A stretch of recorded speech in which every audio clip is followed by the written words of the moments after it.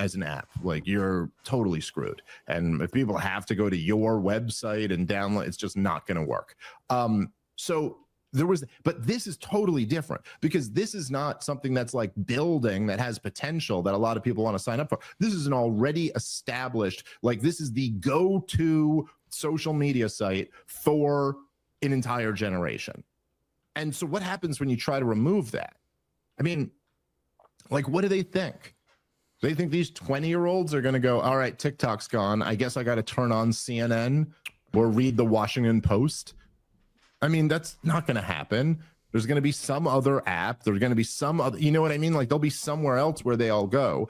And so there's something just kind of interesting about that. Like, trying, like, there is so much toothpaste out of this tube. There is no way you're putting it all back. And so anyway, I'm just kind of interested to see what that means and where people go from here. I don't think it's going to work out the way that some of the people in the establishment want it to. Okay, here, let me take a couple questions here. I got David, strong name. It says, Dave, in light of the pre-pardons, this means the Fifth Amendment no longer applies, and they are compelled to testify. Most dope. What's up, brother? All the pre-pardons and force them to admit and expose their criminal actions. That's an interesting question. And if they lie, then they committed perjury and can be charged with that regardless. Well, I don't know exactly how you're even going to get them in a trial. Is that right, though? That's an interesting... so, like, I don't, you know, I'm no lawyer, and I'm not sure. So is that right? Do you lose the Fifth Amendment if you already have a pardon, right? Because you're not technically incriminating yourself because you can't be charged for it. Okay, but then how the hell do you even get them on the witness stand? There have to be somebody else involved, I guess, who's charged. Then they're testifying at their trial. It's an interesting question. I really, I really don't know. I think, you know, we got to be somewhat realistic with our expectations, and this is one of the things that's interesting about the dynamic of Donald Trump winning again, is that there's this feeling of like revolution. What up, Dunbar? There's this feeling like the regime has been defeated. You figured out how to stream on your MacBook? Let's go. What program do you stream on?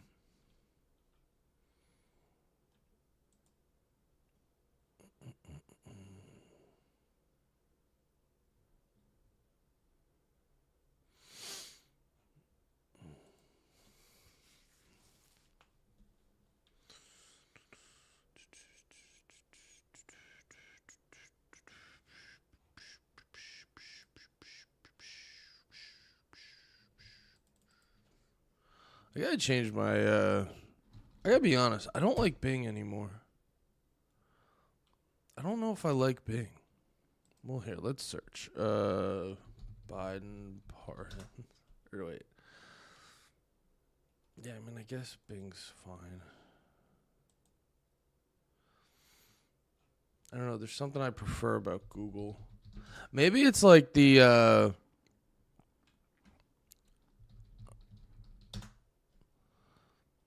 I don't know, what's better?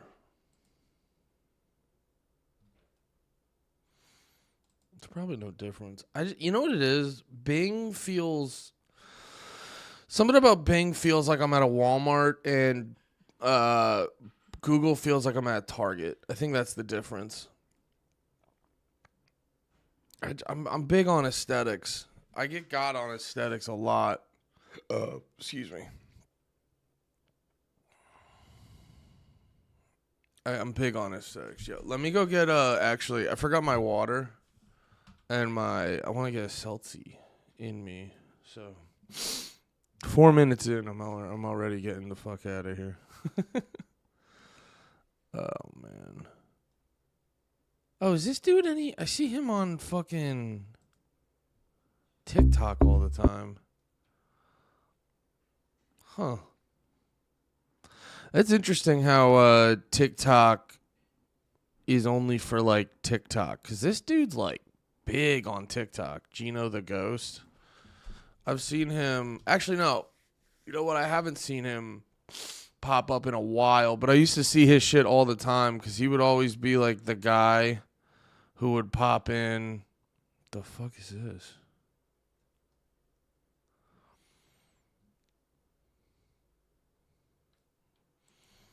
What was his name? Gino the Ghost? I feel like he's a dude who's got like crazy yeah. He's almost got 250,000. And even his like more recent ones do pretty good. Yeah, so he's like, and he probably makes good money. I talked to a dude, I talked to one of my buddies who's a comic who's like big on TikTok. And he's got a good amount of followers. He's not like rich off of it, but just off of his TikTok, he makes like a pretty good amount. But yeah, I feel like Bing's search optimization is a little bit better. Isn't what do they say? Isn't the best one like DuckDuckGo? Chilling, ate a delicious orange, about to smoke a bowl. I mean, that's just a beautiful day. Oh, you use Streamlabs? Do you use oh yeah, Streamlabs is the better one. I was using OBS specifically, and it was just like it was a lot jankier, and then started using Streamlabs, and I think it's just like it's got more of the consumer in mind. Get them bubbles. Oh yeah. Yeah, give me 1 second.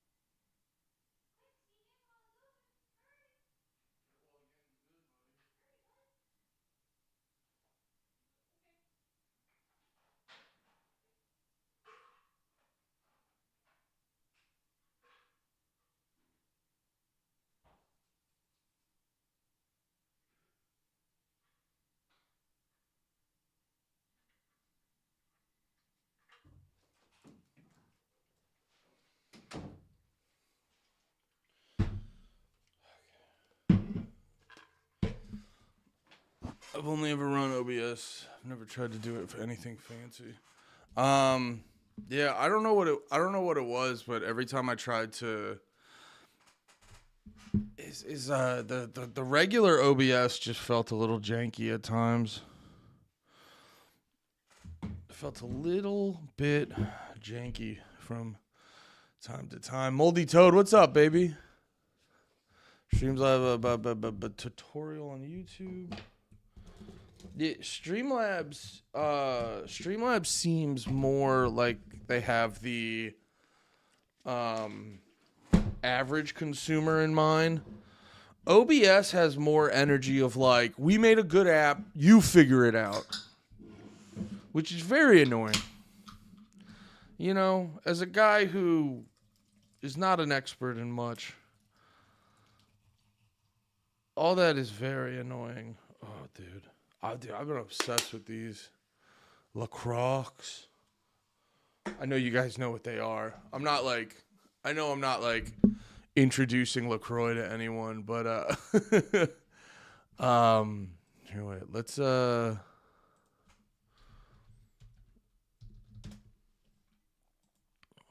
the Gino the Ghost. Why was he popping up on my feed?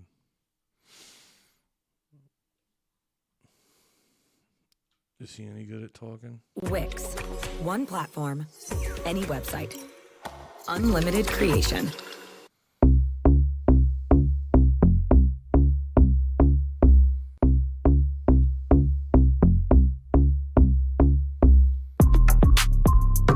What was that?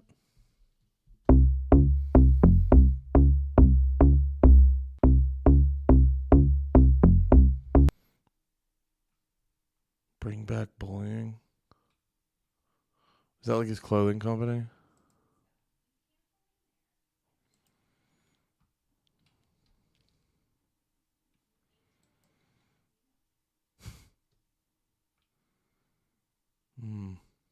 That's gay.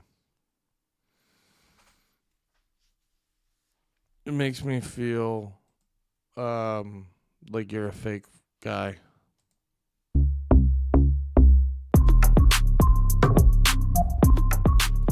Good morning and good luck, and welcome back to Good Luck with Gino. I'm your host, Gino the Ghost, and you're tuned into episode 88 of the fastest growing podcast in the world. If you're listening, or Is it, Gino? Is it the fastest growing podcast in the world? I mean, you're doing good on TikTok. You're doing good with those chai comms, you son of a bitch. Nah. I'm just kidding. I like TikTok. What do we got here? 1.2, 1.1, 1.4. I mean, over the past month, it's gone down in views, Gino. I mean, I'll give you credit. It's pretty consistent. This is actually, you know what's funny? This is actually better than being like, oh, I have the fastest growing podcast. Because, like, it's actually way better to slowly grow than to just fucking, you know, have like an insane shot up. Because, like, when you shoot up an insane amount, I feel like you get lost in the mix easier. So, ironically, it's not even like what you should be bragging about. watching on Spotify podcasts or Apple Podcasts, make sure you hit that like button, save it to your device, send it to a loved one and or an arch nemesis. And if you're watching on YouTube, which you should be,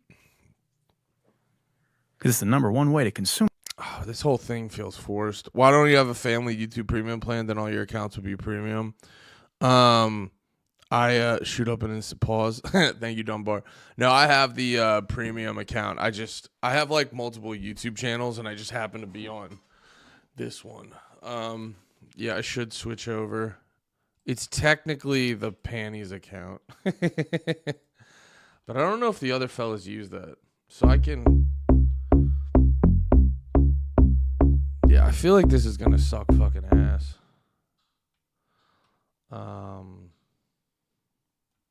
Yeah.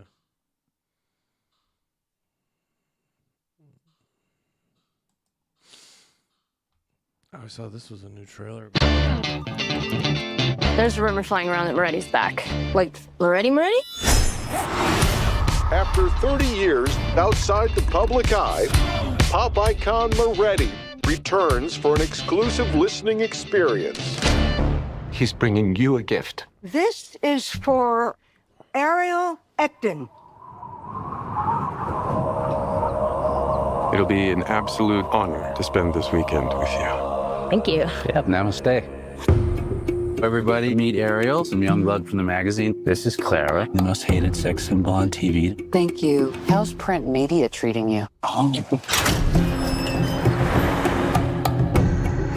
Congratulations, and welcome to this once-in-a-lifetime gathering.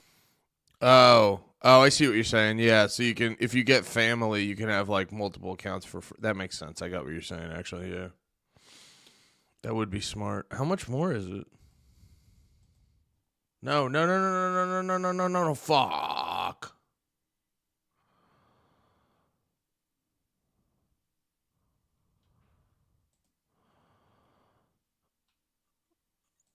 Oh my God. Jesus. Sorry.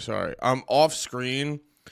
I accidentally hit sign out of my one account, and then YouTube's fucking annoying as shit. If you like accidentally click sign out. Here, wait. Sorry, guys. 1 second. Yeah, and then I have fucking 20 accounts and I can't remember any password. Nope.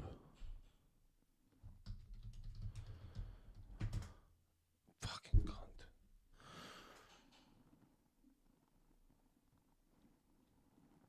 Oh, fuck. What was the password?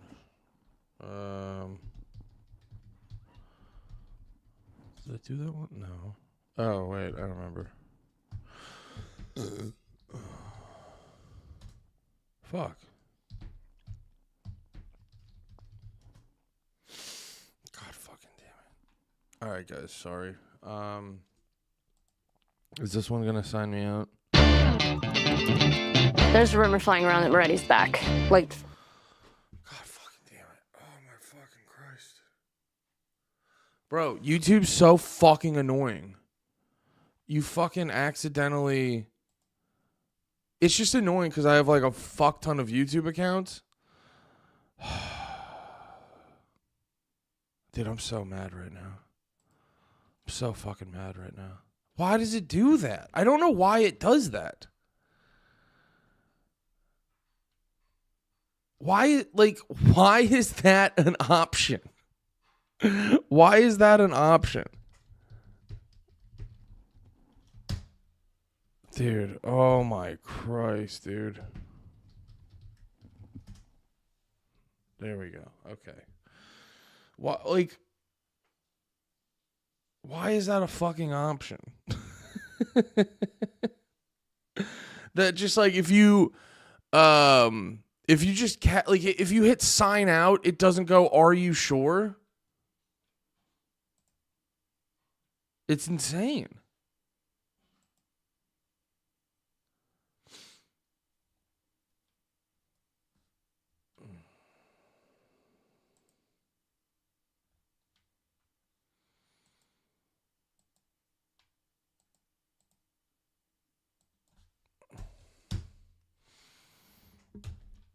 I'm sorry, guys.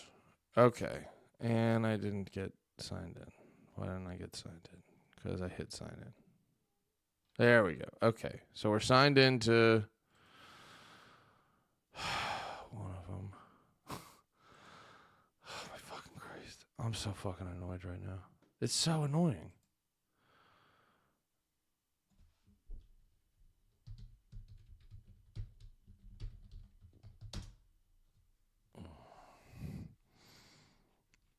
Do I remember the movie Bruno? Yeah, I love the movie Bruno.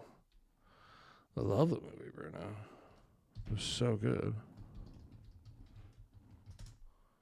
There we go. Let's go. We got another one. We're in another one. We're in another one.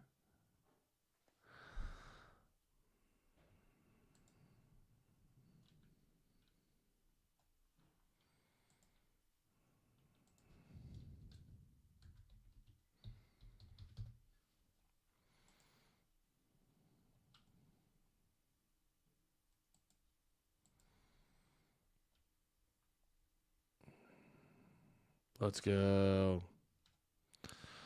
Let's go. Yeah, it's just annoying because every time I sign out, I have to like re-sign back into like a bunch of accounts. Okay. All right. What was this one? Oh, fuck.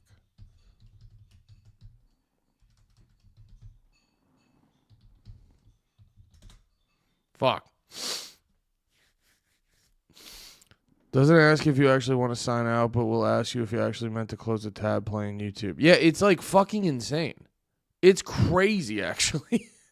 Like, now that I'm thinking about it, it's fucking crazy.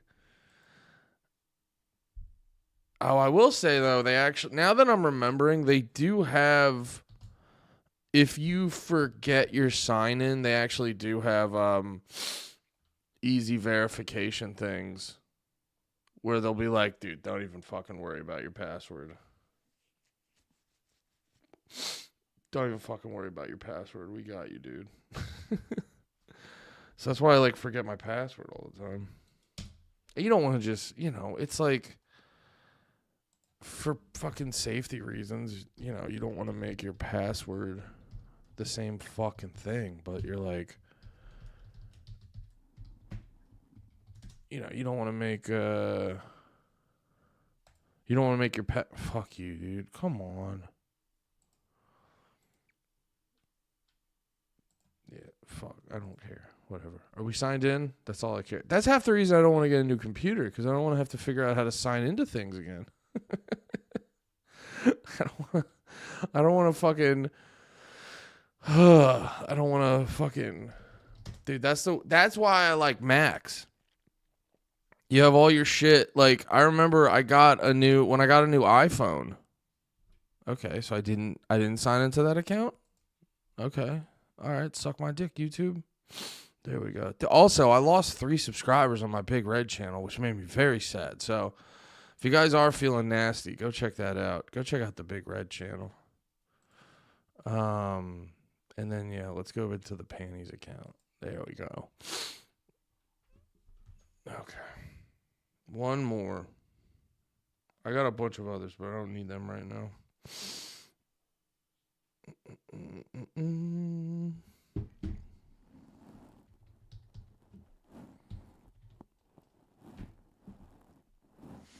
We're almost there, boys. We're almost there. Oh, fuck.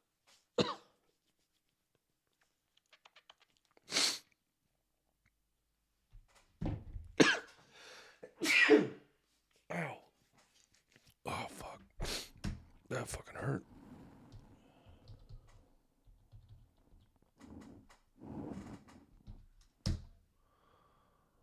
And we're into the pains account. And we're good to go.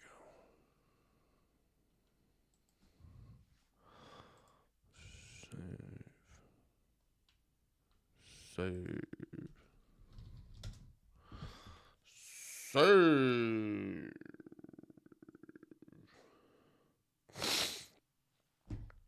And we're in. And we're in. And we're fucking in. Let's go. Let's go. Let's go. Let's go. Let's go. We did it, boys. We heckin' did it. Wow. People said it wouldn't be possible. People said I was too retarded. But I proved them wrong. Did you guys see this? Please leave a message after the tone.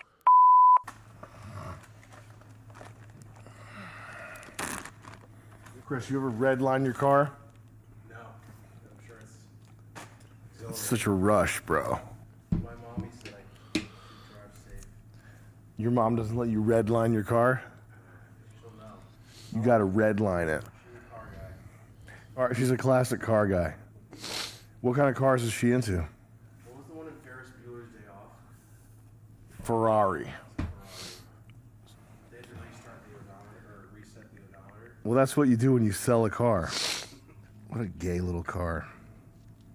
250 GT California. How much do those go for? $100,000. Get out of here. Now, we're doing a return to classical elegance here. How did they, back in the day when they wore hats to take the train, how did they not adjust their balls 50 times a day? It wasn't documented. It wasn't, the ball adjusting wasn't documented. I've never seen on an old TV show a guy reach his hand into his pants to adjust his balls. Or sitting, just having them unbuttoned all the time. You don't see that on TV. Yeah. When guys wear... Panties? No, never mind. When guys wear what? It's going to sound gay when I say it. I want to say it. Nothing could sound gayer than the books I've been reading lately. Guys, we got Vivek Ramaswamy, Woke Inc. We got Capital Punishment, How Wall Street is Using Your Money to Create a Country You Didn't Vote For, by the best-selling author of Woke Inc. right here. And we have Truths, The Future of America. Sam Hyde's an interesting dude. All these guys, like, I guess he's not. Sam Hyde's not like a pundit. And don't get it twisted. I fuck with Sam Hyde. I was actually, oh wait a minute. Sorry guys. Scheduling the podcast.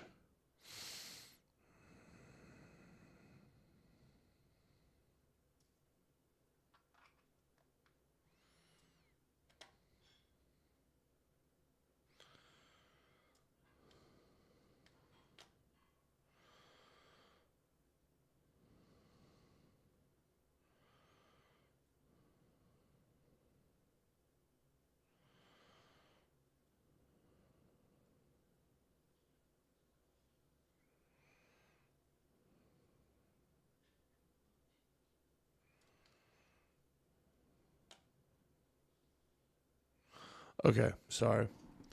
We just podcast scheduling. Yeah, you know it was funny. I used to not like Please leave a message after the tone. 100 all victims. I used to not like Sam Hyde for the longest time. And then like I went from like I remember when I first found out about him. I forget what it was. I want to say it was $1 Million Extreme. No, buddy at work told me about $1 Million Extreme, and they showed me like the workout sketch, which I thought was like okay, and I didn't really get him at the time. And then I didn't like him, but I heard about the Tim and Eric, the Tim Heidecker shit, where he was like, he's a Nazi, he's got to get out of here, and he got his like Adult Swim show taken away from him, which in hindsight, it was like fucked up, but in hindsight, something like that was bound to happen, so it's not even like that crazy if you think about it. In a weird way. It's not even that crazy. Because, like, I mean, it is, because, like, it's incredibly gay for Tim Heidecker to do. But, like, if you think about it in the grand scheme of things, the universe was going to make that happen to Sam Hyde no matter what, so... You know what I mean? It's kind of weird. It was like, well, this was supposed to happen. You can't be Sam Hyde and get on like get on Adult Swim in this current state of the world, or that at the current state of the world at the time, without something like that happening. So, Runzas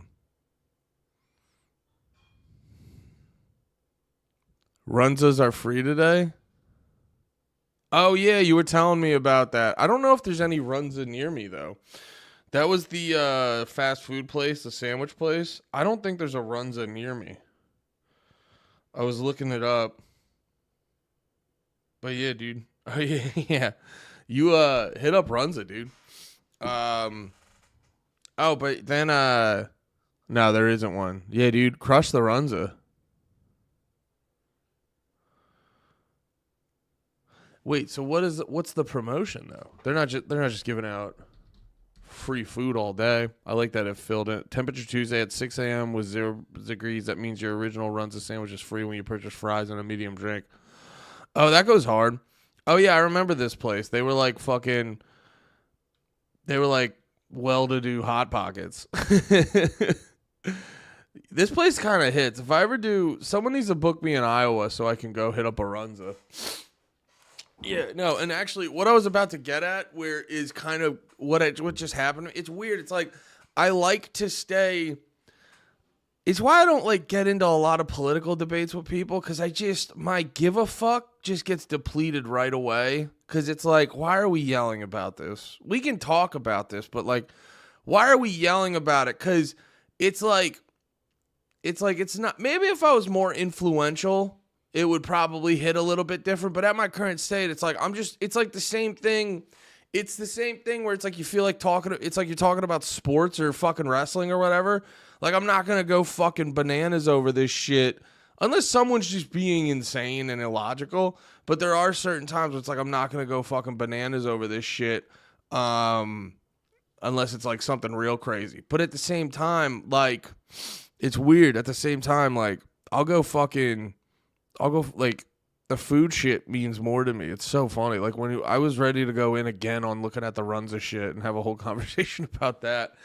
But it always feels like with the politics shit, you're like, I don't know. I just find how, like, interested people get with this. Because, like, it's weird. I like basically, like, I'm doing this, Big Red in the Morning, kind of like a talk radio show. Because I like talking. I like talking shit and doing this and that. But it's hard to get, like, any, do not apologize for a distraction. It was not a distraction. Those Runzas look fucking sick, and I would love to go to that place at some point. Like I said, someone needs to book me out there. I want to go to Runzas, but goddamn, nothing like ice cold LaCroix. But yeah, I don't know what I was getting at. My caffeine's been fucking off. I need to like fucking. I don't know what it is. I did get fatter, so I think like my sleep apnea is bothering me differently. I think I have like genuine sleep apnea now, not just like because for a while I think if you watch the podcast I talk about it, but I had this like little mouth guard. I had this like little mouth guard that would push my jaw out and I could breathe better, but I think I got fatter than that, and I need to actually lose weight. But I'm working on it. If you got I'm changing. This is the week I'm turning the ship around because it got to a point where I'm like, I'm too fat. Like I was watching myself on podcast. You know what? This is the thing. This is why I always try to like pay attention to topical shit because I always just end up talking about myself and then I just feel selfish and I don't want to, I don't want to be those comics who like the only thing they fucking talk about is themselves and because that's exhausting. But I just like I don't know. I just don't get. I don't want to say nothing because I do get passionate about certain things, but you know what it is? I think I worry too much about like, is this wrong? Blah, blah, blah. I should just worry about myself. Just worry about my own shit. What am I doing? Anyway, but yeah, no, I got to a point where I'm just like, dude, I'm too fat. I'm not just like a little fat. I'm not kind of fat. Like I'm fucking fat. Like the gut is crazy. It's getting in the way of things and I just need to. So I'm doing a bit of a fucking babyface turn. I've been a heel for a while. Doing a babyface turn. Dude, because literally it got to a point where like I'd see myself on podcasts and I was like, that's rough. Do you know what the breaking point was? The breaking point was I saw it was the clip we posted of me talking about jerking off southpaw or western grip, whatever you want to call it. And I saw that clip and I was just like, you are such a fucking fat retard. And then you're also, it's like, dude, you're such a fucking fat idiot. You're just a fat idiot talking about jerking off on a podcast. I go, you fucking suck, dude. And I was like, this has to stop. But yeah, I'm fat too. Hell yeah, bro. We'll be fat together. He can't keep getting away with this in the title. Wait, what are you talking about? I'm all over the place. Yeah, but anyway, I turning the tide on the food thing. It's just like rough. It's just real bad. But what were we talking about? God damn it. I'm all over the place today. What's Sam Hyde got to say about Vivek? Which is all about how you and I, because we had sleepovers and fun childhoods and our moms didn't make us play violin, how we should be replaced by Indians. That's the last chapter this book is about. But some of this stuff is pretty spicy, man. Let me open this up here. Right here, yeah. I'll never forget when I was in middle school. I can't even read that on camera.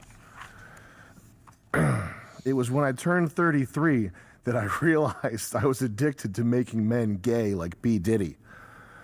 I'm not going to spoil it for you guys, but this Vivek, these books, this is some, and actually, no joke, the first word I saw is homosexuality, so it's not that far off here. Oh, that's a harsh allegation. For example, there's no such thing as a gay gene. Yeah, hell yeah. So I was told that if I wanted to have Vivek Ramaswamy on the show, I would have to read all 4 of his books because he didn't want to have a remedial conversation. So that's why I have these. It's because we got to get Vivek on the show. Is that from Vivek or from? That was from Vivek, yeah. Any page you open this up to, I promise you it's going to be just glop. Random page, 142 of Truths. I have my doubts about whether Ann Coulter is actually, that's in italics, more ready to vote for the great-grandson of a Jamaican immigrant than she is for the grandson of an Anglo-Saxon British lord. This is what people care about? This is what you're supposed to care about? You know what? The thing is, I could sit here with my highlighter and my notepad, and I could have ChatGPT read these things and summarize them for me, which is what I would do. I could go through these and have, my little legal pad where I'm typing up my debate notes. How about this, though? You're Indian. Let's get this show on the road. I'm going to talk to you about your country. Please.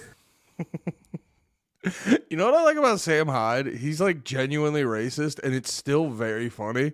Because there's a lot of times when people are, there's a lot of times where people are like, you realize you're like, oh, he's like actually a racist guy.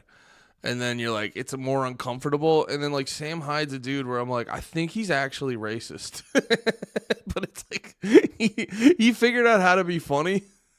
It's like, oh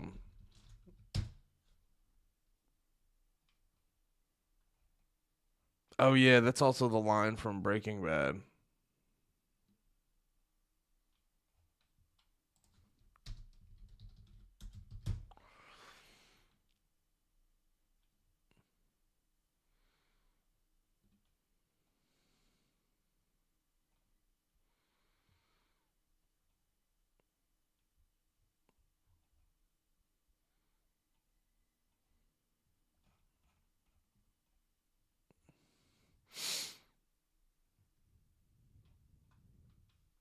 Moldy Toad, can you send me the link to what you're talking about? To address everyone asking about Sam Hyde, he's a difficult guy. It's our first event. Like, we need the most predictable people. Okay, maybe he can be on Career Clash 2, but the first one has to go smoothly. No. It's hard to get people that are beyond our scope of like what we know are going to be able to follow contracts and hit weights. Exactly. Do I think it's just most a people massive would.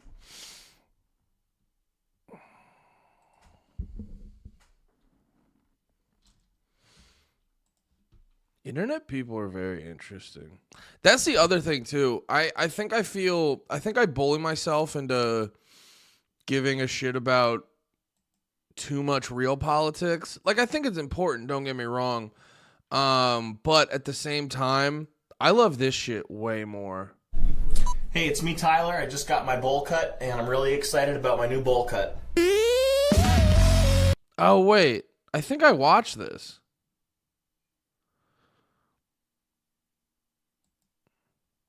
Exact opposite of the point of view he was expressing before. It makes it very confusing to have a conversation with him and get his actual feelings about a... Yeah, I watched this. This was very funny. This was actually, I'm not going to watch it all here because I already saw this, but you guys should all check this out when you have the time. Because, like, iDubbbz, I used to, not with, like, any regularity. What? But I remember he got, wait, who's this guy again? What do you think someone on the internet... Sorry. What my haters might... Yeah, I'm obsessed with retarded fucking social media people. I don't want to spend any time learning real politics. I just want to learn about social media people and call them fucking pieces of shit. That's all I want to do. That's all I fucking want to do, guys. Because it's just like, dude, I was doing it yesterday. And especially, too, because, like, I was catching myself, like, my fucking computer's not working. So, or what was it? They blocked CapCut. My computer's fucking old and being slow whenever I try. It, like, works completely fine for streaming and everything. But if I try to, I was downloading those programs. I don't know if you saw, like, the new episode of, if you saw the new episode of No More Heroes. But, like, where is it? Yeah, if you saw the new episode of No More Heroes. It's like, I'm not going to do that to my wife. Well, like, the aspect ratio just looks fucking retarded because I downloaded, because CapCut, they stopped letting you use CapCut. And then I got another fucking program. They stopped letting you use CapCut. I got another fucking program. That shit took forever to download. It took forever to fucking work because my computer sucks ass. And then it took forever. It took like 2 or 3 hours for the video to fucking export. And I go, well, I wasted too much time doing that. I'm not doing it again. So I think today, today or tomorrow, I'm going to either go out and get or order a new laptop. So I'll have it in time by the time we record the new episodes of Drag the Lake and No More Heroes. But the fuck was I saying? Oh yeah, so it's funny when I have like a thing to do where I know I can like edit up the fucking videos. It's like I had more energy to talk about the politics, but now this week because I don't have any, because I don't like, I'm not able to like edit up the videos and shit like that. I don't have the same energy. I just realized I don't have the same energy for it. I'm just like, yeah, like dude, looking at the inauguration every day, there is something. It's like, don't get me wrong. I get interested in certain aspects of politics, but it's like the minutia of it where I just look at all these people and people get bogged down in the like day-to-day bullshit of what's going on. And I'm like, dude, can we just drop a fucking nuke on all that and we could just get rid of it and then be more productive with our fucking day? It's like, I don't care. You know what I mean? It's like, I've been convinced half these people are pedophiles. I don't care about their fucking, back and forths. Oh yeah, Theo Vaughn falling down. Yeah. Oh yeah, but the Sam but it's like, I get more intrigued with this because like, well, I get intrigued with the politics shit too, because a lot of the politicians are like genuine psychopaths. They're just like keeping it under wrap, but they're way better at keeping it under wraps than the YouTube people. And the YouTube people intrigue the fuck out of me because they're all like psychopath, insane people. And it's like, and they all, it's like they all think they're better than you, but at the same time, it's like clearly that they're not. They're just better at getting people to pay attention to them. Do we really need the pageantry? No, we don't. It's fucking annoying. But yeah, this Sam Hyde documentary I was talking about that I'm not gonna watch because I've seen the whole thing already. It's very good. Check it out because you watch iDubbbz. Dude, without even like realizing it, iDubbbz fucking I've talked about it before. Sorry, I gotta shave my mustache. I've talked about it before. The term is you work yourself up into a shoot, where it's a wrestling term where when you're at when you're doing like whatever the wrestling show shit is, when you're doing the program, whatever the fucking storyline is for the wrestling show. And a lot of dudes in the moment, they'll kind of like go back and forth. They'll get real heated. They'll hit their promos, but they still know it's a story. They still know it's kayfabe, which kayfabe is you lean into what the story is. You're talking about the wrestling show plot line, and then shoot means, okay, we're being serious right now. You know what I mean? It's like if someone was like, if Kevin Owens, that wrestler, was talking about Cody Rhodes, he's like, I hate Cody Rhodes. But then after that, he goes, and that's a shoot. Then he goes, no, it's not storyline. I actually fucking hate Cody Rhodes. But, a lot of times they work themselves up into a shoot where you get so caught up in this moment, like the wrestling feels so fucking real. You get caught up in the moment and you actually get fucking aggressive and pissed about it. And iDubbbz kind of did that. Like he went into it knowing the whole fucking thing, and he went into it rather than, so this is where iDubbbz fucks up in this documentary. Rather than just accepting the reality of what's happening and recording that and just reacting to it, because that's what he should do. iDubbbz's problem is he's gotten very big, watches shit, and you're like, okay, he's not like a dumb guy. But yeah, he would do these. I'm not going to pretend to be like I'm a iDubbbz historian and I was like perfectly locked in on all of his shit. But if you look at a lot of his old, he would do those content cop things.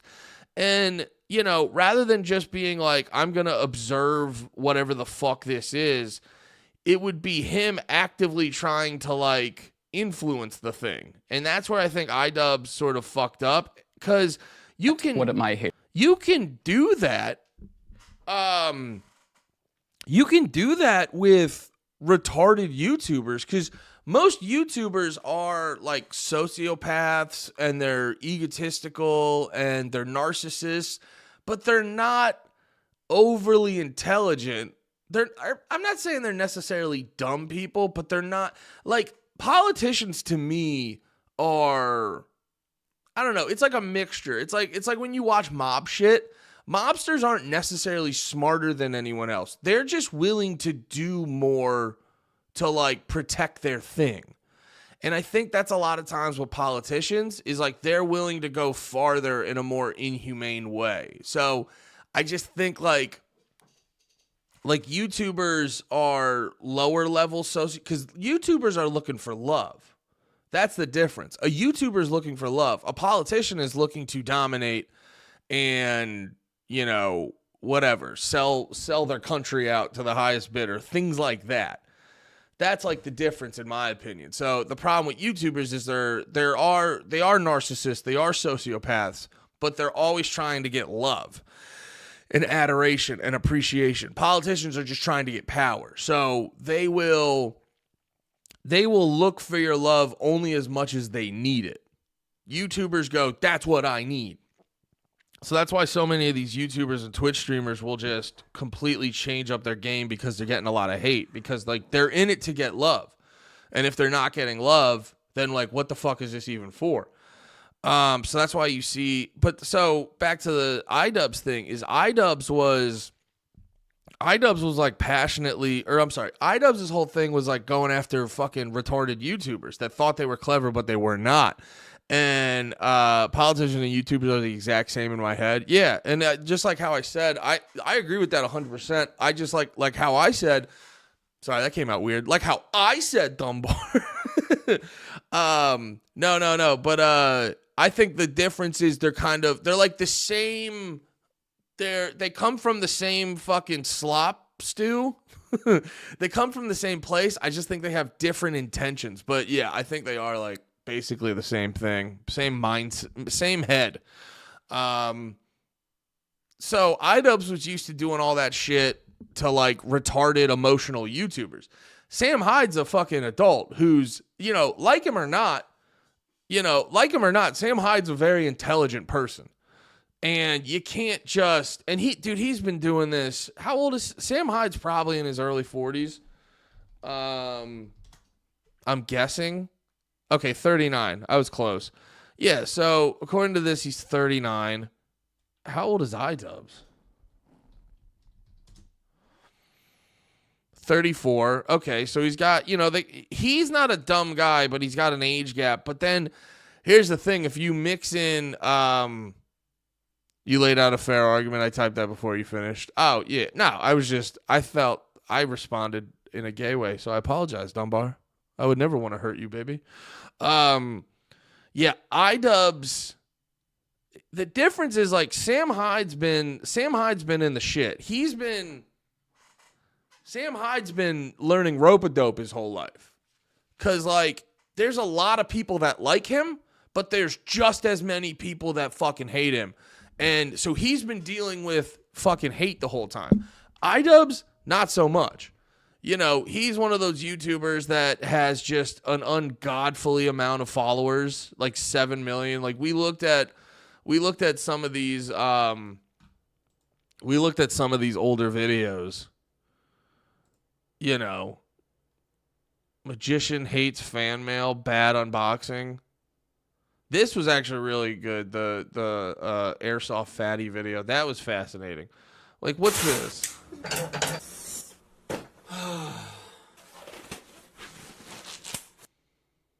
Of a reptar looking guy. 2, to be sending a lollipop with ants suspended on the inside. I figured sending you garbage and memes was pretty played out. So here's a gift card and my army unit patches. Okay, so he's opening up fan mail, and it's getting, 18 million views, which, he was in the heyday of YouTubers getting millions of views for very retarded content. You know what I mean? So he's in that heyday. iDubbbz is kind of like how, when McGregor fell, it was just because he's like, oh, he's going out to the club all the time. He's worrying about movies. It's the same thing with like Ronda Rousey.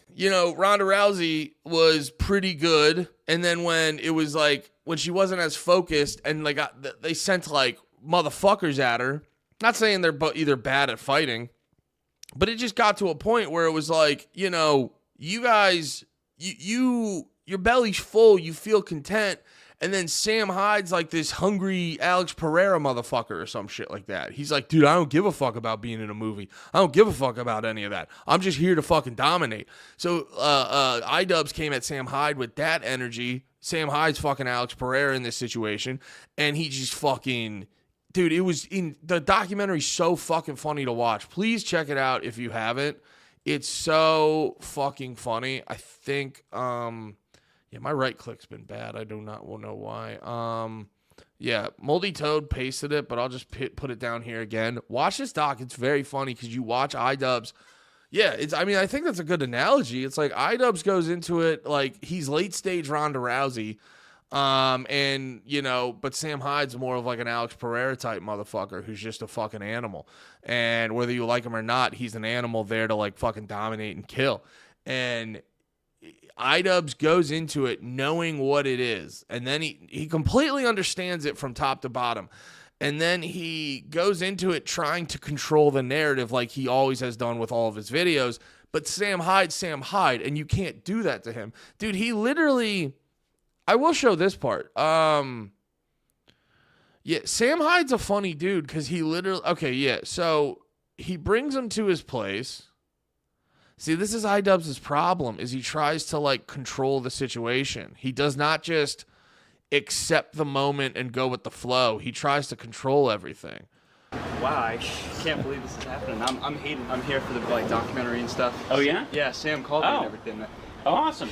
Good to meet you, man. Yeah, so as we're going to the office, we run into, like, a random 19-year-old guy who's like, oh, hey, iDubbbz.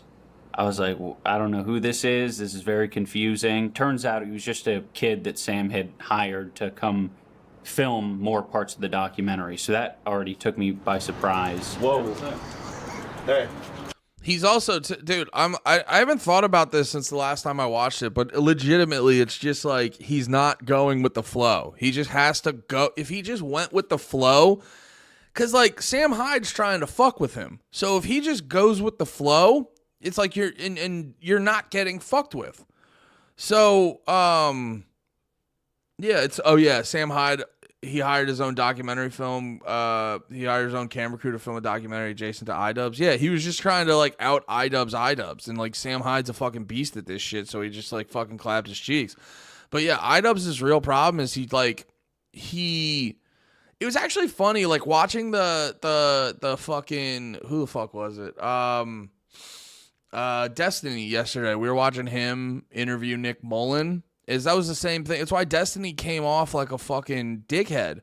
He came off like a fucking dickhead because he was just trying. He's not used to, Nick Mullen's a guy that doesn't give a fuck about Destiny's whole fucking thing. He's just like, oh, I'll do this because it'll be funny. And it'll probably, like, I don't think Nick Mullen's not, like, he is, like, we watched the video and he's like, oh, if I could do this much stand-up and, not have to, he's like, I'll make $12,000 a year if I could do stand-up at fucking 10:30 in the morning. But at the same time, Nick Mullen is still, I'm sure he downplays it, but he's still aware of this shit and does shit to, like, promote himself and raise his profile here or there if it'll be, like, interesting and entertaining to him. But at the same time, he's also a dude who just, like, doesn't fucking care about a lot of this shit. He doesn't fucking care about a lot of this shit. So, like, you can't, when Destiny tries to fuck with him, it's not going to work on him. It's the same thing with iDubbbz and Sam Hyde. Sam Hyde is doing this because it'll be funny. Whatever. He's doing this because it'll be entertaining to him. He's not doing this because he's like, it matters to him. You know what I mean? iDubbbz's opinion or iDubbbz's video is going to matter to him. Mullen is a legit hermit. Yeah, I watched my phone was listening to me and showed me more clips of Mullen's thing, and it just made me it actually made me like him 10 times more because I can, like, relate to that so much. Because if I was more popular, I'd be way more like Mullen. You know what I mean? Like, when he was like, dude, I don't fucking do shit, I go, damn, he's living the life.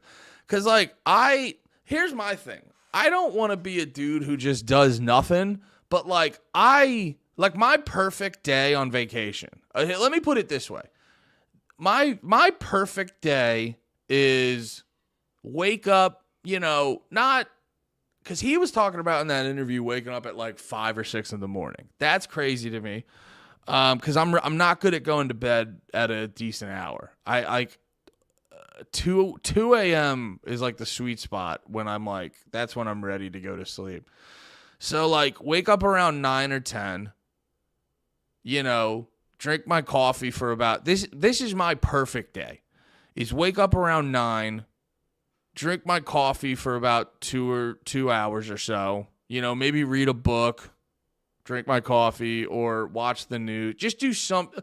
Lately I've actually been more in the mood of like reading a book right when I get up, because sometimes when I just wake up and I'm not fully awake, I don't like to just turn the news on or turn a show on where I have to kind of like think about it. The book, I'm just sitting there and like reacting to the words. You know what I mean? It's not, I don't think, my brain doesn't work the same way when I'm reading a book, when I'm watching a thing. So I wake up around 9 or so, coffee for like 2 hours. Then around noon, that's when we can go like do a thing. And whatever that thing is, I'd prefer it to be done between 4 and 6 p.m. And then, and then after that, you just come back, have dinner, have a couple beers, and binge watch a TV show. That's like a perfect day. Dude, these people who want to like go, they stay up till like fucking 5, 6 a.m. and shit. Not a fan of that. I want a day where in the middle of it, 4 to 6 hours is a good chunk of something to do. And then we go home and we chill the fuck out. That's my like these people who try to pack in like 2 to 3 things a day on vacation. Because like even on vacation, it's like if we did a thing during the day, I don't want to go do a big dinner. Like maybe one night, like if we're on vacation, 1 or 2 of the nights I want to go out and get trashed. I'm drinking every night on vacation, but like, yeah, just having, I don't want to be a guy that does nothing, but I am. Yeah, I want to do a little bit. That's my thing. That's why I get, I don't know.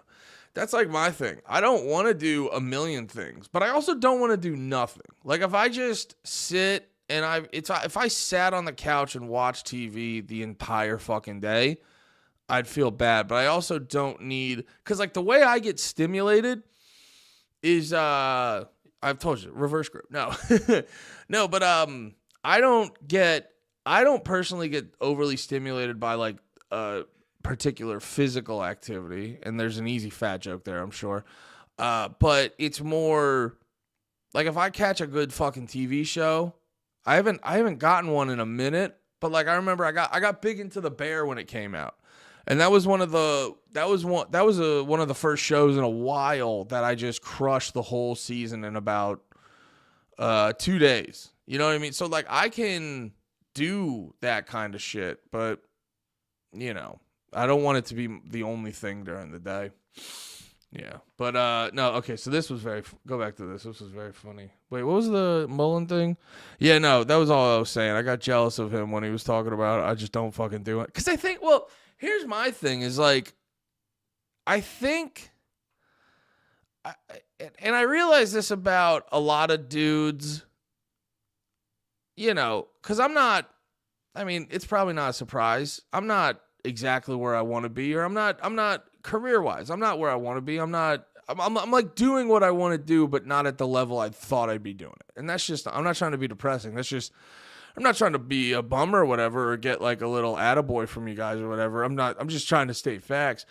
So I've had a lot of self-analyzation, like, why am I not doing better? And I've realized it's because I think, like, I was a guy who always grew up kind of like feeling embarrassed of my shit, and I've noticed the dudes who are more popular they're not necessarily the guys who are like, well, they are very good at shit. Let me say that differently. They are all very good at shit. Especially in like comedy and shit, the dudes who are really popular are very good at shit. But if you see all the different dudes who are very big and they kind of like stand out, I think it's the guys who sort of figured themselves out and accepted that, and just kind of like accepted that reality. You know, because a guy like Mullen, there's a lot of like Mullen's a fascinating dude, and I think a lot of it is because he's just like he's kind of like it's not in an in your face way, but he's just kind of like unapologetic about who he is. He's not like bragging about it per se. Because I remember in the interview there was a lot of he'd say shit about himself, but he was like, yeah, that's just fucking whatever. You know what I mean? He's like, I don't know if that's good, but that's what it is. And I think that's the thing people like about Mullen is he, you know, besides being incredibly funny and saying fucked up shit, I think people really like about Mullen is he's like, yeah, he is sort of a guy who's like, this is who I am. I'm not saying this is like the best, but this is who I am. And that's, you know, he's like content with that. Because there's a lot of people who feel that urge that Mullen feels, but they would be like embarrassed to admit it, or they'd add a lot of disclaimers where they'd be like, but I'm also like a piece of shit about it. But it's also like a mixed bag because Mullen's like ultra talented. He's like super, he's got a very interesting brain, the way he thinks about stuff. It's very interesting. He's very funny. So like his whole thing helped him, you know, get real, you know, it's like get Come Town real big and all that other shit. And I think it's just weird because it's like, I think the thing I didn't watch all of Year of the Dragon, but I watched most of the beginning and I've seen a bunch of clips and it's very good. But yeah, I don't know. It's a hard one to maneuver because it's like, I don't know. It's a hard one to maneuver. Because it's like, you know, not to make excuses or be depressing, but there's also a thing where it's like, you know, you can figure out yourself. But what if you and I think this has always been my fear. It's like, what if you figure out yourself and you're like, oh, this guy's a complete piece of shit. You know what I mean? And then it's like, oh, you know, you figure out yourself and this guy fucking sucks ass and he's not productive and he's not, you know, I think that's always been my fear. Why I'm always kind of like, I don't know though. I think I overthink it a lot of times too. I don't want to do a therapy session. I'm sorry, guys. But I think I also overthink it because that's the other part of me. I have this like, and I wish I wasn't like this, but I swear I have this like, I've been like this since a little kid, and the whole fact that, you know, COVID hasn't helped because during COVID we found out everyone's like a fucking, you know, you can't trust any of these institutions as far as you can throw them. So, you know, I was already a guy that I never took anything at face value. I always asked why. I hope Shane gets Mullen and tires. That would be sick. That would be very good. Yeah, if he was just kind of like a weird dude that popped in, that would be sick. But I think for me, it's fuck, what was I saying? I forgot what I was saying. Oh yeah, I was saying I think I overthink. Oh, that's right. COVID didn't help. Because I've always been, I think I have like a fucking weird, like, I don't know. I was about to say something that was going to make me feel embarrassed about myself. But basically, I never take shit at face value. I don't know if it's because I'm paranoid or whatever. But I like never take shit at face value. And like I said before, COVID didn't fucking help that. COVID didn't fucking help that, where you just start learning you can't trust any of our institutions as far as you could throw them.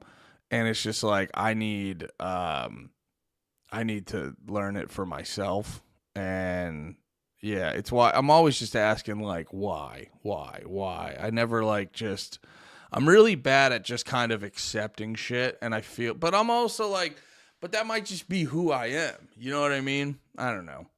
I think that's like, that probably holds me back is the constant like over analysis of things. Cause like sometimes you gotta just like accept it and keep it moving. You know what I mean? Let me back this up and take a piss real quick. Hey, it's me, Tyler. I just got my bowl cut and I'm really excited about my new bowl cut.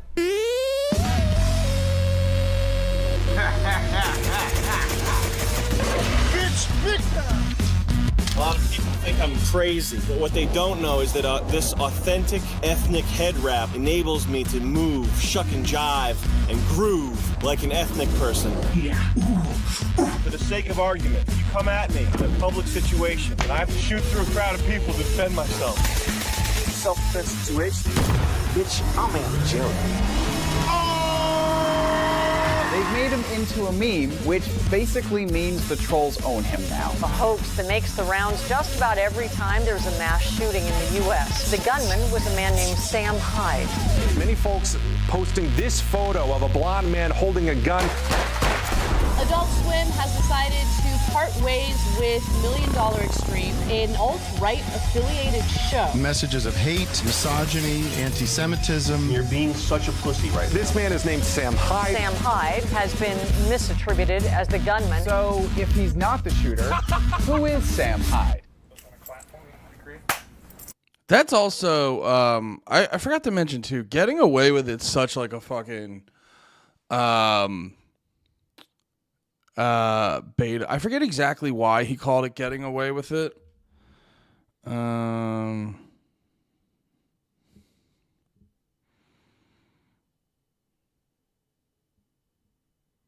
yeah. I forgot how good this fucking is. Cause like iDubbbz like fucking he like fucks his own shit up in this. Here, let's just go through it actually. Wow, I can't believe this is happening. I'm Hayden. I'm here for the like documentary and stuff. Oh yeah? Yeah, Sam called me and everything. Oh, awesome. Good to meet you, man. Yeah, so as we're going to the office, we run into like a random 19-year-old guy who's like, "Oh, hey, Yeah, that was my favorite part. We'll get to that. I'm going to jump around because we don't need to sit through all of this thing. Definitely watch this on your own. But, like, I realized iDubbbz was cooked. Yeah. When he has this thing about irony. Because that shit makes me laugh. Because I love watching unfunny people, or like moderately funny to unfunny people. I really, really like watching them explain comedy because they never fucking get it. They never get it. Ever. And they always try to like over intellectualize it. And you're like, dude, it's not that. It's like they always try to over intellectualize it, and which is funny because I go like, well, why do you laugh at stuff? And it's like, I don't like really sit down and go like, why do you laugh at it? And I'm not saying like, because we could take any joke and we could go through a long breakdown about why people laugh at stuff and why it's funny and excuse me, and the exact the exact constructs of blah blah blah that make it this and make it that. But I'm not talking about that. I'm talking about like in the moment. Like when you're laughing, you're not thinking about why you're laughing. So whenever people break down this, like he's about to do later in this thing with like the irony and all this other shit, it's like, yeah, no, you don't. Here's the thing about comedy. You don't like chew. Now, granted, if you went into something, like I've heard Dave Smith gives this great example where it's like, dude, take your favorite movie in the world that you think is the funniest movie in the world. If someone was like, here's $20 million, I'll give this to you if you don't laugh at a single thing. You can make yourself not laugh. So you can, if you go into shit with like a mindset or a shitty attitude, you can make yourself not laugh at stuff because you're being a cunt. But this over... it's not like someone told a joke and then you do all this like over intellectualizing math in your fucking head. And then you're like, ha ha ha, that's why I'm laughing. You're like, that's not a thing. Laughing is a involuntary response. So in actuality, real comedy, if you want to break it down, real comedy is like, that's why I think it's kind of bullshit because it's low effort, but all the like super random stream of consciousness shit you see online, or you would see, you would see it on like Adult Swim and shit. Like I don't know. I'm not trying to hate on Adult Swim because they make a lot of good stuff, but there's a lot of stuff that like some iDubbbz type dude online will talk to you about, and you'll just be like, it's not that good. Like, just because like there's a lot of shit that people hold up as good comedy that gives you like a big reaction, and you're like, that doesn't mean it's necessarily good comedy. You know, like it's like I love The Bear. I think The Bear's a great show, which a lot of people hate on it, which is annoying. Even though they hate on it because it's popular and there's like very easy things to make fun of about it. But at the same time, at beginning to end, it's a solid TV show. But no, like I love The Bear, but just because they threw a few jokes in it, that doesn't mean I think it should have won those like comedy Emmys and shit like that. You know what I mean? So I forget what the point I was making on that. But yeah, no, like I was talking about Adult Swim. There's a lot of like Adult Swim shit that is, that's what I was saying. Just because it's engaging and like they were kind of quirky, it's like, well, no, I mean, you watched the whole thing, but did you actually genuinely laugh? You know, it's like, that's why I just got no time for that like clever. Like when like some of those British shows, and don't get me wrong, there's some British shows I fuck with. Like I'm not like one of those guys where like all British shows are bad, but you know what I'm talking about. Where there's a lot of those comedies where they it's just people in weird, awkward situations, you know. So it's like you're just getting nervous laughs out of people. And it just gets to a point where you're like, and then people always take that shit and hold it up like it's the best shit. And you're like, is it? Is it the best shit if you just kind of go like, interesting. You're like, no, honestly, like, I don't get why like we don't just make, it's obvious. Like shit like Step Brothers or Anchorman or Eastbound and Down. Like, like, just because comedy isn't about, I'm not saying you can't have a smart but like comedy isn't about being like your main goal shouldn't be like, oh, what's the most intelligent highbrow? No, comedy's about getting a reaction. And that's why Jackass is some of the funniest movies, and they don't go into it necessarily trying to make people laugh. I mean, I guess they do, but like that's why Jackass is literally like one of the funniest movies in the world. Because it's just pure reactionary. And that's why I always look at, like, as an art form, like, wrestling's better than anything else. Because they're not overthinking it. You know, it's ironic that I'm talking about this. It's like, I get it when it comes to art, but when it comes to my own thing, I'm the king of overthinking stuff. But yeah, it's like, that's why wrestling's one of the greatest art forms in the world. Because it's pure. It's not overthinking. It's not trying to be anything it's not. It's going, how do we get all these people? And honestly, it comes down to why fucking, like, not to be political, but like wrestling shows you why having a more free market style capitalism is better. Because that's all wrestling is. Wrestling isn't trying to trick you into anything. They're just trying to go, we have a service. Let us convince you to give us a bunch of money for that service. And they fucking do it. They put on a really good fucking show. And they get all your money from that. And then you go to the show and you really liked it and you want to rep your set and you want to fucking rep your set. You want to rep your fucking wrestlers you like and all that other shit. So you buy a bunch of fucking t-shirts. And it's just like, it's just, you know, it's a pure emotional reaction. It's not this like fucking thing where you gotta, like, when it comes to comedy, like, it'd be one thing if it was like a science fiction movie. You know what I mean? Like, I don't know. I don't know if this is a good example, but this was the first thing that pops into my head because I saw people talk about it on Twitter recently, but like Interstellar. Because apparently, like, Interstellar's weird, but I forget the movie. I watched it. I must not have paid close attention because people were saying, like, there was like some lady on Twitter talking about how like you can't understand Interstellar. And then other people were like, Anne Hathaway. People were like, oh, you know, the very subtle Christopher Nolan. And apparently, I forgot about this, but apparently at the end of the movie, like, Anne Hathaway just completely explains the entire thing to everybody. So yeah, there's that.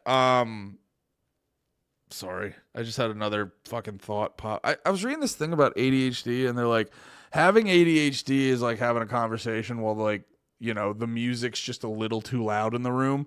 It's like you can still do it, but you're always just kind of be like, yeah, so the other day, me and Stacy, are they really going to not turn that down? Like, it's hard to talk. Like, you know, we're not at a bar. We're at like a fucking bistro. They're really, like, whenever I do that, that's what's happening. Because I just popped in and I started to have a fucking realization that I use the fucking, God damn it. Anyway. Yeah. I don't know. I gotta stop being a fake political fuck. I just I don't know. I just don't care the same way. I'd rather talk about art. I gotta be honest. I'd rather talk about art and people and retards online. Politics is important though. Politics is important because the gayest people in the world. This is why politics are important, because the gayest people in the world really care about it. And like, you know, the highest rate of murder has been caused by governments. So the gayest people in the world are going to be in charge. Because that's the thing too, dude. If you look at like fucking, yeah, I've never said politics isn't gay, Dunbar. I'm on record as that. But it is that thing where it's like the gayest people you know.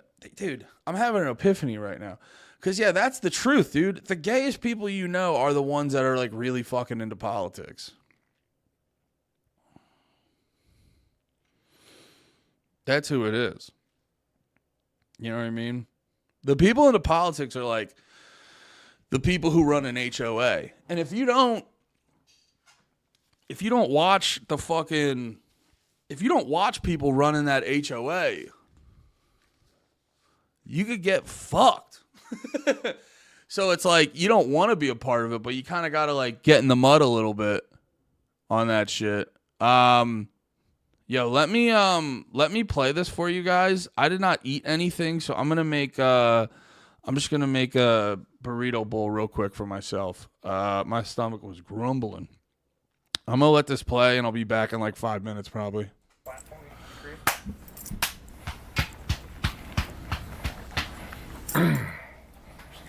What do you have, a list of questions? Yeah. What? You can't see them. You better not surprise me with anything. You're gonna get hella surprised. You better not. What are you gonna do, iDubbbz? I want to see the question. All right, go ahead.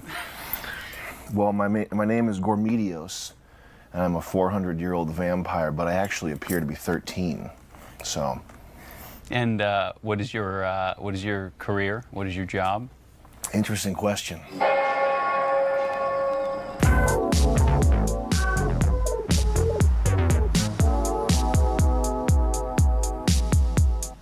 Back in March, we went to Rhode Island to film a documentary with Sam Hyde, who's known for his comedy videos. You can do a lot of damage. I've been aware of Sam and his comedy for a long time, so I thought it'd be interesting to get to know more about Sam, because not many people know much about him.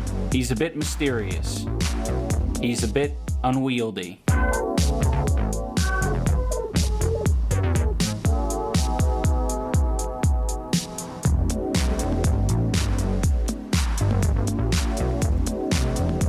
I'm just really hoping that this isn't going to be a struggle. You know, it's a different energy. It says, welcome to Massachusetts. Welcome to Massachusetts. Cool. I was definitely going into the whole thing like super nervous. You know, I didn't want to mess anything up because it really felt to me like there was a lot to mess up. I'm going into sort of a world that I don't understand at all. I know nothing about the guy really, other than what he chooses to put out there in the world. Oh, hey. Wow, I can't believe this is happening. I'm Hayden. I'm here for the like documentary and stuff. Oh yeah? Yeah, Sam called me and everything. Oh, awesome. Good to meet you, man. Yeah, so as we're going to the office, we run into like a random 19-year-old guy who's like, oh, hey, iDubbbz. I was like, well, I don't know who this is. This is very confusing. Turns out he was just a kid that Sam had hired to come film more parts of the documentary. So that already took me by surprise. Whoa. Hey. Yeah, I wish I have a car, but the battery's dead, so my grandfather's like fixing it up and everything. Okay. So, what's up? Just, so I got the card. I have 3 of them. Yeah. Yeah. Come on. Whoa. Yo. What a place. Did you guys knock before you open the door? Should I pat them? Oh my god. No, they're okay. Hey guys. What's up, buddy? What the fuck?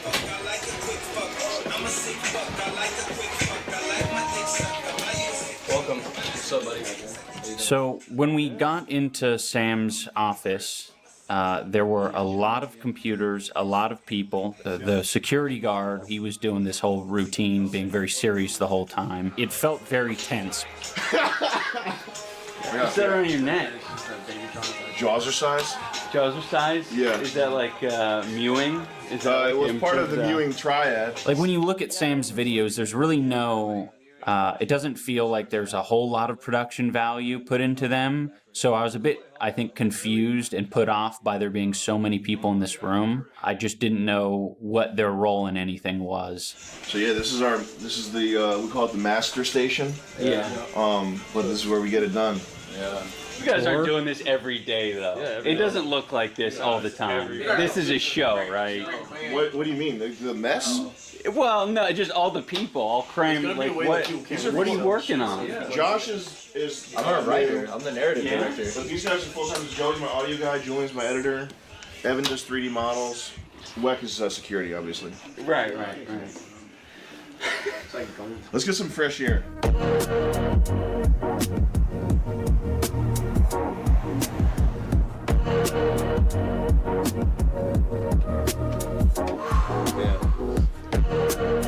Crazy, shut up. Yeah. Yeah. Oh my god. What's going on, man? Hey, thank you for doing this, by the way. Yeah. You don't care if you're doxxed or what? Oh, 385 Columbia Ave? Hey, stay away.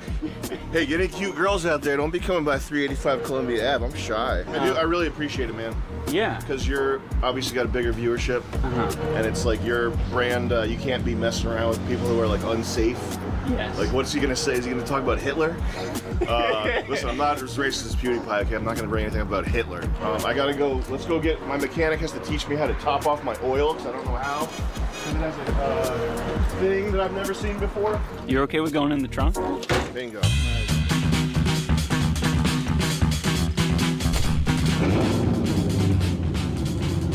kind of loud.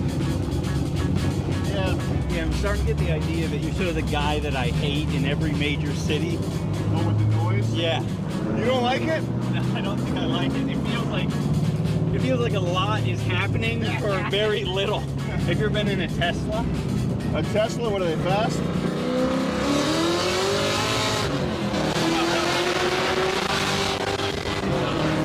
Tesla speed? Look at a Tesla motor. That's why it's so fast. It's got the Tesla motor. It's got the Tesla motor. Yeah, I don't have life insurance. I literally know what I'm doing. Like, I would never go past like 80% on public roads. Like an anime reference, 80% power. I would never use my true power on the streets. I'm into it now. I sort of get it now. This thing's not registered. Oh.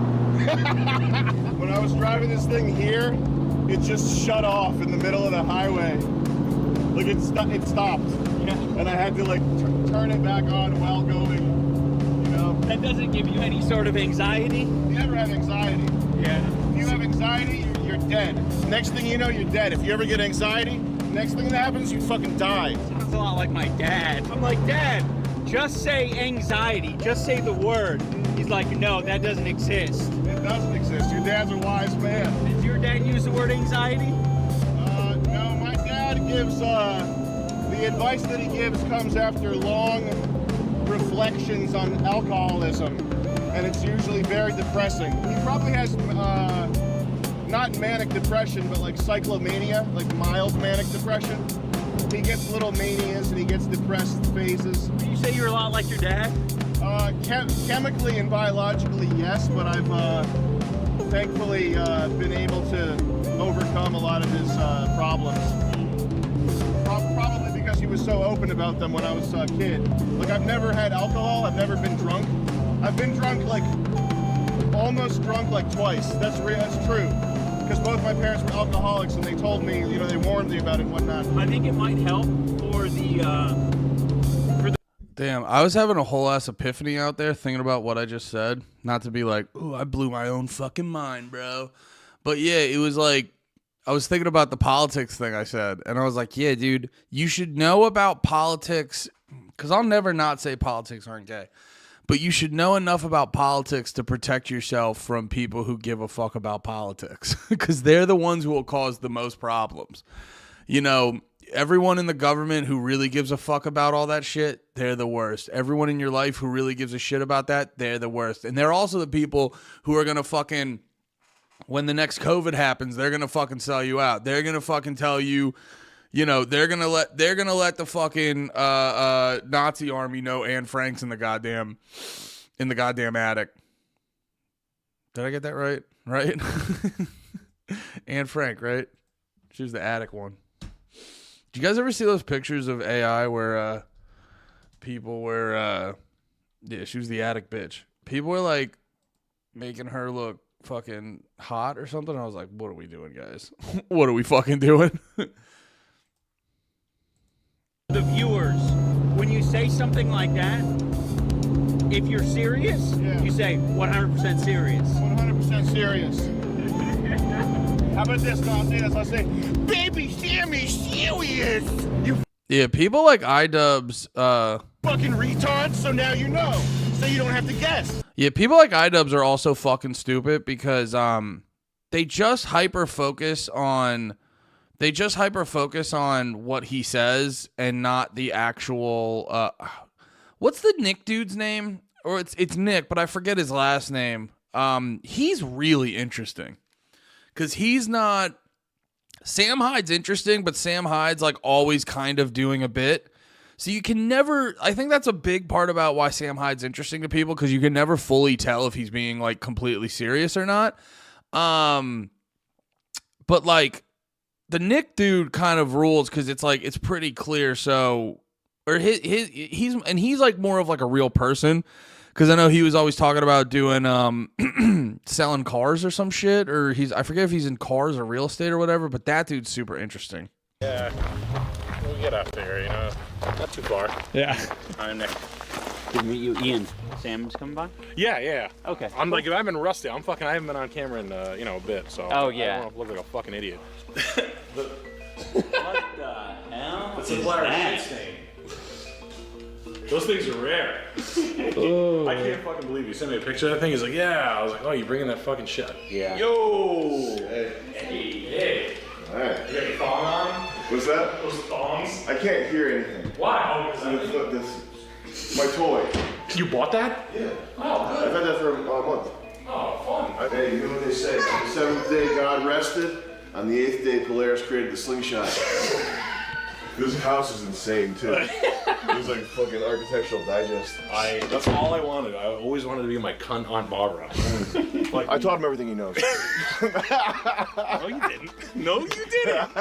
I taught myself. I did push-ups in the Well, he got me into selling cars, and I was terrible at it. That's why it's a joke. Yeah, I taught him fucking everything. I taught him. It's like when you just hate customers and don't take ups. Yeah. My name is Nick Rochford. I'm 36 years old, and I'm a merchant. For the most part, I sell things, everything but weed and drugs.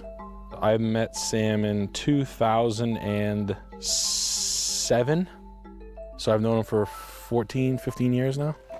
You know those fake brands on Amazon? Every piece of this car is like, buy that. Yeah, and it looks like it was designed by a fucking Egyptian club promoter. Here's my favorite part. Get the sound of this. That's safety you can count on right there. You want to drive it, iDubbbz? Yeah, clutch in and hit that. What is the clutch? Is this the clutch? Uh-oh. Hey, is this your first time driving stick? Yes. Okay, and now you can go ahead and fully take your foot off the clutch. Brake in the middle. You want to know? Hey, you want to know the shortcut to being a master of the Polaris slingshot? Think Ferrari.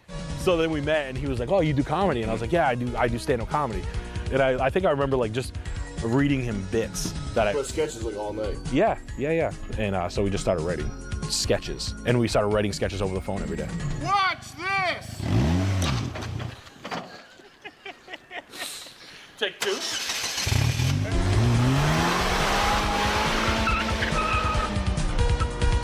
Fun. Driving around with Sam is always so much fun. He goes slow, and it's always very predictable. Seriously, this is crazy. Do you miss the show? Like working on it? No, Nick. Listen, this isn't working for me anymore, and I think that we should start seeing other people. If you could make what we always make, freely, kind of like whatever you want to do, like full freedom, full reign, sure. But for the most part now, like Adult Swim, the majority of them are like, it's like, it's a bad scene. No, help yourself. $36 a bottle. Please enjoy it.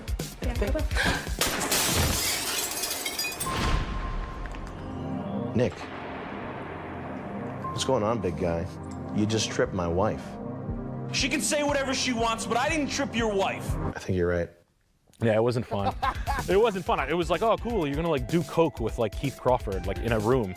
Like I don't have a problem. Like I don't have like I don't hate my fucking girl. I'm not running from my life to the point where I need to like do coke like with like strangers. Like I fine, you want to do a bump at a party in Los Angeles? Sure. Like banging lines all night with like 18-year-old fangirls or like 26-year-old like wannabe interns, like I'll pass, man. That's fucking strange to me. Like it's not, I don't think that's like super cool. It's like stand up, you know, you drink all night. Thankfully, Nick bullied me in a submission, and I've learned to be happy. My face isn't pounded into the paper.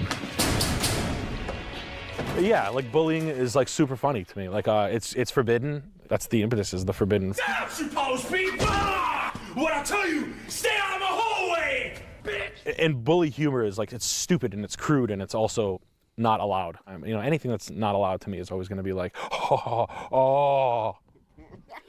ooh, driving a speedboat through a slow zone. Driving drunk. Yeah, drunk driving in reverse again. Forbidden. You know, in like LA and New York or Seattle or San Francisco, you know, Austin, the big major metros, there's so many things that like wash. Like there's a guy shooting a fucking gun. It's Tuesday.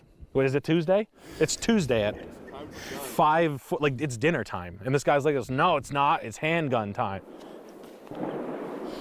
I love it. Super funny. Yeah. Uncomfortable. And I think I probably learned that from Sam, is like getting uncomfortable, like stop worrying about what people think. You know, it's not a big deal. It's really not that big of a deal. And I needed that in my own life, you know, like for real. This fucking shit box. Fucking piece of shit. What do you think, Nick? This thing fucking sucks dick. I hate this fucking thing. I want to fucking break it. I want to rip the fucking, I want to punch both fucking gauges out. It's like I want to scratch the fucking LCD. It's like a car you buy at Home Depot. It's like a joke. It's like a... That's kind of why the racism stuff is kind of in some cases it's a moot point, because it is showing people your taint. If it's too cruel to be funny, or if I miscalculated my racism, like if I said something that was just like not justified, then it's like the same as bombing with a bad joke, because it is. Right. That's what it is. It is. I showed my taint. Nobody liked it. Now I'm a faggot. Yeah. Now I'm on stage more ashamed than I've like ever been, and I want nobody to ever see this video. Now I always like to end these little things with a bit of racial unity, because I like to bring it together and talk about racial unity. Okay, if there's one race, one job-having, bill-paying race of people that's going to save humanity, what race would it be? No, ladies and gentlemen, it's the white race. Thank you very much. Thank you. Thank you very much. And I need to fuck really bad. I need to come really bad. So just meet me in the unisex bathroom. Thank you. But because I know it's funny, I'm gonna put it out. Because like I like living in fucking hell, and I'm gonna show you it. Like it's just like, why not? I think people think like Sam's a lunatic. Sam's a normal guy to me. I think he's kind of a lunatic. Yeah, I get it. Like I can understand why people say that, but Sam's. What makes you say that, iDubbbz? I think your relationship makes me think that a little bit. I think a lot of with Danny? Yeah. Why? We'll get into it. That's, to me, that's the most solid and dependable thing. Is like has stick-to-itiveness in a relationship. She's obviously blown out. What would you suggest I do? Leave her so she kills herself? No. And then for the rest of eternity, you don't even know what I'm Sam thinking. Hyde's girlfriend kills herself. You saw her. If she killed herself, would it be my fault? Tell me. Be. You think it would be? It could be. You think I did that to her? Her fucking dealer did that to her. You think I sold her what she's doing? I don't know anything about it. I don't know.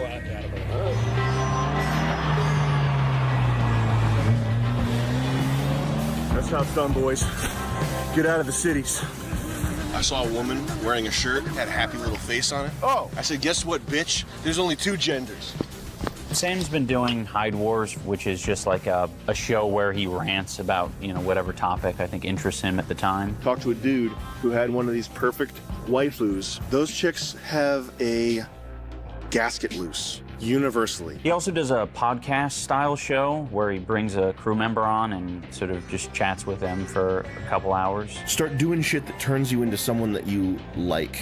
Martial arts, and by martial arts I mean jiu-jitsu or Muay Thai, and lifting weights will do that. Sam's recently taken on more of a self-help role for his fan base, sort of giving life advice or career advice to people in his audience. The stuff he talks about, usually appears to be genuine. It's not something that is like an obvious joke, and he has some gems in there. Most important thing, in my opinion, is to get good at something. Develop some type of skill. Develop something that is a benefit to other people, that gives you self-confidence, that makes you a worthwhile person. But a lot of the iffy stuff that he says, it's really hard to write off as jokes because he's never really been shy about like aligning himself with the alt-right. They do want to destroy whiteness. If you're going to one of these things to help them destroy whiteness, be ready to be destroyed. He's donated around $5,000 to the Daily Stormer, which is a neo-Nazi website, and you don't really do that as a joke, from what I've understand. They also, I looked into that. It's not definite he did that. So, like, be fair about that. There's a chance, but I remember I looked it up, and they were like, oh, because of the timing, we think it's Sam Hyde, but I don't know. Maybe. Also, wait, what the fuck was it? I forget the exact parameters of it, but there was an element of it that was also, there could be a comedic angle on it. And about the world. So with the context that Sam openly aligns himself with the alt-right and white supremacy and misogynistic stuff, it's hard. It's also, he like doesn't, and like in his defense, like you guys have heard me before, I don't like to get bogged down in the racial shit because I think it's like pointless. I don't think just because you're a certain type of race, you're inherently A, B, or C. I think it has way more to do with like where you grew up and your socioeconomical status. You know what I mean? I'm not racist. I'm classist. I hate poor people. No, that's why I hate myself. No, but also too, like, it's an uncomfortable conversation. But if you I don't know, dude. People have been calling white people fucking dickheads for like the past like decade or two, and it's not like, you know what I mean? It's like it's a new thing the way they're fucking doing it. And then like there's literally people out there. There's like literally people out there who are like promoting this shit. And then when you see like they're promoting like just get rid of white shit everywhere, and like you see people in not small positions talking about like the problem of whiteness, and then you see people talking with this like commie gobbledygook where, you know, they have a lot of like not mainstream, but like not insignificant people like influencers and pundits and whatever talking about the problem with whiteness, and they think the government's overrun with white supremacy. And it's like, you know, there's like the people that get very excited where they're just like, oh, you know, they get excited over the thing of there's less white people over in this thing. And, you know, you see people crying where there's like, oh, there's too many white people in this. And then if you ask them, well, you know, because they always try to hide behind that whole thing of like, they want to, oh, he did donate? He took a picture with the editor doing a Nazi salute? All right, well, benefit of the doubt, that dude seems like he's probably doing that to be funny in a weird, fucked up way. And, like, he probably gets a kick out of people like iDubbbz. But, okay, I didn't realize he actually did. I literally thought, when I looked into it, I thought it was like a maybe, not sure. But, okay, never mind. He did do that. My fault. But, no, it's like, you know, you see those people talking about like, oh, this shit needs to be representative of the demographic. And, you know, but then you ask like, oh, should like something like basketball or football be represented? It's like, well, no, that's different. You're like, okay, so just admit it. You're being like less white people here, which, like I said before, I personally don't fucking care. I don't care. I don't care about racial makeup. Are you cool? And are you going to be a fucking gay commie about stuff? Like but for iDubbbz to just pretend like there's not these people out there and that like a dude like Sam Hyde isn't a logical response to that, I mean, you're just being willfully ignorant. Yeah, that's the other thing too. Where it's like iDubbbz clearly goes into this with his own agenda, and Sam Hyde does not meet that agenda, and it's like bothering iDubbbz that he can't control the situation. His problem with this is he's trying to control the whole thing, and he's slowly realizing he can't. That's why it's like, dude, you spend all this time with Sam Hyde, and you understand how he's constantly doing a bit, and then you see something like that, and you don't consider for a second that might also be a bit. Hard to write off any of the ironic stuff as just ironic. Peace. Because hate is whack, dude. My race is done. You're inheriting the earth, along with some other undesirables. And that's cool, bro. Hi. Before we continue with the documentary, I want to take a few minutes to talk about irony. Before we continue with the documentary, let me let you know I don't understand comedy as much as I should based off of how confident I'm positioning myself in this conversation. I wish there was a perfect way to explain to you guys why talking to Sam Hyde is frustrating, not only to a person making a documentary about him, but as a guy who doesn't actually know Sam on a personal level. Let me tell you why talking to Sam Hyde's frustrating, because I don't feel like doing my job. I don't feel like being a good documentarian. I feel like forcing every situation and making it my own. Yeah, this is literally just going to be a breakdown of how he doesn't understand comedy and how he is bad at doing documentaries. People probably refer to irony as having metaphorical layers, but irony exists in a circle.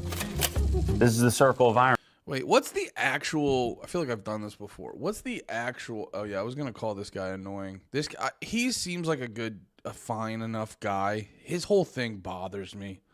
His whole thing is just like, what if I was just awkward constantly and fucking sucked ass and, you know, couldn't pick up more than 30 pounds at a time? And, like, and it's like, what if I just didn't make a joke? I was just fucking weird and stuttered the whole time. And you're like, what's the bit, dickhead? But what's, like, anyway. But I'm sure, like, he's doing a character, so I'm not, like, taking it personally. It's just, like, his character drives me insane. Irony, the expression of one's meaning by using language that normally signifies the opposite, typically for humorous or emphatic effect. Don't go overboard with the gratitude.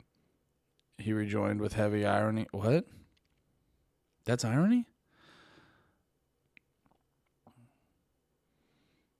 Yeah, so basically irony is, what the fuck is it?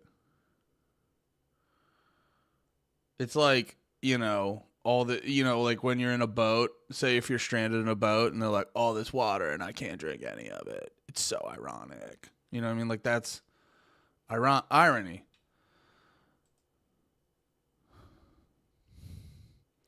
A lot of people too, like the modern version of irony is literally just like, what if I pretended to like everything?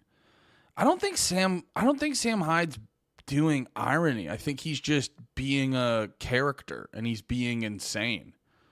In making a document. This also too, I've experienced this. I was talking to someone, you know, I was saying too a lot, well, because I was talking earlier before about not taking things at face value.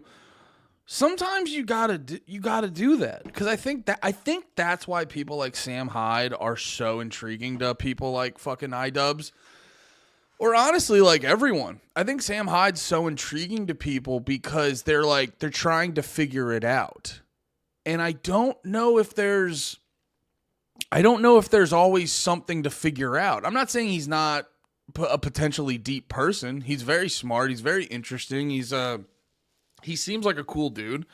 But like, I think like with a dude, I've realized this with a lot of people like Sam Hyde, or people who kind of like exist with a Sam Hyde type lifestyle, where a lot of people are like, you know, oh, I'm going to figure out Sam Hyde. Who's he really? What's Sam Hyde really like? And I'll tell you this with like, you know, I mean, like, perfect example. I'm trying to think of like, Shane's the main go-to I go to of like famous people. I know a handful of famous people, but like Shane's the main go-to. But like people go, I mean, I've never really seen this, but if people were to be like, what's Shane like in real life? I go, honestly, it's kind of what you see. Like, obviously he's going to be a little bit more candid, but the funny part about Shane is like, he's exactly the same guy. Like, it's crazy. And I've heard people say that about Rogan. I got to meet him I got to meet him one night at the mothership in the green room, and I haven't had like a lot of exposure to Rogan, but the vibe I've heard a lot of people say Rogan's like the exact same dude, and I've heard a lot of people say that, and based off the like limited time, I get that vibe that's true. And I think sometimes with a lot of these people, it is kind of like, dude, they might just be, you'd be like, who's the real person? You're like, they might be showing you that. Because if you think about it from like an artistic standpoint, like this is kind of, I'm sure he wouldn't like this term, but like this is kind of Sam Hyde's art, is doing this shit. So like in a weird, this is Sam Hyde. Like he's not doing a bit. Like he's doing a bit, but this is how he likes to be. You know? Yeah. Documentary about him, but as a guy who doesn't actually know Sam on a personal level. A lot of people probably refer to irony as having metaphorical layers, but irony exists in a circle. What? What's metaphorical layers? What's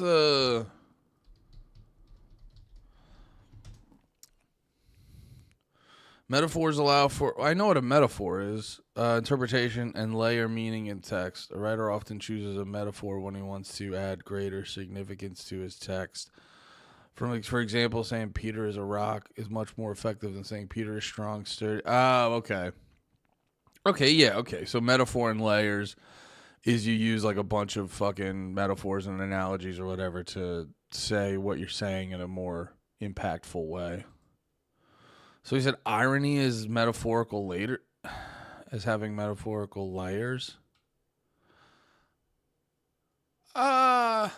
Maybe. I feel like no. I feel like on the surface that feels wrong. Excuse me. This is the circle of irony. At the top of the circle of irony, you have sincerity. You can't have any amount of irony without some sincerity behind it. Here's an example of a sincere thought. I don't like eating shit.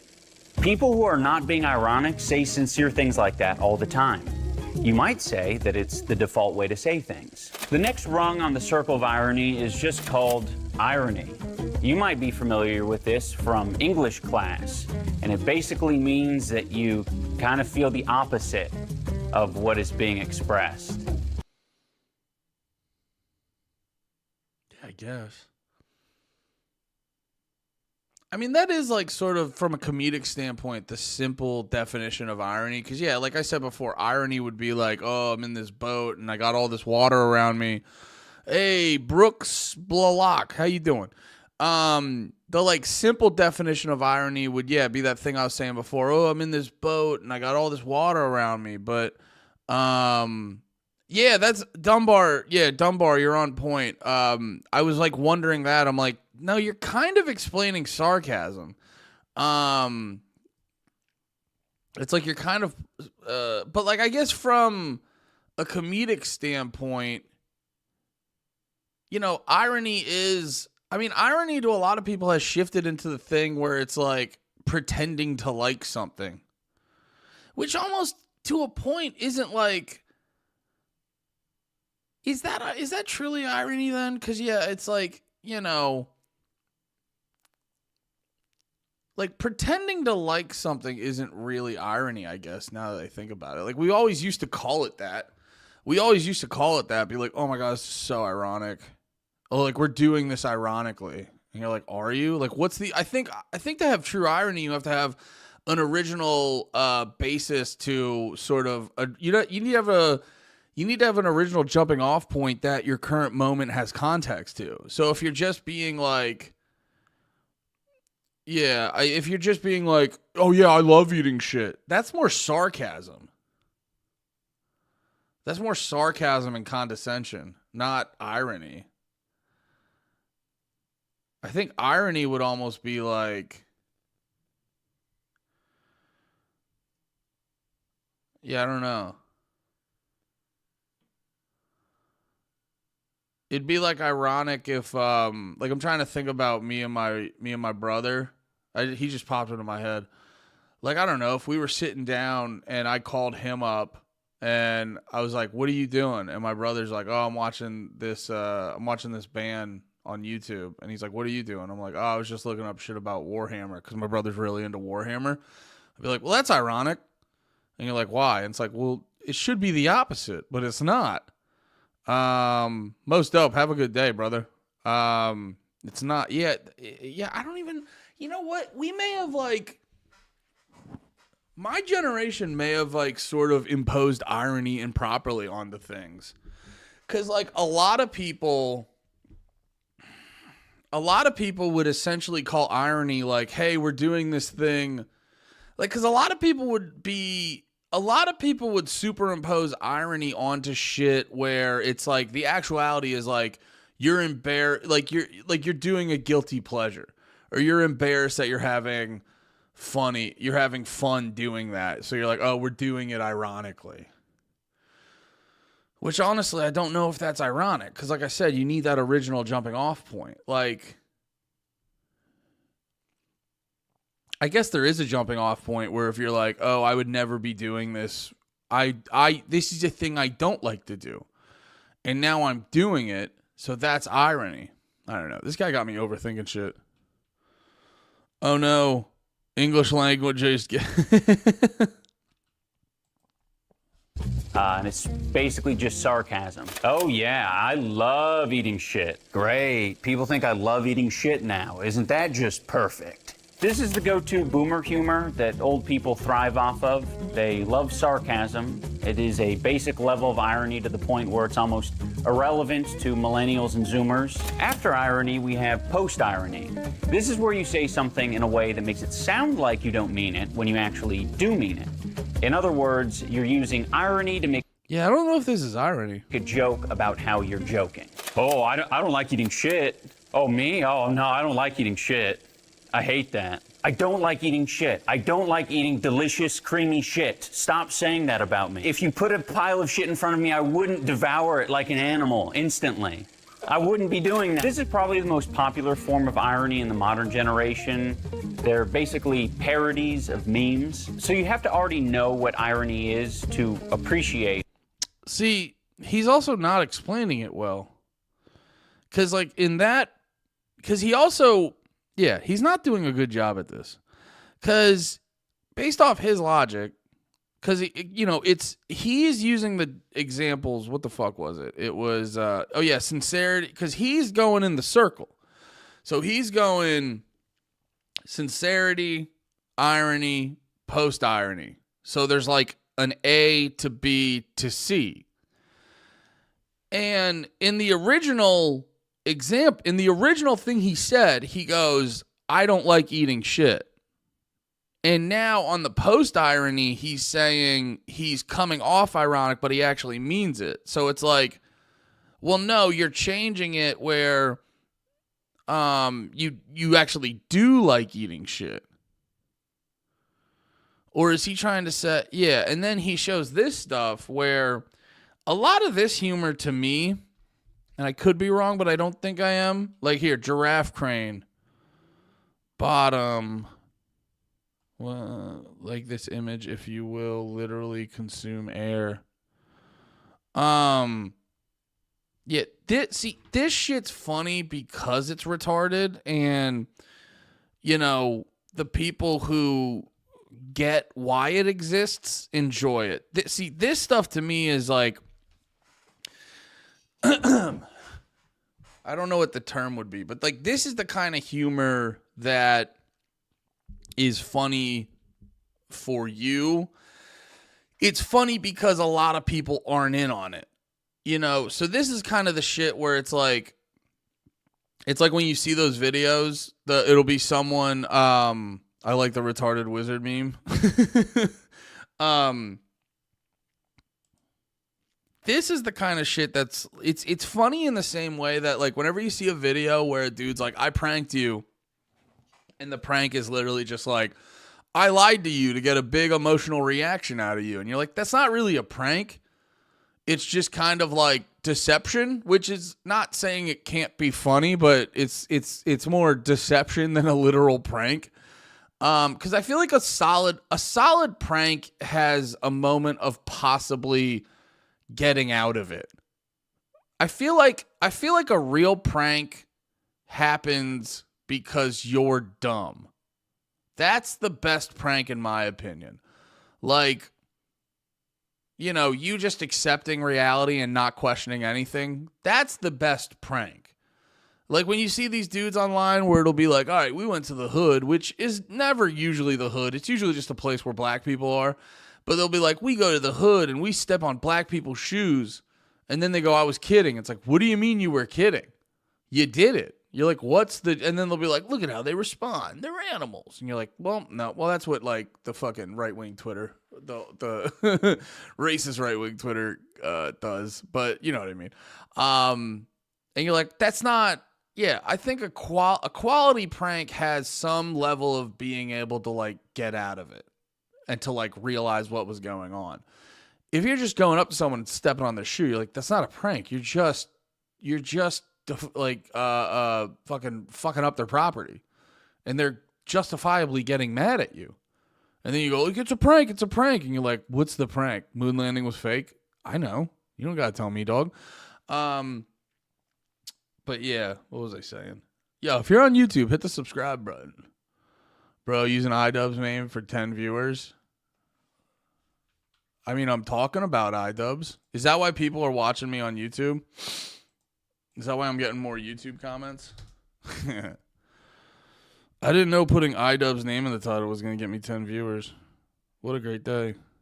What a lovely day. Are you guys going to be real gay about it? Where are we at? Oh, shit. Oh, that's so funny. Is that why I'm getting more YouTube? No shit. Look at that. Well, if you're all in here, you should fucking subscribe. Yeah, I wasn't trying to be deceitful. I am just showing video. I'm making fun of iDubbbz. Irony in the modern generation. But yeah, he doesn't know what irony is. They're basically parodies of memes. So you have to already know what irony is to appreciate or begin to appreciate post-ironic humor. And look, I don't think you do. I think you just have to enjoy lying to people. Cause that's kind of what in your definition, what the post-irony is. Cause like that shit's funny because it confuses people. The shit he was showing earlier, giraffe crane, it's funny because it confuses people. You're like, there's no joke there. There's loose aspects of a joke. Like what's that say? Like this image and you will literally consume air. It's don't get me wrong, it's referential. It references like the thing with Flanders there. It references other shit where what am I trying to say? It references other shit where it's a couple steps away from like this image if you support the troops, some shit like that, or like this image if you support blah blah blah blah blah, stuff like that. It's referential, and that's another reason why some jokes are funny. Like some jokes are funny because of misdirection. You know, like if someone goes fucking high five down low, you're too slow. They didn't know that was gonna happen. And I know that's a super simple version, but like that's funny because like they didn't know that. They thought you were gonna give them a high five, and you're saying, no, I didn't give you a high five. You know what I mean? That's why when you tap someone on the shoulder and then they turn and you're not there, that's funny because they thought you were gonna be there and you're not there. So misdirection is funny, and then referential shit. That's why like you'll hear on a podcast. Like I remember, it feels like cheating sometimes, but like sometimes you'll do a bit where you'll be like, I'm trying to remember. We did it on Panties one time where Panties in the Mouth, my podcast. But we did it on Panties the one time where I forget what it was specifically. But it was just like, you know, it's like take a group of people. It's like the simple formula of like an impressionist. What if Christopher Walken was at the bank? And he's like, wow, I'm at the bank. I can't do a Walken. But you know what I mean? It's like, okay, yeah, like there's also that. So that's like referential humor where you're like, oh, you're doing A in the context of B. Ha ha ha. And this is sort of a downstream from that. It's like, this is like mocking. You know what I mean? This is mocking. That's the equivalent of like the SpongeBob meme where it's like the upper and lower case and you're just like, oh, duh, duh, duh, duh. It's the equivalent of doing that. It's not irony. It's referential mocking. Parodies of memes. So you have to already know what irony is to appreciate or begin to appreciate post-ironic humor. And look, there's no more room on the circle, so we must be done. What the fuck is that? Meta-irony is where this gets fucked. This is where you're saying something sincere, but the context could imply that you're saying it ironically, yet the thing that you're saying is actually a sincere thought. If this doesn't make sense, that's because it doesn't make any sense. It's meant to confuse you. Meta-irony is placed intentionally in this circle in a way that doesn't make any sense because it is intertwined with sincerity. No, I don't like eating shit. No, I don't like eating shit. Unless. But do I like eating shit? You don't know, do you? The fact that I brought it up in the first place is a little bit suspicious, but the concept of eating shit is so ridiculous that I have to be serious when I say I don't want to. Right? Meta-irony is used effectively by people whose intention is to blur the line between sincerity and jokes. It creates a situation where in order for there to be a prerequisite of sincerity, I have to obtain the knowledge outside of the joke. You're basically just saying the consumption of shit is something that is physically possible. Isn't that interesting? I'm retarded. But if you're not saying anything about something when you say it, why do you even say it? People don't tend to do things for no reason. There has to be an answer here. And there are two answers. Either you're just bad at... Actually, he's kind of, that's very funny. I think he's accidentally snitching on himself. Where he goes, you can't do... They're all... Because this is actually... Right there is the problem that he ran into. That's where he fucked up.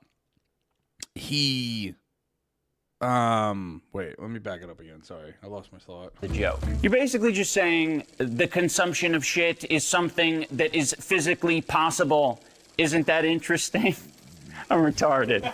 But if you're not saying anything about something when you say it, why do you even say it? People don't tend to do things for no reason. There has to be an answer here. And there are two answers. Either... That's what it was. Okay, I got the thought back. He is assuming... He's going into this assuming he knows what's going on or he can figure it out. Once again, rather than just like reacting to it and processing it later. He's trying to control it goes back to what I was saying before. He's trying to control the documentary too much. And so he's like, I already know this. And he's not accepting that, like, Sam recently put out an amusing video, unlike iDubbbz. Thank you for everyone on YouTube. I promise I'm not trying to... Some guy was being nasty before, saying, bro, using iDubbbz name for 10 viewers. I'm just talking about iDubbbz. And he's dumb. So I'm accurately titling the video. Guys, don't be mean to me. But no, he's... iDubbbz is doing the thing where he's like, I understand this. I know this. He's not being open to the fact that he might be wrong, or he may not completely, like, he's going into this going like, I know Sam Hyde, and he's not accepting that. He's like, maybe I have the wrong interpretation of him, and letting Sam Hyde, because that's the other part too. Because like when he was before talking to, like when he gets really weird right here, we watched this earlier, when he got really weird, he's not being a smart, because he's going in doing a documentary, not wanting to be a journalist, because that's what you kind of have to do. He wants to be like the main character of this, of like, because he's so used to his content cop where he's like, I'm exposing this person. So he's going into this trying to be like the main character, trying to expose Sam Hyde, and it's like, you're not gonna, because you don't get it, because you're trying to... I think I'm right about this, because it's like he's trying to expose Sam Hyde when in actuality Sam Hyde is just this is who he is. So that's kind of what it is actually. Yeah, he's trying to expose Sam Hyde, but Sam Hyde's already exposed. That's what I think is going on. So iDubbbz is fucking himself up. Rather than accepting the reality in front of him, he's trying to fit it into his preconceived assumptions, and he's getting his shit fucked up, and he's looking rather foolish. Because that's the other part too about like comedy. Some of it, everyone always talks about comedy. Sam Hyde is being what people like iDubbbz think he is. Yeah, that's like the bit he's doing. He's like, I'm gonna lean into the character and shit like that, and just to like make you because that's funny to him. They were talking about bullying earlier. He goes, doing shit like that makes people like iDubbbz go fucking crazy, and they get confused, and they act like, rather than just accepting who he is, iDubbbz is like, he leans into this character because they always think there's like that's like not a thing all the time. Well, ironically, it's a thing with a lot of YouTubers where they go on YouTube and they're like, hey, everybody, I'm a cool guy, blah, blah, blah. And then, like, secretly they're kind of a psychopath.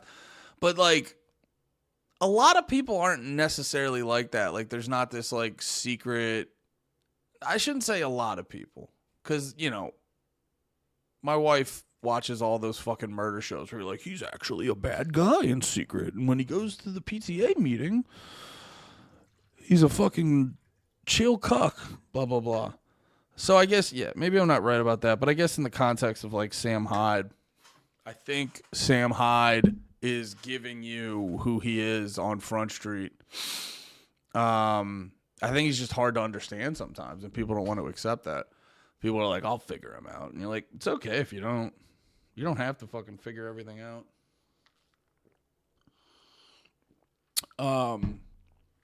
But yeah. Oh, that was the other thing. Going back to like why Jackass is funny. Sometimes shit's funny just cause. Like I've literally made my friends laugh by just yelling slurs.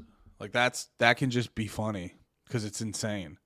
You know what I mean? It's like absurd. It's ridiculous. Like, why is someone getting kicked in the nuts funny? Because it is.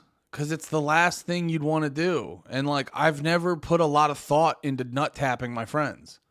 Because it's just funny. I don't know. There's something funny about people not, that's the last thing they'd want to happen to them. It just is. Or you're just bad at irony. Or you're just being sincere. This is why it's so difficult to be around Sam.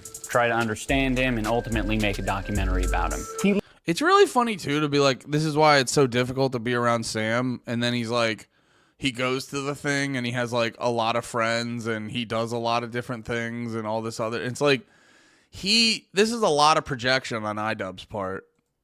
Lives here. Sam is drenched in meta-irony constantly. He intentionally doesn't make it obvious when he is or isn't joking about something. Why he does this is up for interpretation. This is also too, and I'm not saying this to kind of like fucking glaze Sam, but this is also what happens when, you know, like, I don't know. I don't want to use it. The terms beta and alpha are so gay, but it's like, you know, it's like when a meets a, you know, it's kind of like what it is. iDubbbz, I don't know iDubbbz very in detail. I've watched a decent amount of his stuff, but he seems like he's the guy who's trying to be like, yeah, dude, my girl does OnlyFans, and I'm completely fine with that. He's the guy who like tries to pretend with that, and you're like, no, you don't. No one's ever fucking okay with that. Unless, you know, unless you're just like a sociopath who doesn't really like want a relationship. You just want like that friend to hang out with that you fuck a lot and stuff. Like, I just don't know who's truly okay with that. But like iDubbbz seems like more of one of those dudes who, you know, he's small. He's kind of like cunty when he talks. I bet you he doesn't see like a route of him being more of like a manly guy. You know, other people are. So rather than, and it's kind of the theme throughout this fucking video, iDubbbz seems like a guy who doesn't want to necessarily like accept the reality of what's going on and sort of shoehorn his reality onto everyone else. He wants to kind of superimpose his reality onto everyone else. Airsoft Fatty Dog was pretty good. It was promising genre for Ian, but he got too personal with Sam and fumbled the whole thing in the second vid of the series. Oh, he had two? Wait, I forget if I watched the second one. But yeah, it's just you know what's funny? Actually, this is the funniest part is, what's his real name? Ian? iDubbbz is participating in like high level irony, and I don't know if he fully realizes it. If this was all planned out, he's actually kind of a genius, but I don't think it was. And I don't think he realizes the high level of irony that's going on right now, where he's like, I've completely found out Sam Hyde. And it's like, dude, you didn't. And then Sam Hyde, because I think there's like here's the interview with Sam. And there's like the one part where the whole doc is to be like, yeah, no, I don't think he's like kidding as much as you think. And I think he's kind of serious. And then I think there's a thing here where you like find out iDubbbz is actually kind of a fucking dickhead. I forget exactly, but it's like, yeah, you actually find out iDubbbz is a dickhead and he hasn't understood Sam the whole time. So it's like the real irony is the fucking video, and iDubbbz doesn't realize how dumb he looks in this. In meta-irony constantly. He intentionally doesn't make it obvious when he is or isn't joking about something. Why he does this is up for interpretation, I guess, but after seeing how much he appears to involve himself in political ideologies, it seems he prefers to use meta-irony as a shield. To say, I was just joking, is a legitimate way to exonerate yourself in moments of actual miscommunication. But it's also a perfect fallback option. It is. It's a very paranoid way of thinking sometimes, because I've been there before where you are like just kidding and someone will not take your word for it. That's actually where I get the most worked up at people sometimes. Is I've had that with some friends where you say a thing and they try to put on all these like ulterior motives and all this like extra bullshit, and you're like, no, I really was just, because I was getting at that before. I've been there before where like people try to, like, perfect example. If you guys watch Panties in the Mouth, there was the whole thing about how I fucking like switch grip jerk off. I go southpaw. I'm left-handed, tug with the right, and I've admitted the switch at the end is kind of crazy when you really think about it, but it was just like the natural progression. But no, I was telling people were always like, people were trying to be like, yo, that's kind of gay, or do you like it because of A, B, and C? And then I was like, and I go, no, it's really just a base level. I've explained it. I work the computer or the phone with my left hand, but it's like, and then I just had a natural tug form on the right hand. And I go, it's just that. But like, people sometimes don't want to accept just like the base layer of things. And I've been there before where people try to, you have like a more paranoid or more mentally creative friend where they try to add a bunch of extra shit. And then that's a tough thing. That would always irritate the fuck out of me, because it's the same thing as someone going like, yo, why are you mad? You're like, I'm not mad. And they're like, whoa. And like every time that happens, you sound mad. So it's like every time it's a weird thing that happens, and it's very irritating, and it would drive me insane for a lot of times. But like there is a weird moment where you sound, but it's like the way someone accuses you makes you sound defensive, and you're like, why is that, when it's like not the case? So that stuff would always be very irritating. But how did I correlate that to this? I'm getting off track. Don't let Alan get to you, hit your grind. Oh, no, I'm not actually. I'm just fucking. Fuck you, Alan. Thank you, JD Short. Option for when you receive Yeah, people like that too irritate me, because it's like, oh, should I just like not try? You know what I mean? People get mad when you try. Yeah. criticism. I was just joking is a legitimate way to exonerate yourself in moments of actual miscommunication. Dude, this is why people need to, because like, I'm not trying to be dramatic, but like people like iDubbbz who clearly don't have a proper understanding of himself and his like abilities. Because I think, like I said before earlier in the stream, I think he got a misinterpretation of his abilities because he was just dunking on retarded YouTubers, and that's pretty easy to do. Yo, why are you guys being nasty on YouTube? Yes, he is mad for stating the obvious. Am I mad, or is that... All right, you guys are being nasty in the YouTube chat. Also, I have a small YouTube channel. 10 views is nice. I'm allowed to be happy for 10 views. Why are you guys being fucking dorks in the chat? Why are you talking shit? Everyone's talking shit on me. Everyone's being mean to me. I don't like it.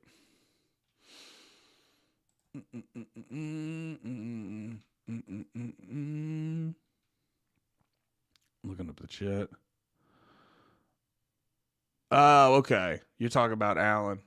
Do you guys know Alan? Okay, fair enough. All right, I appreciate. Hey, JD Short just subscribed. Thank you, brother. Thank you so much. Yeah. Okay. Sorry, I got sidetracked. But yeah, dude, not to be dramatic, but a dude who's not self-aware, like iDubbbz is, who's sort of trying to. This is why I'm not a dork. I don't think you guys are a dork. Ginger tax. Okay. Because you said iDubbbz only shit on Tard streamers. What the fuck are you doing right now? Wait, so you are being mean to me? No, I said he shits on retarded YouTubers. I'm not a tard. I don't think I'm a tard. All right, you guys are getting me off topic. Okay, well, okay, here's why your joke doesn't make sense. So it's like, okay, I'm a tard streamer. You're watching me, dickhead. So stop watching me, dumbass. You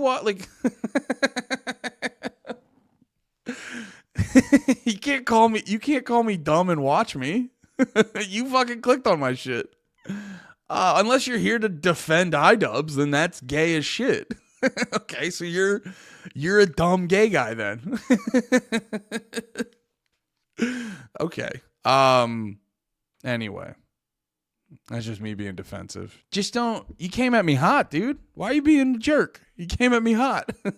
Anyway, iDubbbz is, the fuck was I saying? Oh yeah, a dude like him is kind of dangerous because he's not self-aware enough, and he is, I think being around Sam Hyde makes him insecure. So you see his ability to, he's insecure about not figuring out or sort of mentally I think he thinks he was going to come into this intellectually dominating Sam Hyde, which is not apparent at all. I don't think he's doing that whatsoever. And so he's becoming, did I watch Fish Tank? Yeah. Not a lot of it, but I watched some of season 1 on YouTube, and I thought it was really fucking interesting. I was going to say that before. That was actually like one of my big turns on Sam Hyde, where I was kind of like whatever about him. I was just like, yeah, he's an edgelord that's kind of funny sometimes. And then I saw him do Fish Tank, and I was like, oh, wait, there's a lot more to this guy than I realized. And I realized I didn't give him the full time of day, and I checked out his shit, and I was like, oh, this guy's like super interesting. Did you see Rob Zombie's brother thinks he can make movies now too? No, what movie did he make? Send me the trailer. I want to check that out. But yeah, no, the thing I was going to say about iDubbbz is, so he's, he doesn't understand comedy, and he doesn't understand the like weird edgelord shit Sam Hyde's doing. And because like that's another thing you got to realize, like Sam Hyde's not just like a pure comedian, he's a guy who likes reactions. So he may not even necessarily be trying to be funny every single time, even though he finds it funny. He may just trying to be getting like reactions. He's more of a internet personality than just like a straight up, even though he's doing stand-up comedy now, he's not really like a traditional comedian. He's just a comedic person. But yeah, a guy like iDubbbz, they're on season 3 now? That's crazy. I didn't realize that. But yeah, iDubbbz is a type of guy who can be dangerous because he doesn't want to come to terms with the reality of the situation, and he comes off a little bit insecure. And so he's going to put like this crazy hit piece on Sam Hyde just because he's insecure and doesn't understand comedy and irony. But it's also a perfect fallback option for when you receive criticism for a point that you are genuinely trying to make. I think eating shit is awesome. What the fuck? You like eating shit? I was just kidding. Are you stupid or something? Well, now I feel bad for being unaware of any irony going on, so in the future, I will not criticize you for anything you say. I am now invulnerable to criticism. I mean, it's not even like a good example, because it is actually fucking stupid to assume someone was being serious about eating shit. Yeah. iDubbbz is not making a strong argument here.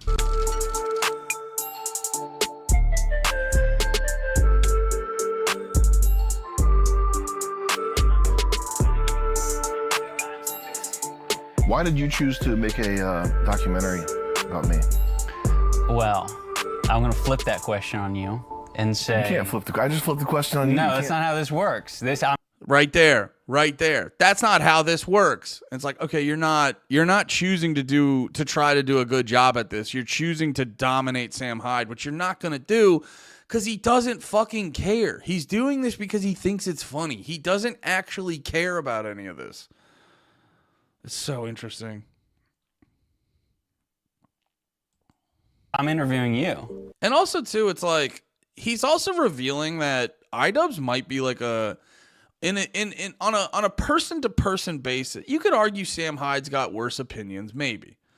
I'm sure iDubbbz is okay. I bet you iDubbbz is okay with trans and kids, so that's pretty rough. But regardless, you could argue maybe iDubbbz has better overall opinions than Sam Hyde. But like on a person-to-person basis, like I remember, dude, I saw Sam Hyde at Skankfest. He was very nice to everyone. He seems like a very kind person when he's just like person-to-person, moment-to-moment. And he's kind of like, iDubbbz is kind of showing right now, like he's kind of being a shithead. Where it's like, hey, man, it was the same thing with Destiny. When I was watching the Destiny Nick Mullen interview, you're kind of realizing, like, oh, these dudes are kind of like on a person-to-person level. Like, yeah, they kind of do their thing. They try to act like they have like a bigger mission going on. But on a person-to-person level, they seem pretty shitty. And, like, just right there's a little example where it's like, you're just being like a dickhead, dude. You know, it's like, you're being kind of a cunt right now. This is crazy. Yeah. This is the craziest interview I've ever conducted. Yeah, this is not going to be like an ordinary interview. All right, go ahead. Do you remember our first interaction? No. You don't? No. I have very bad memory, though. Yeah. Was it bad? What do you think? Did I snub you or slight you or something? What? What did I... Yeah, he's trying to, like, he goes, do you remember, he starts off like, I do this interview how I want to do it. Do you remember our first interaction? What do you think happened? And he's like, he's trying to do these, like, mental games, and it's like, dude, just talk. Just talk. Just tell him how you feel. Stop being a fucking passive-aggressive fuck. Just tell him. Just talk. Just talk normal. I do. Your memory's that bad? Yes. You don't remember? I do not remember. Okay. Do you remember... What was it? You remember making a pony game? Yes. There were some creators at the time who made videos about this fake pony project. Yeah? Yeah. Were you one of them? I was one of them. What did I do? Do you have any guesses? Did I say fuck you or something? No, you... This is really funny, too, because I forgot about this part. This is iDubbbz realizing this doesn't matter, or it's the broader theme of the fucking video. This doesn't matter to Sam Hyde. iDubbbz' whole little thing right here, he forgot about it. It's irrelevant, and it's like, it's kind of exposing iDubbbz' insecurities and shit like that. And it's like, yeah, dude, this wasn't a thing to him, man. You copyright claimed the video. Really? Yes. And then you sent me an email. I mean, I don't do most copyright claims. What was the email? The email was, I will release the copyright claim on your video if you can send me a video of yourself squatting 200 pounds below parallel. Why didn't you do that? You'd be so much stronger now if you'd done that. Yeah. Damn. Did I create an enemy with that? I mean, for a period. Damn, I didn't like you. I'm sorry. You were an asshole. I'm sorry, buddy. That's no good. Yeah, why'd you do Yeah, this is incredibly insecure on iDubbbz' part. that to me? I forgot. This chunk of it makes him look really bad. Also, the drastic differences in lighting bothers me.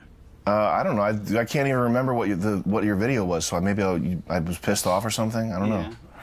I was trying to not have that ruse get blown though. Right. So maybe that had something to do with it. That probably did. I'm sorry. I don't remember that. Yeah. Damn. That's what led to this day today. Really? Okay. So are you gonna punk me? You're getting punked. Really? How are you gonna punk me? I'm gonna make you look like an asshole. Really? Which isn't hard to do. Is that really the case? No. Okay. Yeah, and now he's like, and this is also too like a clear, iDubbbz just doesn't understand comedy because it's like, being cunty isn't funny. That's not like being genuinely, because that's what he's doing. He's being just genuinely like cunty. Like, I'm gonna expose you as being an asshole, and you're like, well, that's not funny because that's like girl shit. You know, like, I'm not trying to come at ladies, but like that's just like some fucking, you know, feminine bullshit. Part of me feels like you might be being disingenuous by saying you don't remember. I legit don't remember. 100% serious. Really? Yeah. Is it because you're, doing so much that you just sort of forget all the bridges you burn and all the like people you fuck with? Did I burn a bridge with that? I could have been, but I'm a. It's very ironic too. It's like he's actively interviewing. You asked Sam Hyde to do this interview, so he didn't burn a bridge, dumbass. Sam wouldn't allow them to light on him for the interview. That's why the light is fucked up. Oh, really? I mean, it's funny because his is better. His lighting looks better. That's ironically. Dude, you're a loser. Go get a job. Me? Why are you being mean to me, Jack? I'm not a loser. I'm a cool dude. Get to know me. Don't be a jerk, Jack. This was one of the. Oh yeah, you said that. Sam said he has a 400-year-old. He was a 400-year-old vampire. Said he didn't want the light. That's very funny.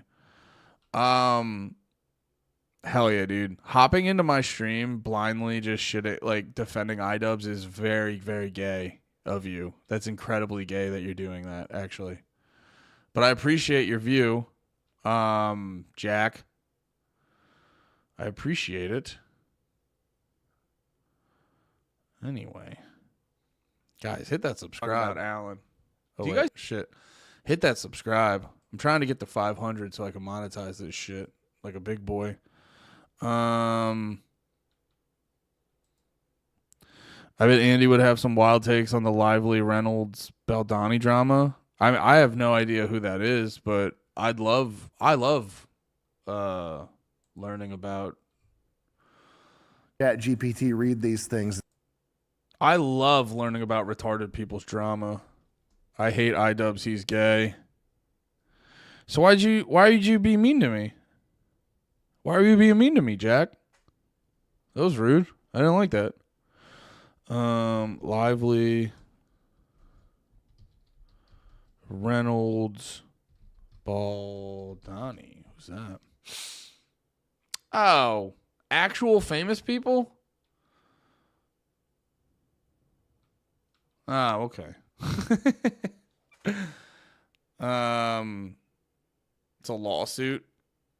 Okay. I might be able to look into that. Cyraxx? No, what's that?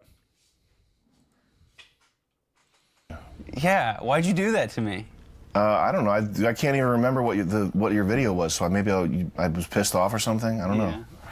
I was trying to not have that ruse get blown though. Right. So maybe that had something to do with it. Probably. This right here with what iDubbbz then does, like the fact that iDubbbz isn't letting this go is actually insane.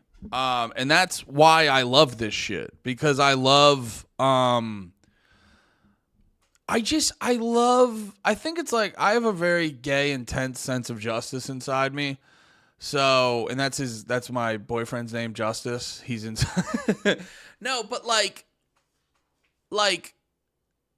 there's a lot of bad people in the world that are good at manipulating the perception of themselves so people think they're doing something good. And then like when bad people get exposed for like actually being kind of crazy and like a net negative and kind of like a leech on society and stuff, I really like that, because I think it's people like iDubbbz. Like, I don't think he's the worst guy in the world, but he's definitely not a positive entity in the world. And I don't think he's really ever been. And like, so watching these moments, because it's ironic too, because I'm the type of guy, I try not to do this anymore, but I used to be the type of guy where it's like, if I sense this shit about you, I'd just come like hard at you, pause, and like I'd be quick to yell and be like, you stupid fuck, blah blah blah. And it's like, that's not what gets people.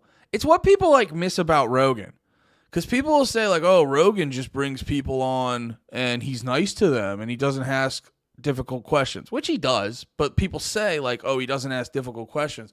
And they're trying to say like, oh, Rogan's helping all these like bullshit people who ruined everything the last election cycle reform their image. I go, I mean, not if you're like actually watching it. If anyone watched Mark Zuckerberg on Rogan and thought Zuckerberg looked good after that, I mean, I don't think you really watched it. He looked like a pussy. And then there's like the clip where he's clearly lying about bow hunting and all this other shit. Like, no, Zuckerberg looked like a dummy who didn't have a spine, and he's only changing because he's only changing the policy because Trump's in office. But like, we got that because Rogan was nice to him. We got that because Rogan was like low key and polite to him and made him feel relaxed. And that's what iDubbbz could learn right now.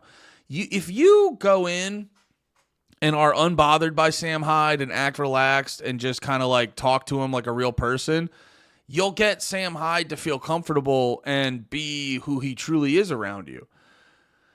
You're not going to get that if you go in with guns a-blazing the way fucking iDubbbz is trying to do. You're not going to get the real Sam Hyde. And it's just a fact. You're not going to get the real Sam Hyde. And I mean, like, I think we're kind of like, he's trying to be genuine with iDubbbz, but it's not even that you're like going to get the real Sam Hyde. You're not going to get to him the way you think you're going to get to him.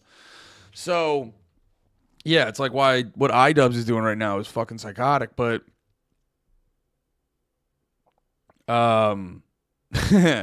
it's 12:30 in the afternoon. You're watching Sam Hyde. Anything else would be more productive. You're watching me watch Sam Hyde. So like literally, and if you keep watching me, anything you do is worse. If what I'm doing sucks ass, anything that you're doing is worse because you're watching me do it. Also, I'm a broadcaster and I'm dissecting and I'm using my superior knowledge to understand the moment. Yeah. The YouTube, I mean, I'm trying to spread my fucking thing on YouTube, but some of these YouTube people are grumpy. People don't understand that a lot of Sam's edginess is humor and a persona. Yeah, I will say this. Jack, you're trolling. Okay, I think Jack's trolling. Saying I'm trading crypto is so funny. Dude, oh my God, that's so funny. To be like, yo, you're gay. I'm not. I'm trading crypto. If you're not fucking with me, Jack, that's so disappointing. But anyway, like I was saying before with like this is why I always try to like be nice to people, because people are more, when you're nice, people are more relaxed and they show you their true selves. And yeah, that's why, what was I getting at? That's so funny. Don't trade crypto. Buy a little bit of Bitcoin every month. If you're doing anything else in crypto, you're a dumbass. God damn it, that made me laugh so hard. I'm trading crypto right now. I'm not anti-crypto. Like I said. Hey, what's up? No, you're Austin. Oh, there's 2 Austins in here. Damn, YouTube going off today. What's up, boys? What's up, boys? Oh, shit, we're having fun over here on YouTube. God, you put iDubbbz in the title and call him gay and your fucking stream pops off. What a good day. All right. Just for anyone who doesn't know, YouTube guys, don't be fucking mean. You're all really fucking mean. And I don't like that. I don't like that. But anyway, yeah, iDubbbz, what was I saying? What was I getting at? Stay broke forever? I hope I don't. I don't want to. You sound anti-crypto, bum. I just said, okay, you're fucking with me. I gotta stop taking the bait. I literally just said buy Bitcoin every week. It's about to be on. Yeah, dude. Fucking all the Twitch guys are about to hop over to YouTube and fucking crack some skulls. You guys are nasty fuckers. Buy Doge so I can recover. Do not buy Doge. Do not. This is not financial advice, but do not buy Doge. iDubbbz is the reason Ethan Klein dropped all those N-bombs back in the day live on his stream. Really? I don't think Andy likes lolcows. Is that what the Cyraxx is? See, I like retard drama. I don't know if I don't like lolcow content. But I like watching drama between dumb people. That I truly love. What is it, Cyraxx? Is that how you spell it?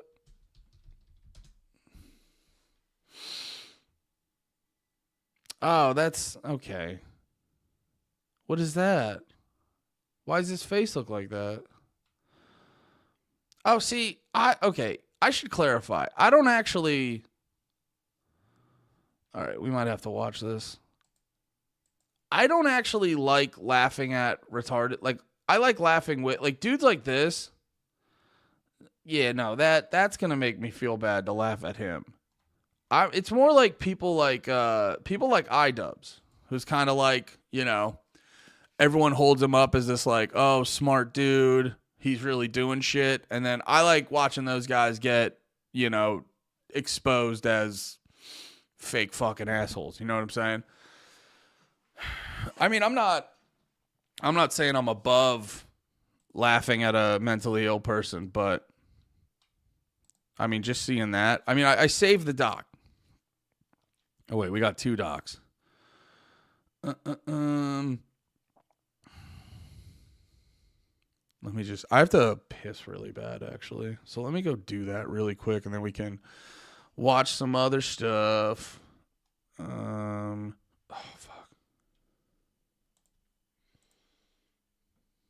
As I am currently working on music and other stuff, I've been noticing lately a lot of people judging me, judging my fiance Kara, and thinking that I don't work hard, that I'm lazy, and that Kara's lazy. All y'all motherfuckers that think that can shut, because let me tell you something. Kara's one of the most hardworking people that I know, man. She really is. And certain family members of hers, which I'm sure you guys are watching this right now, and you guys think that she's not working hard. Truth is, she is working hard. That's a fucking lie, you dumb hooker.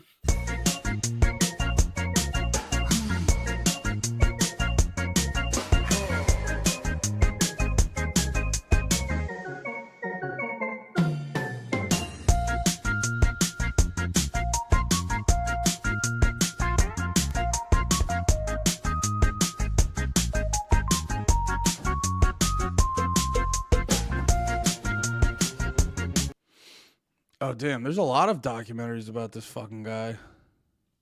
We'll have to pick one to watch later.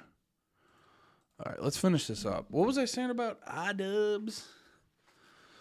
iDubbbz was more edgy. Oh, that's the other thing about iDubbbz, too, is, like, I was happy about the sort of shift in, like, the cultural shift that's happened the last couple years. Because it's exposed a bunch of people like this. Like an iDubbbz guy, you realize like, oh, you weren't actually about it. The way you just immediately apologized and fucking bitched up over some shit. It was very, very funny. Yeah. It's always a bummer how many of those edgelord dudes kind of like fucking kowtowed. Not because I like thought they were funny, but it just would have been nicer if it would have been nicer if those dudes didn't give in so quickly. Oh wait, Cyraxx says the N-word. Oh no. But no, it would have been nice if a lot of those edgelord guys didn't give in so quickly, because I think it sets like a bad precedent for stuff like that. I think it sets like a bad precedent where when those guys who are so hardcore about it, it makes it seem like they admitted to some like wrongdoing, and then that's not a good fucking time. They did. I'm sorry, I don't remember that. Yeah. Damn. That's what led to this day today. Really? Okay, so are you gonna punk me? You're getting punked. Really? How are you gonna punk me? I'm gonna make you look like an asshole. Really? Which isn't hard to do. Is that really the case? No. Okay. Part of me feels like you might be being disingenuous. Yeah, also, this is reminding me, too, all those, like, offshoots of, like, different types of comedy really stem from people who aren't funny. And that's what, like, iDubbbz is trying so hard right now to be funny. And it's like, you know, when you come up in being cunty funny, then when you're around actually funny people, you realize how unfunny you are. Ethan defended iDubbbz by saying a lot of slurs rapidly because iDubbbz used to say them. Somehow Ethan has become an even bigger dumbass since that moment years ago. Well, I think a lot of those dudes have become worse because they want to just deny who they are. And it's like, dude, how all those dudes were back in the day, that's like way more of who you were. Which, by the way, saying a shit ton of slurs to defend your friend is super funny. I support that. But that Ethan Klein dude sucks ass. I think, like, dude, I'm not kidding. I think, like, being a phony is bad for your health. So he's already, like, just, because he's become, like, a fucking, it's, like, bad, right? I remember I saw him and it was like crazy looking. Okay, he's looking a little bit better. Okay. Well, I'm actually, all jokes aside, this dude sucks. Hello, everybody. It is Line from the basement with a light and a good camera. That's right, I'm all set up here. And today I've got a special episode of Ethan Klein crashing out solo on his own, featuring. What does he do? Is this his personal YouTube channel? This is an urgent message for Aiden.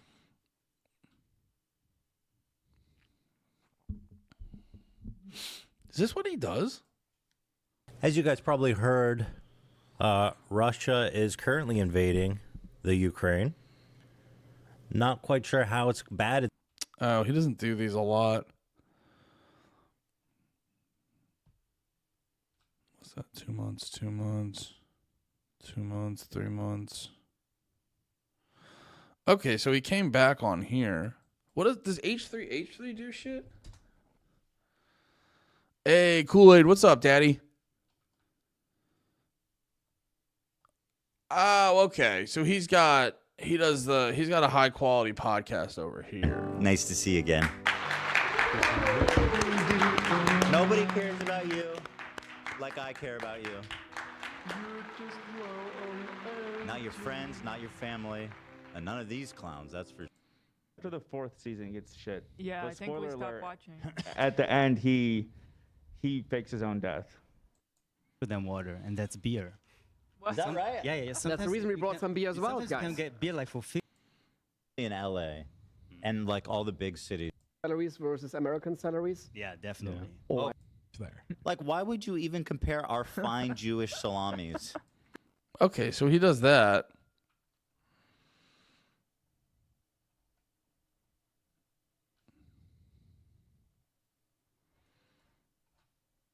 Okay.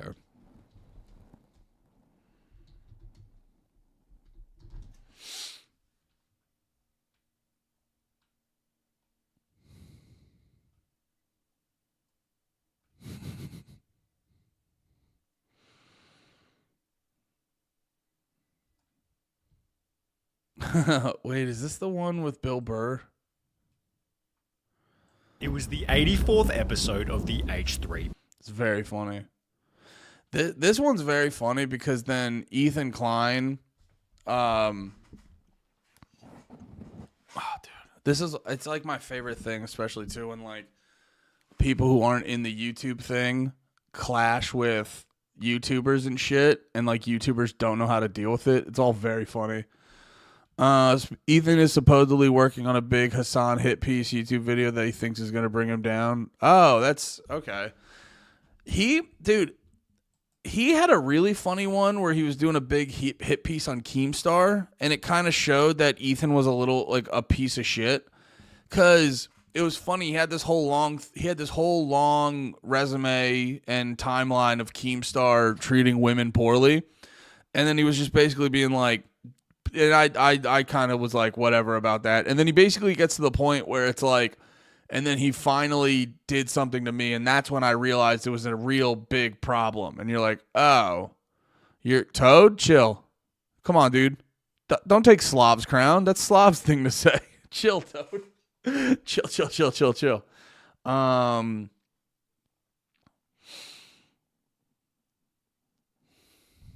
Anyway, let's watch the rest of this. I forgot what the thought I was gonna make. By saying you don't remember? I legit don't remember. 100% serious. Really? Yeah. Is it because you're doing so much that you just sort of forget all the bridges you burn and all the like people you fuck with? Did I burn a? That is funny. Yeah, saying what I said earlier. It's like you're interviewing him. What bridge did he burn? And also, it's very funny. This also comes off as a little desperate on iDubbbz part because he's not wanting to. My bad. I thought I thought we were having fun. I thought we were just joking around with friends. My bad, dude. I turned into a whole liberal right there. It is. Let me just check who runs Amazon. Let me just check who are the big names that run all these like big businesses, and then I'll get back to see if you can say that again. Anyway, who is iDubbbz talking to? Sam Hyde. A bridge with that? I could have been, but I'm a resilient person, so I turned that hate into a passion for filmmaking, which is why I'm here.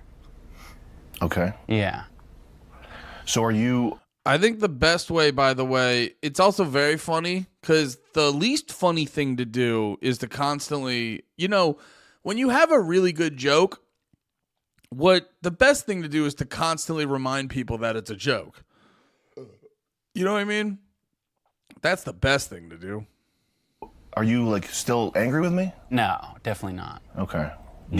Who's Sam Hyde? I mean, that's gonna take. He's an internet guy that makes controversial content, and it's usually pretty funny. Dislike me still? No, I think there's some things about you that I just want to understand better. Yeah. Mostly to do with your comedy. Mm-hmm. I have a list of questions that I can get into. Sure. All right. So before we get into the Yeah, iDubbbz is like a dude who doesn't want to. He doesn't want to accept how fucking weird he is in this world, and he wants to reconstruct the world to make him the main character. And it's like, you're not. And it's like, that's not saying you can't be a solid contribution to this existence, but it's like, I think he's getting evil dictator energy, or short man syndrome or something. Because he's like, you can tell there's a lot of anger in him. And he wants to sort of realign these aspects about the world that it's like, no, dude, guys who look like Sam Hyde bully you, and then you become really good at some shit, and you make a lot of money, and you make them look like dickheads. That's how the world works. the shit. Let's get a. Does Sam get pussy? I got to imagine at least a little. Seems like a guy who's decent at talking. I mean, he dresses like Waldo, which is very funny, but seems like he's a guy who gets pussy. Synopsis. What's the shit? Well, I'll get into it. I'll get into it. No, because this is ominous. Is it making you nervous? Yeah, no, I want to know what the shit. Because this is very strange. It feels like you're trying to punk me or something. I'm not punking you. It's just questions that that me and yeah, it's funny too. Sam Hyde, the guy who's like fucking around all the time, it's very funny that iDubbbz is out weirding him. No, I think there's some things about you that I mean that I just want to understand better. Yeah. Mostly to do with your comedy. Mm-hmm. I have a list of questions that I can get into. Sure. Yeah, it's like listening to this is so funny because you're just like, dude, get to it. Get to it. Like, I think Sam's responding to the fact that you're like, this isn't functioning like a normal conversation. This is not how normal conversations work. Why is it not going that way? I think that's what he's responding to. All right. So before we get into the shit, let's get a synopsis. What's the shit? Well, I'll get into it. I'll get into it. No, because this is ominous. Is it making you nervous? Yeah, no, I want to know what the shit. Because this is very strange. It feels like you're trying to punk me or something. I'm not punking you. It's just questions that that me and a lot of other people that I've talked to have about you. Like, what makes you sort of a... Is that what the shit is? Yeah. Okay. Yeah, that's it. All right. Let's start off with what content are you most proud of that you've created? I don't like the order this is going in because you're. And just to be clear, just so it's not like to relieve the any sort of pressure. Guy talks like he's writing a Reddit post. Yeah, it's very funny watching this because he's clearly trying to. He's 100% trying to like punk Sam right now. And yeah, Sam's just kind of like it's very weird. You're like, hey, can we just be straight up about whatever's happening right now? Can we just be real about whatever this is? You know what I mean? I don't know. This guy's gay. You might don't relieve the pressure. No? Keep it on. Okay. Let's save it. Let's keep it in there. Yeah, the video is not meant to be a hit piece. I didn't set out to do that. I was like, no one's made like a documentary, or at least a good documentary about MDE or Sam Hyde. So, like, this is a... And we're still waiting on it, buddy. Great opportunity. So, of course, I'm going to rack my autistic brain to figure out, okay, what things do Sam and I have in common? Well, we interacted however many years ago. Maybe that's something I could bring up in the interview. I figured out it's not nervousness about being punked. It's I wish you had been upfront about that. Because I honestly don't like when I have like static with people. I wish you just told me like, just hit me up at the beginning and been like, hey, there's this thing. No, but I thought it would be really good here Okay. For it to be a reveal. Okay. Yeah, because I don't have anything else to connect. I just hope that you're not actually, like, if you actually were upset about that, I would want to, like, heal that. Right. No, not at all. All right. I'm so, yeah. Okay, this is very funny, too. You're actually finding out Sam Hyde's a real person, and iDubbbz was the shithead. Yeah, it is very hilarious, Toad. Yeah. Fair enough. You should have just told me, man, I'm sorry. There's water here. No, it's all good, man. It's I don't like having static with people that I actually like. I don't think Sam realizes how much I don't care about our first interaction. It was like, well, then why'd you bring it up in the really fucking weird way? This also goes back to, wait, I'm trying to get the fucking Twitch chat different, and now it's not going the way I want it to. I want the really, like, boxy way. Why is it not doing that?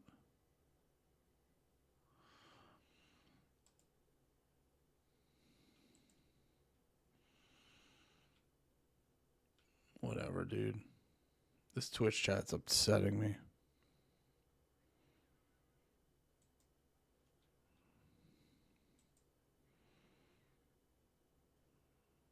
All right, I'm upset. You guys type something again? I just want to make sure the chat's not fucked up. I like when the chat appears on screen.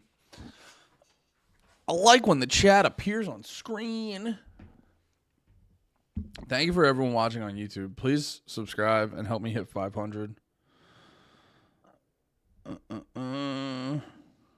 Because that would be really cool. Be really fucking cool if I hit 500. There we go. Okay, chat still works. I was watching someone stream and it was all like boxy and shit, and I liked that. I want it that way. Yeah, I think this is a video of iDubbbz, maybe not iDubbbz, but us realizing iDubbbz just doesn't understand comedy.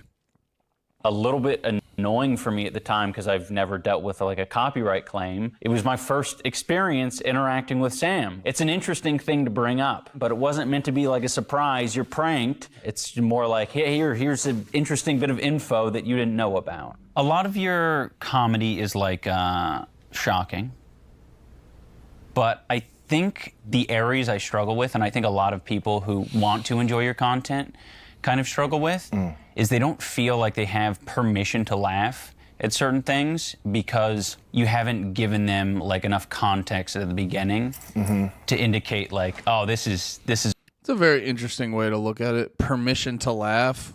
I don't know. Does the performer give you permission, or do you just laugh if it's funny? If you find it funny, laugh. I don't know. Comedy's not like a thing you should overthink. Comedy's a thing you should react to. And then also accept that people like a lot of different shit. You know what I mean? And it's like, I don't know. Are Sam Hyde fans like, are they being dicks online, or are they like burning down buildings? It's like, oh, they're just being dicks online? I don't know. And turn your phone off. It's like that Tyler Creator has that great tweet.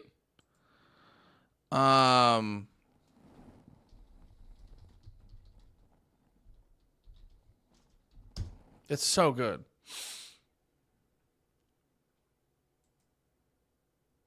Is this it?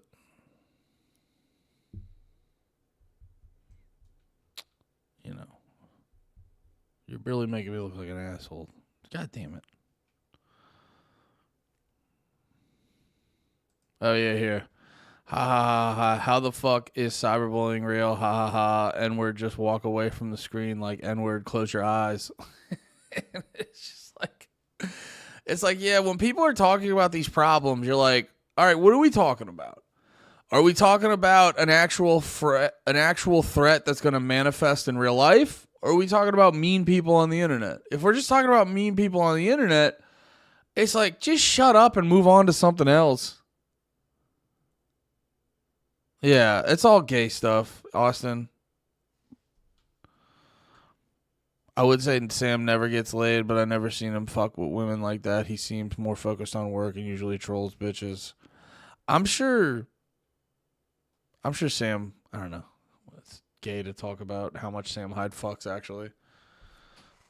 Isn't Tyler woke? Who's Tyler? Isn't this guy's name Ian? Who's Tyler? Oh, Tyler the Creator. I don't know. I don't know if he's woke. I think he's a little bit because he's kind of like hampered down his old image. Because, you know, he was just like the guy who would say fag all the time to get attention and shit like that. And he would do 666 to get attention. And I think now because he's like mainstream, he's trying to like distance himself from that. But I don't know if he's like actually woke. He might be. I mean, you can't be that mainstream and not be somewhat woke, I guess.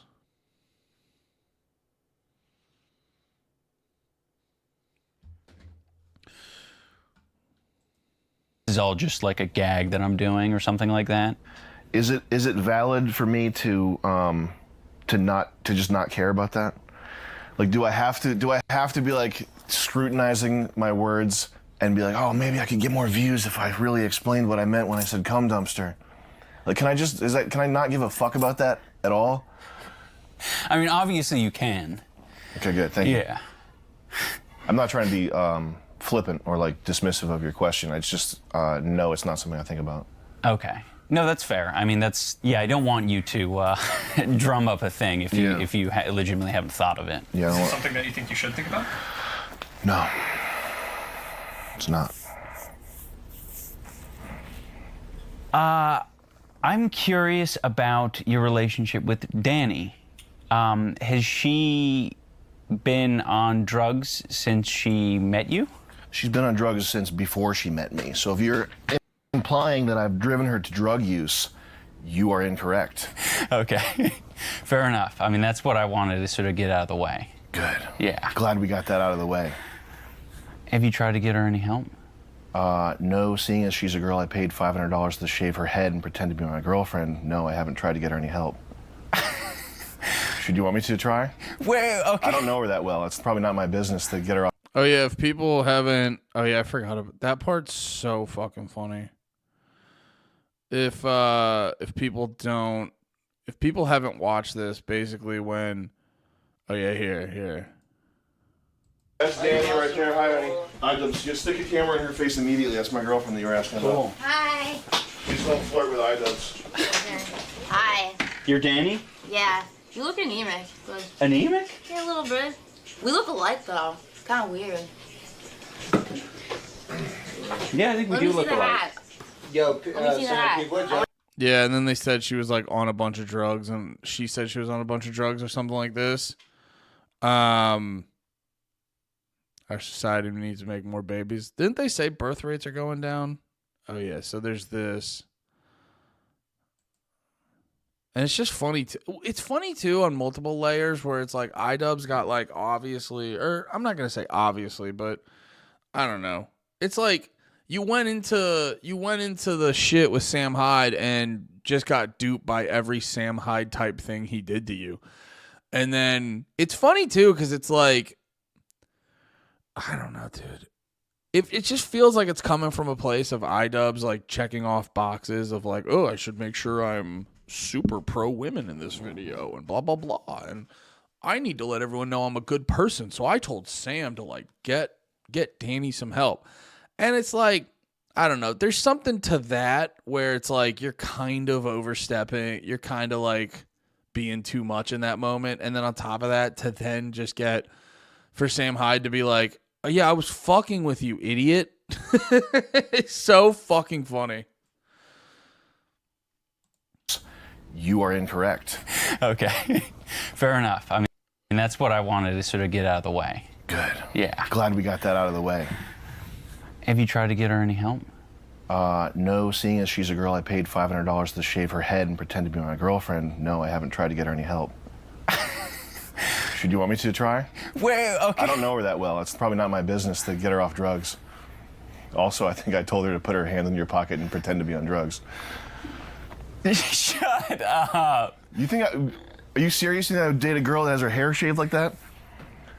Yes. You think I'm a fucking mental case? Yes. Yeah, it's funny too, because like this is why people like, and I'm not trying to be dramatic, but it's why people like iDubbbz are kind of like a dangerous type of person, because he clearly he's shown that he'll put a lot of work into telling you he'll put a lot of work into making these fucking videos about people and telling you he knows the definitive thing. And then to be shown in this video clearly being very fucking stupid. You know, he's a dangerous type of person. And I apologize for coming off dramatic. Because he's able to galvanize he's able to make an interesting thing, galvanizing a lot of people around it, and he's made it very clear he's not necessarily gonna be great at his research every time, or just, you know, picking up on simple shit. You know, so that's why it's like, it seems like I'm being dramatic, but if you really look at it, people like iDubbbz are like a huge drain on society and shit when they do stuff like this. I'm not trying to be a dick to iDubbbz. I'm sure, whatever. I don't know. I mean, what am I doing? I'm not trying to be a dick. I'm just trying to call balls and strikes here. No, actually, I've known her for a long time. And this is so upsetting to me right now. You think I'm a fucking millionaire. You think I have a shit ass office like this? Shut up. This is your office. Says who? You think I would fucking spill rock stars and Legos all over my office like a fucking animal and have 20 people in a fucking dentist's office? You know this is a converted dentist's office, right? That's why there's like paintings of like whales on the walls and shit. Ian, you shitty guy. So you're punking me. I'm not punking you. I'm trying to make I thought it'd be funny for your fans. I thought they'd like it. The whole thing? I would never do anything The whole thing's a ruse. Actually hurt you or upset you or make you look foolish. I would not do that. So, how do you know Danny? Art school connection. I think she's a friend of a girl I fucked in art school. Yeah. And she doesn't do drugs. No, she does hair and nails. I don't know if she actually... Danny's not on drugs. No. She's a good actress, right? Oh! Are you kidding me? No. What the fuck? Also, the slingshots are rental. We did get duped by Sam. We didn't get pranked in quite the way we thought we were going to get pranked. It's not easy to say that I'm like happy with the conclusion because I'm still wondering kind of what's real and what's fake, legitimately. This is a perfect example of just like, bro, sometimes shit just is. Sometimes shit just is. And you don't need, and there's no deeper meaning in it. I'm not saying all the time. I think a lot of people do that with life. Because, like, if you think too much about it, life feels real pointless. Yo, Hunter, stop talking about pussy. I don't care if Sam Hyde gets pussy or not. We don't need to figure it out. Just chill. Talk about something else. Holy shit, dude. I'm not mad. I'm fucking with you. Yeah, but, like, I think this is, and I think that's sort of the thing. I think that's why people get so mad about Sam Hyde. Because it is kind of just what it is. Like, yeah, he probably has a few opinions that are pretty rough. He's even said in that one interview where he's like, I got racial hang-ups. Like, I don't think Sam Hyde's racist, but I hear what he's saying about racial hang-ups. You know what I mean? But yeah, like, yeah, sometimes shit just is. Took a fortnight lunch break. Let's go, brother. For the rest of the week, Sam wasn't willing to meet up one-on-one. He kept coming up with different excuses like, you know, he was too busy or that his back hurt. And this continued for the remaining 5 days that I was in Rhode Island. Until eventually he had us meet outside of his real office, which he didn't want on camera, to give me something. This is a thank you from us to commemorate our experience together. And as a gesture of goodwill, you're gonna want to see this, guys, at home. Wow, YouTuber kings. Yes, man. The YouTuber kings. Hang it somewhere private. Or you can display it for people and just kind of filter out anyone who doesn't like art. Yeah. Well, thank you very much, all. guys. I appreciate it. Luckily, we were able to get Sam to stick around with the rest of the group to have a chat. Yeah, I think what happened is Sam sussed you out, realized you were disingenuous, and then didn't let you in. And it's the irony is like if you just would have went in and been cool and just chilled the fuck out, you would have actually gotten a substantially better interview. Chat around a fire, but I wasn't able to talk to Sam one-on-one after that.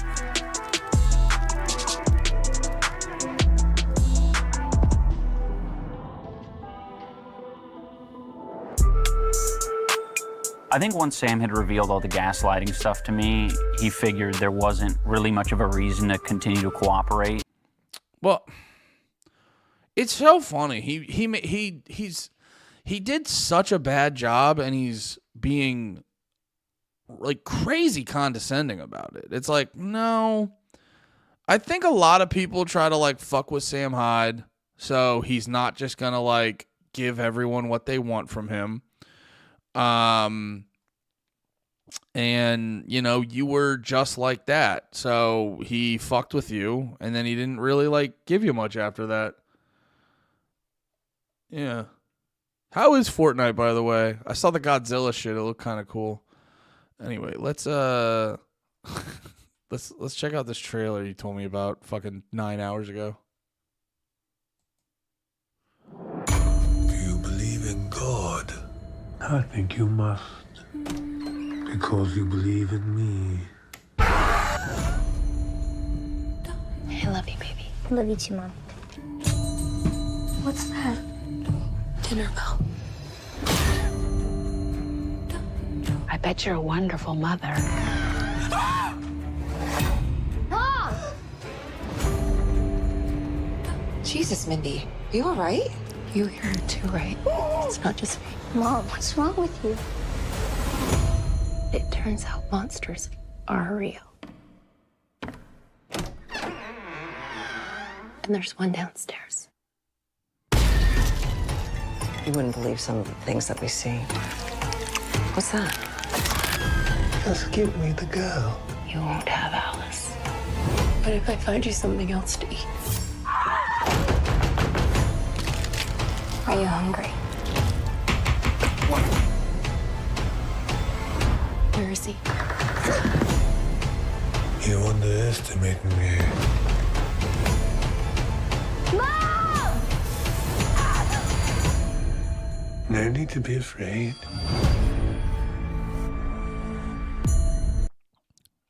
Not gonna lie, that actually kind of looks interesting.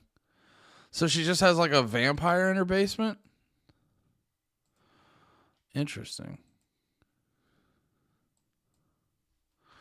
Here, watch Ian Klein. This is actually I gotta go grab more beverages and stuff like that and hit the bathroom real quick. This is very funny. It's basically Ian Klein just being a fucking weirdo. And like bombing so hard with Bill Burr and then not like I don't know how to explain it properly. It's just so funny to me because it's like, how did you just not? It's like letting your ego get in the way. It's like, okay, you're here to do an interview. You want to interview Bill Burr a type of way. Bill Burr doesn't want to go on board with your like weird bullshit. So like adjust and you know, and then it's like not wanting to accept. Like not wanting to just truly accept you just kind of suck ass at that and like letting it fucking eat you alive is so funny. Podcast. Host Ethan Klein chose to interview his... All right, so watch the... Well, this is the problem too. I think a lot of people when they meet celebrities, there's like this expectation of like, you're also going to think I fucking rule and you're going to give me something that I need emotionally. And like, that's usually when you're going to get let down. It's just do the interview. You know, I think it was like Bill Burr was his favorite comedian. And then he was like, I'm going to get that attaboy my dad never gave me. And then he didn't. And it like fucked him up. So here, I'm going to play this. I'll be back in a couple minutes before the video's over. It was the 84th episode of the H3 podcast. Host Ethan Klein chose to interview his favorite comedian Bill Burr. And I was such a big fan of Bill Burr, obviously, who isn't? He's a legend. But after 54 minutes of talking, Ethan's life had been altered permanently. That's when I started taking antidepressants, after that episode. Really? Yeah. Now, you'll need to remember a specific date, the 12th of September 2018. It was not only the day when the episode was first posted, but it was also a day when viewers were already annoyed at Ethan for something he'd done prior. You see, just 5 days beforehand on the 7th of September, Ethan used his H3H3 Productions main channel to advertise a game they'd been building, which was especially annoying since they hadn't uploaded anything else over the previous 3 months. We waited 3 months for a 2.5-minute ad. I can't skip the ad for some reason. So disappointing that we wait for 3 months and this is a standalone video. This is something that belongs tagged at the end of a good old H3H3 vid, with the backlash prompting Ethan to respond via Twitter. This therefore established that in the same week as interviewing Bill Burr, Ethan was not only increasingly prone to criticism, but his confidence had also been crushed. There was a lot going on in my head. Which was certainly awful timing, as Ethan was set to face his toughest guest so far. Bill Burr had been running his own Monday morning podcast since May of 2007, meaning he had 11 years of podcasting experience compared to Ethan's year and a half. Ethan skipped all the side quests and went straight for the boss. Ethan was therefore extremely nervous from the moment the episode started. I am so neurotic. I am nervous. I'm nervous right now. Okay. Very nervous.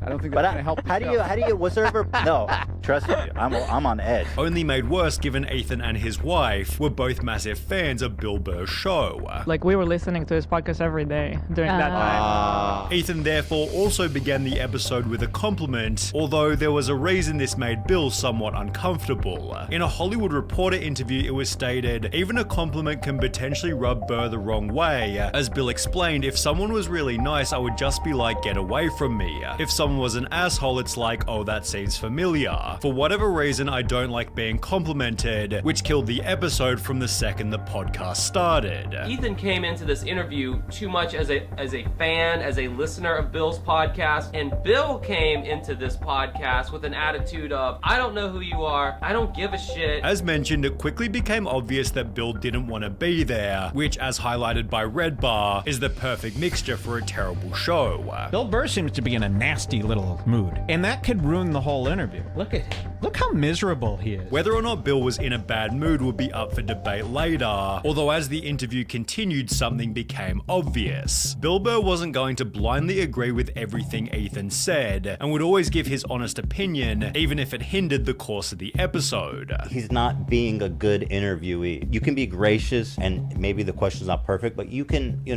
accommodate it with like a good answer and bring it back to a good place. He doesn't like to do that at all. Ethan got his first taste of this when suggesting the following point. Bullying's almost important in a way, isn't it? Like, you gotta allow kids to give each other shit. I don't think as a parent you ever allow it. Sure. Although it became more obvious 10 minutes later when the two started talking about the dog whisperer. Does he even know anything? I also wonder, does he just pretend like he knows? Well, I think the guy knows what he's doing. Okay, all right. I mean, he got a TV show. You're a really cynical guy, man. I thought you were down. I thought you were going to be down. That is a lot for me to say that. I thought you were going to be there down, but apparently I'm cynical even to Bill Burr. Given the podcast was being streamed in real time, viewers gave their live reactions in a Reddit thread reading, am I the only one who's finding this podcast super awkward? What is wrong with Ethan? He's not laughing at any of Bill's jokes, and it's like he's lost all conversational skills, prompting a top comment reading, yeah, there's no chemistry between Bill and Ethan. However, things only got worse from here, as after 54 minutes of talking, the following exchange occurred. It seems like you're in love with your daughter, hearing you talk about her on the podcast. Jesus Christ, well, you're pretty perceptive. It seems like you care about your own child. Listen, more than that, okay? Because again, you're this character. You gush over your daughter. Not everyone gushes. Did your dad gush over you? My dad actually at work did. And he also had a zillion kids, so I mean, yeah. Really? How many siblings do you have? I don't know, dude. The internet's too fucking weird to give out all that information. Oh, you don't even want to say how many because you're afraid that it will by all means, compromise keep your talking privacy. about it. Is there any way you can cut this out? I'm honest, dude. Like, seriously? Yeah, no, dude. There's fucking lunatics out there. Okay. Well, off the air, I'll tell you. All right. Jeez. I love how surprised he is. Jeez. Well, you can mention the amount. There's absolutely crazy people. Okay, yeah. No. All right. I don't know why that got so flat. With Bill being direct and private, and Ethan being curious and open, the conversation failed to flow for a pretty obvious reason. You could not have picked two totally different people to get together and have an interview. This could be observed when Ethan doubled down on the compliments. The greatest Bill Burr. Oh, I do mean that, by the way. I know it makes you uncomfortable. It does. Although there was one final question that put the podcast in a casket. 12 years beforehand in 2006, Bill Burr had performed a stand-up set in Philadelphia where he basically roasted the audience to their face, and in response he was booed by everyone. The set has since been considered legendary given Bill would even go there. However, when Ethan brought it up on their episode, Bill Burr wasn't looking to talk about it. It was when you were getting booed by thousands of people I was in hoping Philly. you were. I was like, when you said my favorite YouTube video, I was like, oh God, not the Philly thing again. Now I hate you. Oh no. I love. What can I do? I love that. I'm joking. I'm fucking with you. Go ahead, let's do it. But do So you? what was but, the three ahead? No, I'm not gonna. I'm not gonna ask you. Were booed. Have you been booed before? You've talked about this a lot. I didn't realize. No, but go ahead. Let's do it. Well, Let's now do it. I frankly, I like making you. I like making you. skip it. I like making you uncomfortable. Well, what am I supposed to? Well, what am I? Yeah, right. And now, what do you want me to be? Well, what was going through your head, Bill, when you're getting booed by all those people? I don't know. Yet the two completed the episode by insisting that things had gone well. I almost made it through without making an ass of myself. I got so close. What are you talking about? I had a great time. I did too. I really did. I hope you did. I'm worried about you. I did. Thank God you got. I'm playing it up. I'm playing it up. The audience reaction, however, couldn't have been more negative. Longtime H3H3 fan, but I'm really struggling staying with the podcast. We all knew that Ethan wasn't a great podcast partner / interviewer, but today it's just horrible. Bill's realness really contrasts Ethan's wacky performance, which is furthered by a meme reading who would win. Stand-up comedian, actor, voice artist, writer, musician, producer and social critic, industry veteran at 25 plus years, or a comedian who dresses up in costumes and says the memes. In a different post, you / SkyKid200 highlighted, "You know you messed up when you make Bill Burr cringe." And in the one and only post questioning, "Am I the only one around here who didn't think the interview with Bill Burr was bad?" the top comment simply stated yes. On the video itself, KG stated, "This just made me like Bill more than I already did," although there were others who thought Bill was the one who messed up the interview. What I would say to Bill Burr is get a grip. There's going to be 1 million people watching this. If you don't want to do it, don't come. Don't be a crank. There's no room for cranks in these interviews. The unpopular opinion was that Bill Burr was the douche, as he was purposely trying to be superior to Ethan the entire time. And the sibling shit, that was a dumbass overreaction by Bill. I know how many siblings Bill Burr has. Let's use this info to find him somehow. Bill came off as that baby boomer kind of guy who doesn't quite get what you are saying, and to compensate tries to make you feel uncomfortable. This was also argued by another user who wrote, "I'm curious, if I know the amount of siblings of a person, what would that kind of information ever benefit me, even if I was someone who would have vicious thoughts in their head?" Ridiculously overreacted, although as was highlighted in the comments, Bill certainly has the right to his own privacy. Who was at fault wasn't important anyway. All that mattered was the interview went so poorly, Ethan cancelled all of his following podcast guests. I was canceling episodes after that. And instead hosted 7 weeks worth of episodes with just him and his wife, one of which addressing how the show had become hated. It feels like nobody likes this podcast and everybody wants it to go away, but somebody likes it. I mean, people watch it, right? I mean, there's a few out there. This person likes it. This was addressed in detail only 2 videos later, in which Ethan didn't reference the Bill Burr episode, but explained that something had derailed his life. About 2-3 months ago is when I kind of hit rock bottom, and I was just so miserable that I was so tired. I no longer wanted to be myself. As a result of this unspecified event, Ethan had begun using antidepressants. So I had this bottle of antidepressants in my bedside, and I said, after dealing with this and hitting rock bottom, I started taking it. Which was the only alternative to ditching the podcast completely. I have thought about quitting the podcast, honestly. A lot. Yeah.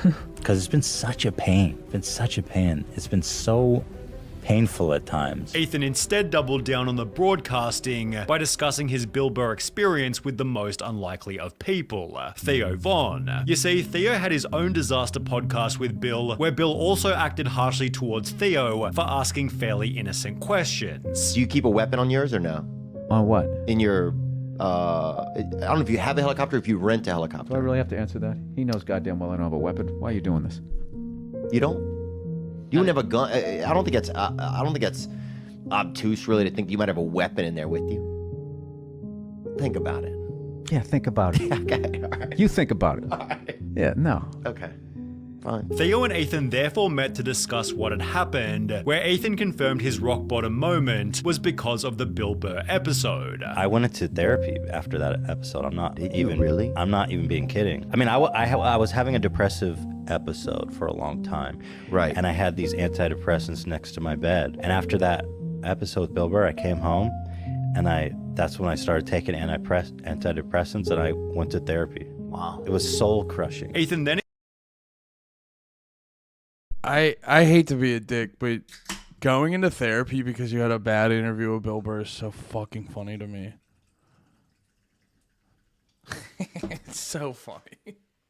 explained why the interview was so tough for him. When he sees an opening, he like attacks. Yeah. He is unlike anyone else I've ever interviewed because he's not willing to give you the benefit of the doubt. He will expose any chinks in your armor. And that the hardest part to deal with was how the audience reacted. It didn't feel that bad, but it was the reaction, the audience reaction to it afterward. However, for those revisiting the original podcast, Ethan admitting to therapy opened a brand new point of criticism. H3 just said bullying is important. That's rich considering he needed therapy and antidepressants after a simple conversation with Bill Burr. It's ironic that Ethan said sometimes kids need to be bullied when he later cried about how hard the Bill Burr interview was. The fact that he went into therapy after this interview is crazy. People need to feel more shame over things, because it's like, I think the real problem is you know, I think this is where the anti-bullying movement went a little too far, where it's like, you know, they tried to, it's like you tried to, it's like trying to cut down on teen pregnancies by teaching abstinence. And it's like, no, you're not going to get young people to want to, I mean, it's going to work on a couple, but in mass, you're not going to get young people to not want to have sex with each other. So it's like the better route is to teach safe sex. And the better route for this is to be like, yeah, sometimes I'm not even calling Bill Burr a bully, because he wasn't being a bully. He was kind of like responding to like weird bullshit. And like, I think he could, and also too, it was similar with the Sam Hyde thing we watched.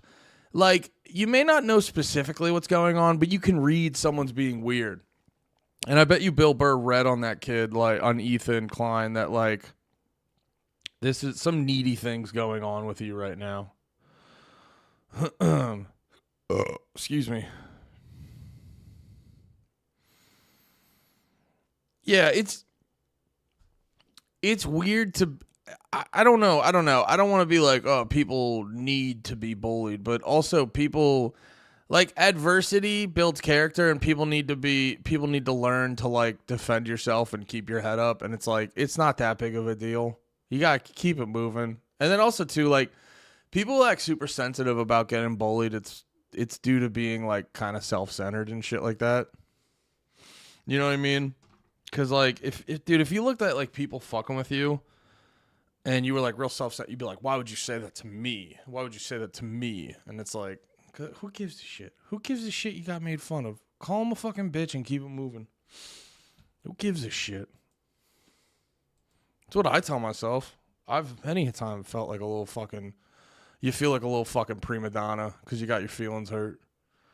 But then you like, I remember that one time I got my feelings hurt because of something fucking the fans were saying to me. Like, I think the podcast listeners were saying some shit because Nate and Lemaire were making fun of me a certain type of way. And I remember getting, like, in my ass about it. But then I remembered also all the, like, insane things people say to Lemaire online. And I go, oh, it's not a big deal. You can just suck it up and deal with it. You know what I mean? It's not the biggest deal in the world. You know, and that's when you realize you're like, oh, I just got in my feelings right there. It's fine. Everyone does it, but like, I don't know.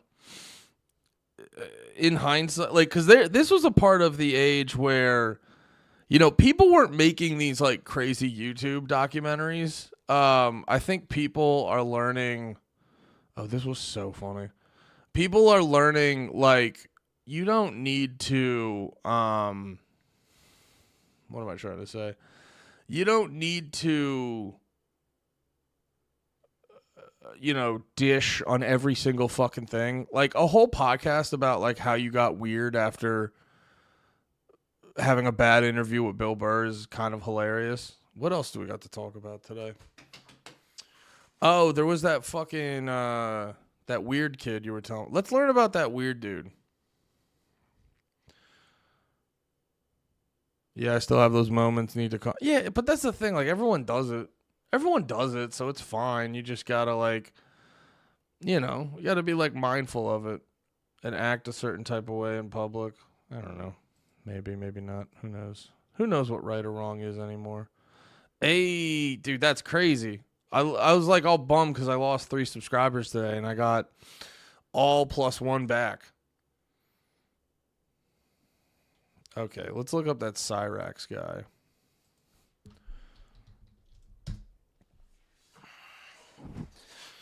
What time is it? Well, I have to podcast at 6, and I do want some time to read. I would like to read a book a little bit. Yeah, let's play it by ear. I don't know. What do we do?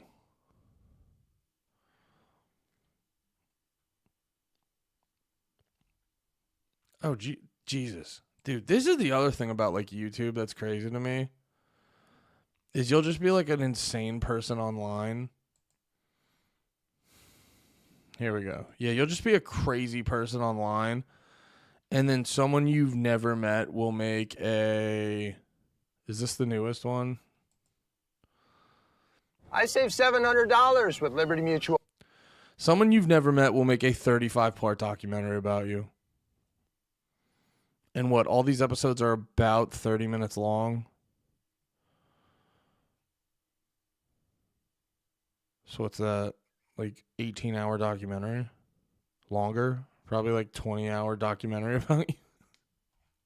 You'll be such an insane schizophrenic person that some random guy you never met on YouTube will make a 20-hour documentary about you. Oh, what is lolcow? Lolcow's basically laughing at a retarded guy, right? I saw you guys saying that earlier. I've heard the term lolcow before. It's basically laughing at a retarded guy, right? It's like laughing at a retarded guy that doesn't know he's being laughed at, right? Okay, yeah. I don't know. I don't get into that because that's too much power. Because you're basically just like gaslighting an insane person, and I don't want the responsibility of like yeah, it doesn't read the same as hurt people, crazy people. Yeah, I don't here, lolcow, a portmanteau of the acronym LOL and cow is a derogatory slang term used to describe an individual who's deemed highly exploitable and therefore susceptible to trolling and flaming due to their display of gullible behavior online. The term is also closely associated with the forum Kiwi Farms, which helped to popularize it through the 2010s. Okay. Yeah, I don't know. That's too much power. That's too much. I don't want to have that much influence over like my friends' lives and like what they decide to do with their life and shit. I don't know. That makes me uncomfortable. So I don't really like participate in the lolcow stuff, but I'll watch it from a distance. We all get a case of the Mondays sometimes. So to chill out everyone's case of the Mondays, Coors Light is giving. We need to fucking talk about something, man. You have gone too far. And I mean too fucking far. Actually, give me 1 second. I want to grab one thing before we get into this. I don't know. I'm probably not going to watch all 2 hours. But we'll get a good chunk of this out of the way. Here, watch Sam Hyde or watch David Lucas. Gym I went to was all black. I'll be right back. In Okay, 2 so seconds. here's the training I got. Pump that jab. Move them feet. A hard head make a soft ass. Pressure bust pipes. What the f does that mean? Yeah. That's how I learned how to box. Pressure bust pipes. A hard head make a soft. I've never understood that. That's how I learned. I think it sounds gay.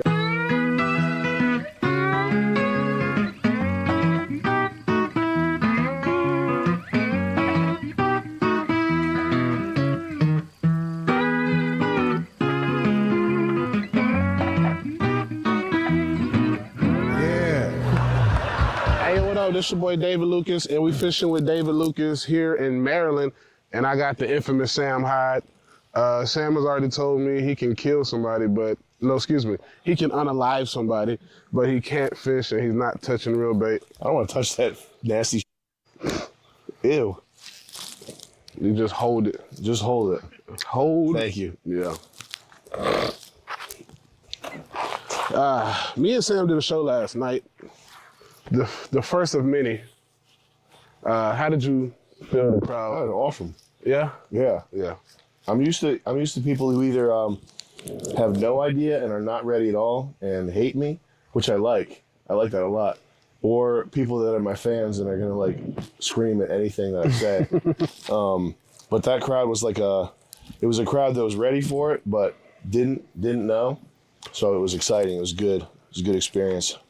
The thing that I liked about you, it's like, you know me, I'm a very, people say controversial, but I don't even think controversial. I'm an equal opportunist. I'm an equal opportunist when it comes to jokes. Mm-hmm. Any race, any type of person can get it. You know what I'm saying? I don't even think it's controversial. I think most people are ready for that and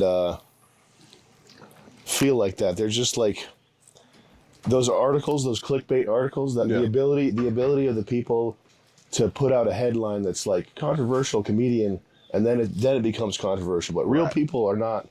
It's not controversial to real people. Bro, I have people all the time come to my shows and they're like, "Thank you, man, for being you. Thank you for being honest." Yeah, because like you say the stuff we want to say. For sure. And we can't say it because we have a job. And I'm like, well, I said, as long as you support me, I'll continue to say the stuff you can't say. That's the problem, is the HR department. Yeah. Those are the people that have to. That's who, if you're gonna work or. There goes anybody. Saying wild shit. All right, let's watch this shit. Like I said, highly doubt I'm gonna finish this because I'd like to consume media like a book or something, but we'll see how far we get into this. It's one thing to attack me. It's one thing to troll me. It's one thing to make a ha-ha joke very funny. Oh, we had your shit, blah, blah, funny shit. This isn't a game, Marty. You're fucking with people's lives here, you sick fuck. Some people get the short end of the stick when it comes to genetics, and not all of them deal with it gracefully. Sure, congenital issues can account for some shortcomings, but how many? When does someone cross the line, and despite their defects, when can they be held accountable for their actions? A case study of this gray area is Ohio's very own Cyraxx, often referred to as the dollar store Christian, or Asmongold's long-lost twin. Over the course of a decade, Cyraxx has gone from an aspiring musician to trying to stay out of jail for things like abusing his grandmother, and sending some very unfortunate messages to people who definitely shouldn't have received them. So in today's video, I aim to answer the question, who the hell is Cyraxx?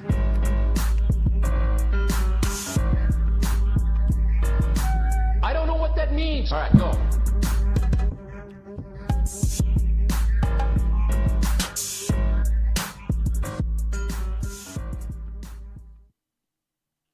Like many other lolcows, Cyraxx didn't just come about in a vacuum. If anything, he is the closest we've ever come to a purebred lolcow. Born Patrick Smith on September 20th, 1990, Cyraxx claims he was born at just 26 weeks, weighing only 1 pound and 12 ounces, with only 1 kidney and 1.5 lungs, and with 1 blind lazy eye. At least in part, this is because his mother, Connie Lobdell, was herself challenged to some extent. Cyraxx's grandmother, Sally, claimed she was fully disabled, although it's unclear what that means, while his father described her as someone with ADHD and another unnamed condition. He specified that it took him 3 years to teach her how to drive a car, which suggests some degree of intellectual limitation. Many speculate he suffers from fetal alcohol syndrome, though due to Connie's potentially impaired condition, there's hardly any way to hold her accountable for that. His father, on the other hand, is a very different story. In 1994, Rupel Mark Smith, the original legal name of Cyraxx Sr., was arrested. While accounts on this vary, with Cyraxx himself saying his father went to jail the day he was born, the records available put his arrest at when Cyraxx would have been 3 or 4 years old. On July 26, a 14-year-old girl was raped by an unknown man who chased her off a bike path for around 50 feet. According to a person who identified as the unnamed victim, he'd already been stalking her prior to the assault, which meant it was premeditated and suggestive that he'd probably done something like this before. She gave a detailed description of her attacker and his blue 10-speed bike to the police, who prepared a composite sketch. When presented with photo lineups, the victim picked Rupel out of both of them. The sketch was then published in the local newspaper and ended up being seen by Rupel himself just 2 days after the attack. Fortunately, the intellectual acumen of the Smith lineage was already being exhibited, as Rupel decided to call the police himself and identify himself as extremely similar to the man depicted, only to say he wasn't responsible and had an alibi. Regardless, this was enough for the person taking his call to report him to their supervisor, leading an officer to be sent to where Rupel was residing. Upon arriving at the residence, the blue 10-speed bike was seen, an exact match for the one that was at the crime scene. Once the officer became more accusatory toward Rupel, his responses were incriminating. Apparently, while he didn't outright confess to the assault, he said something tantamount to an admission of kidnapping, dragging the victim across the road against her will. After that, Rupel asked for an attorney, but what he said at that point was enough for an arrest and trial, during which a jury convicted him of kidnapping, sexual assault, and sexual abuse of a minor. He attempted to appeal his convictions, but ultimately failed and had to serve a total of 20 years in prison. This is relevant because it meant that, with Rupel out of the picture due to his arrest, and Connie being unfit to care for a child due to her disability, someone else would have to raise Cyraxx. That someone ended up being his grandmother, Sally, who moved Patrick out of Alaska and into her humble home in Akron, Ohio. Oddly enough, Sally had been in a strangely similar situation to that of Rupel's, only on the receiving end. As we can learn from an article in a local Alaskan newspaper, Rupel's father, and Sally's first husband, is a man named William Bill Smith, born in 1941. According to public records, Sally was born in 1952, and Rupel was born in 1969, meaning she was 17 when she had him and just 14 when she got married to Bill, who was 25 years old, the exact same age Rupel had been when he committed his crime. What's worse is that Rupel had older siblings, though records on how many are difficult to find. We know that at least one of them was also named Bill, who ended up simultaneously suffering from AIDS and cancer until he passed away in 2015. Just so you know, when I say Cyraxx is a purebred lolcow, I mean...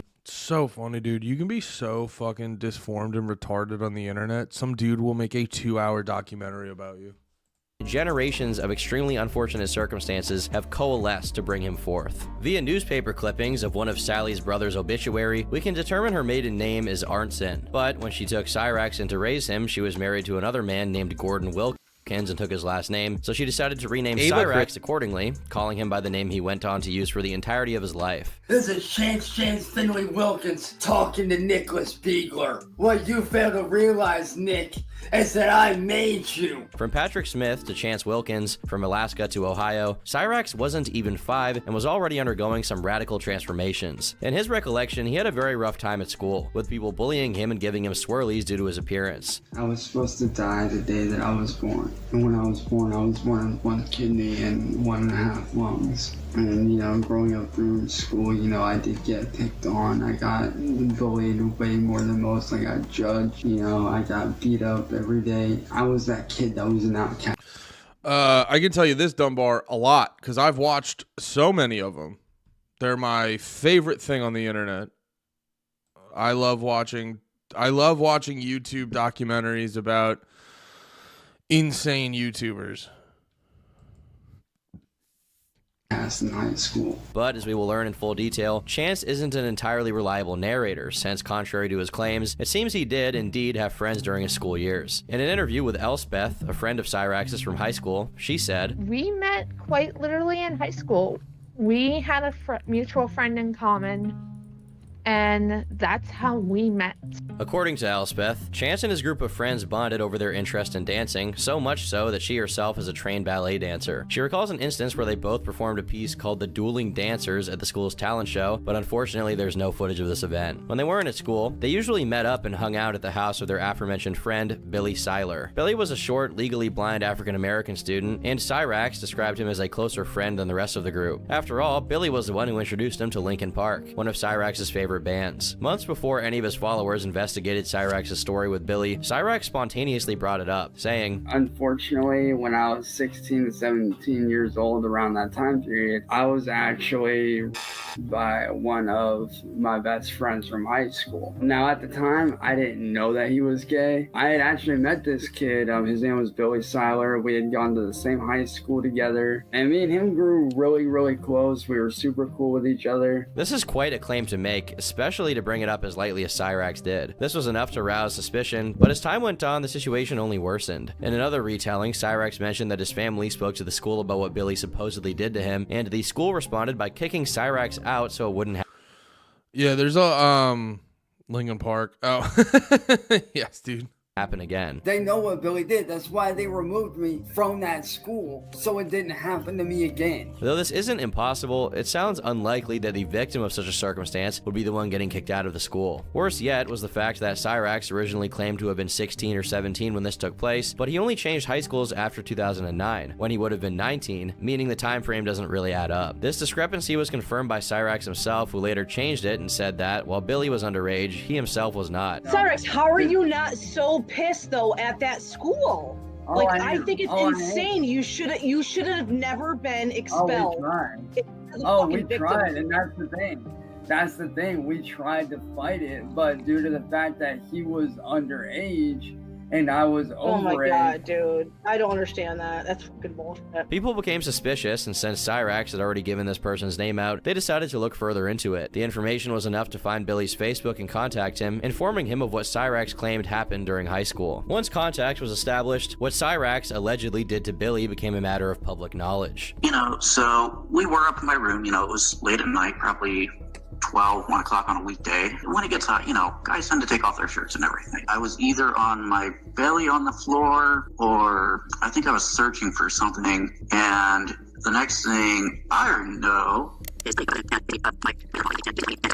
and at this point, I had never given any type of consent whatsoever. This all but confirmed in the eyes of many that at the ripe age of either 18 or 19 years old, Cyraxx had assaulted a disabled minor. What a great way to start the story. We have little to no information on what else Chance was up to during the 2000s, but we do know what his family was up to. His mother, Connie, remarried in 2002 and was living with a man named Michael. But just a few years later, in 2007, she tragically passed away while using a wood stove that didn't have proper piping, and because of this, it resulted in a house fire. Perhaps adding to the tragedy was the fact that she passed away on Cyraxx's 17th birthday. A little over a year later, the house Sally was living in with Chance was broken into, though there's no way to know if the perpetrator was ever found. In late 2009 to early 2010, Cyraxx created his first ever YouTube channel, but it was nothing to write home about besides a few AMVs he made with freeware, and definitely stole from other people's content while doing so. The years of 2010 and 2011 were mostly uneventful, though Cyraxx made a few Facebook posts that contributed to the notion that he wasn't as bullied as he said he was, since he had multiple girlfriends during this period. He also shows his funnier side with jokes such as, Santa, ho ho ho, me. Damn, Santa has 3 hoes? What a man whore. One at a time, and they better get paid extra. You so fat and old, nasty. It's only in 2012 that things get intense with Cyraxx abusing his grandmother, Sally, in a document retrieved via the Freedom of Information Act, because yes,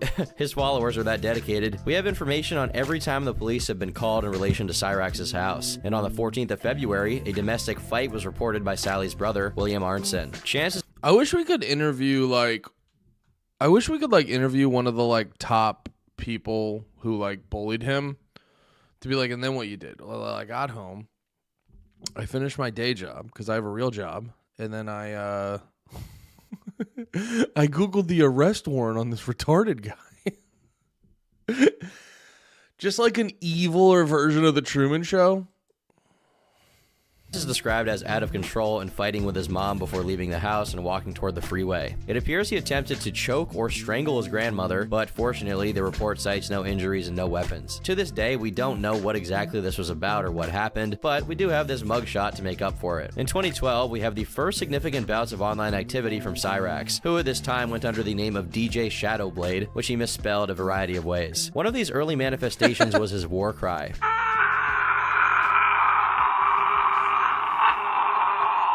Supposedly, this was him beating Chester Bennington's record of longest scream, though what Chance did here hardly qualifies as a scream, more of I don't know. Sounds like me when the drive-thru takes longer than 3 minutes. A year later, despite being a whopping 23 years old and still in high school, we have a couple of videos from this time period, wherein he's doing basic parkour moves like handstands and wall jumps. Cyraxx claimed he had a GPA that was just a couple of points short of 4.0 and was at the top of his class, but they didn't allow him to graduate because he didn't have a perfect 4.0 GPA and was too ugly to graduate, so he eventually got kicked out of the school altogether. What? That's hilarious. You know, you're usually 23 in high school because you're the smartest guy. Are you allowed to, like, not... Are they allowed to keep you in school because you're so ugly?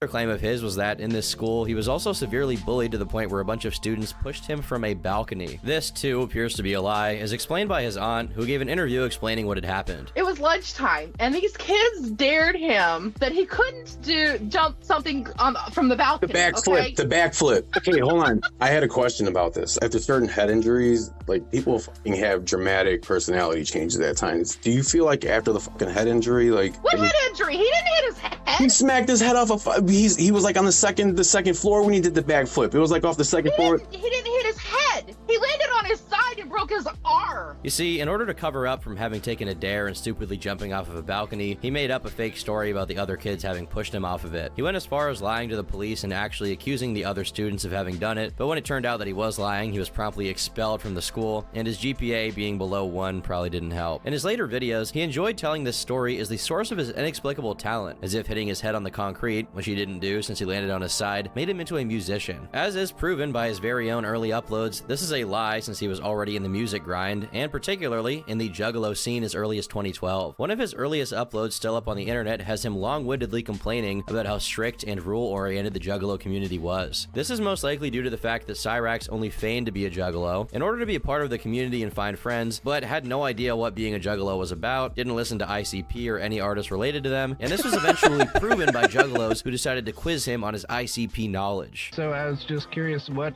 was your first album that you got into the clowns? Believe it or not, dude, it was probably, I'm trying to think. I want to say either Chuckle Brothers or Riddle Box. I can't remember which one it was that got me in. So what did the cover look like? Really, dude? Do you know how many years it's been since I've listened to that shit? Still, it didn't prevent him from claiming he was in the family in the past decade.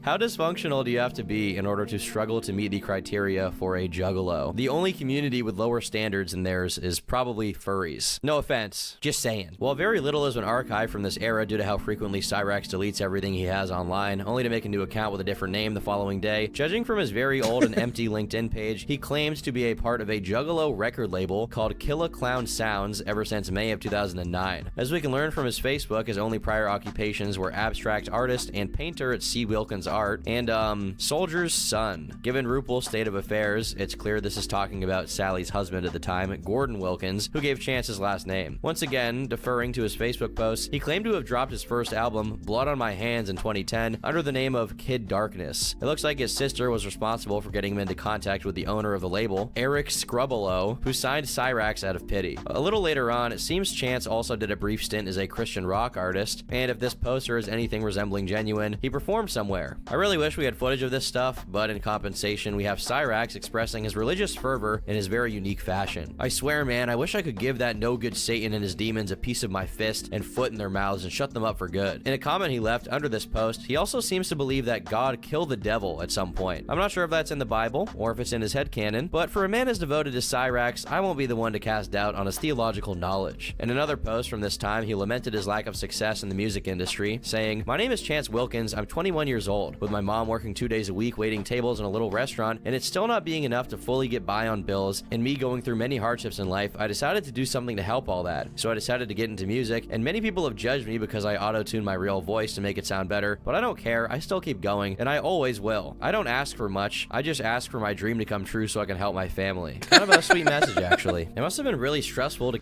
I'm very mixed about this because this dude is clearly of low intelligence, but he's high in aspirations, and it's a treacherous combo. he's yeah, that whole set. This is why I don't like the lolcow stuff. It's literally just it's making fun of a retarded guy.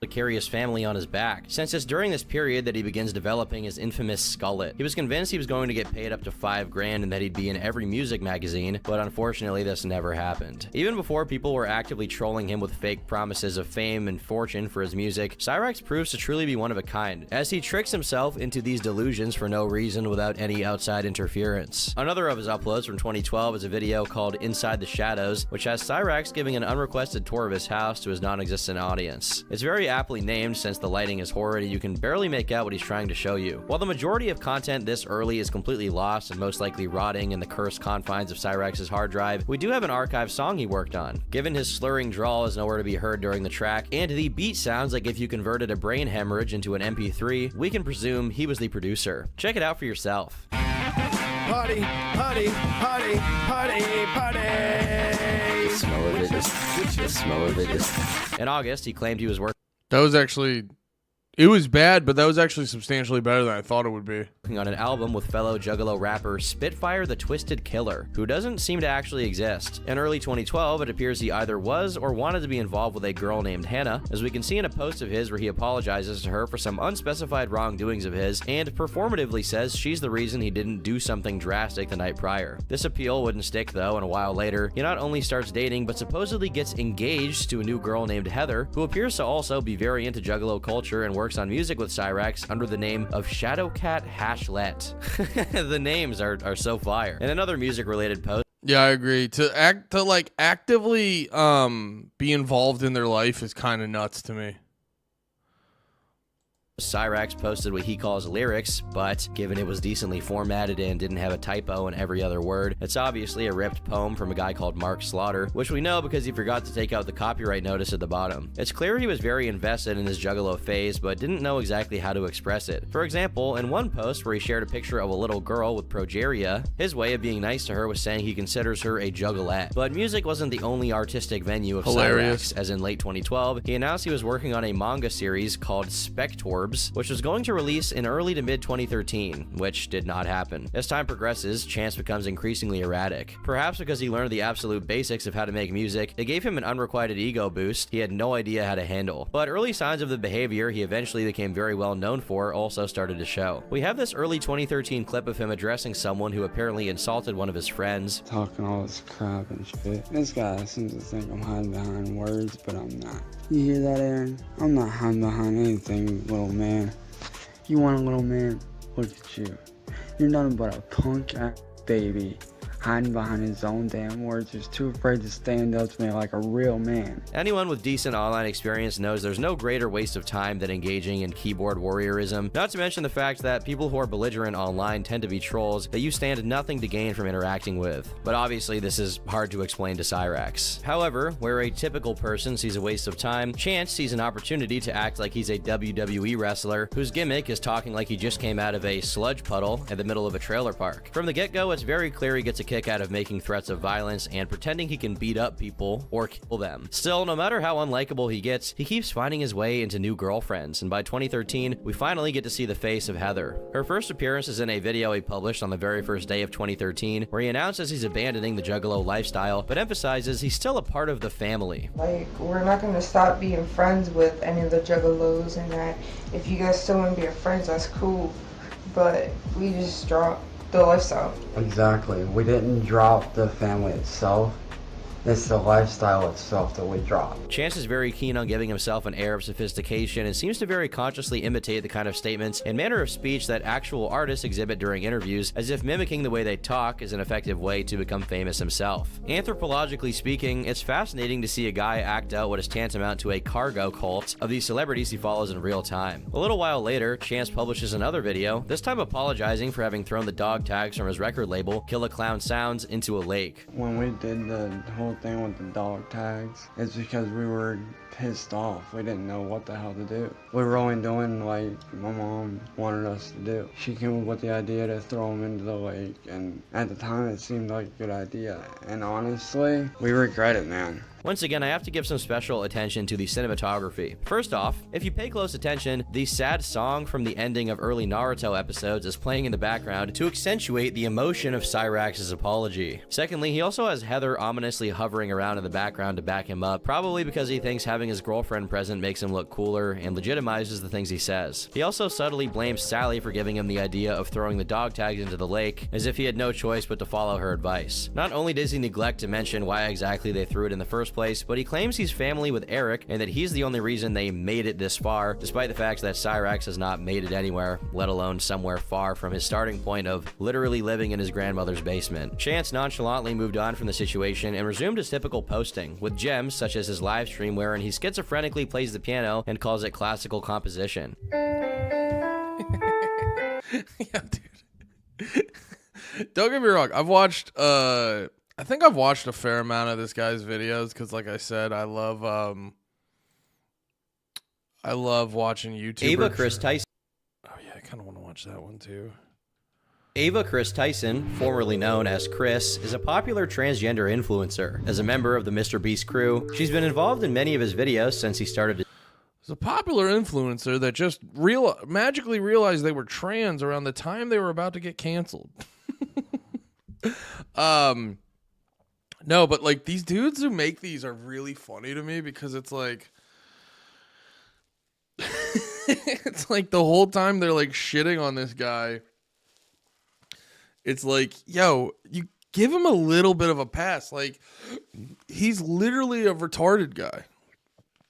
Like, I'm not even being like funny with the word. Like, he's literally a guy who's a little bit retarded.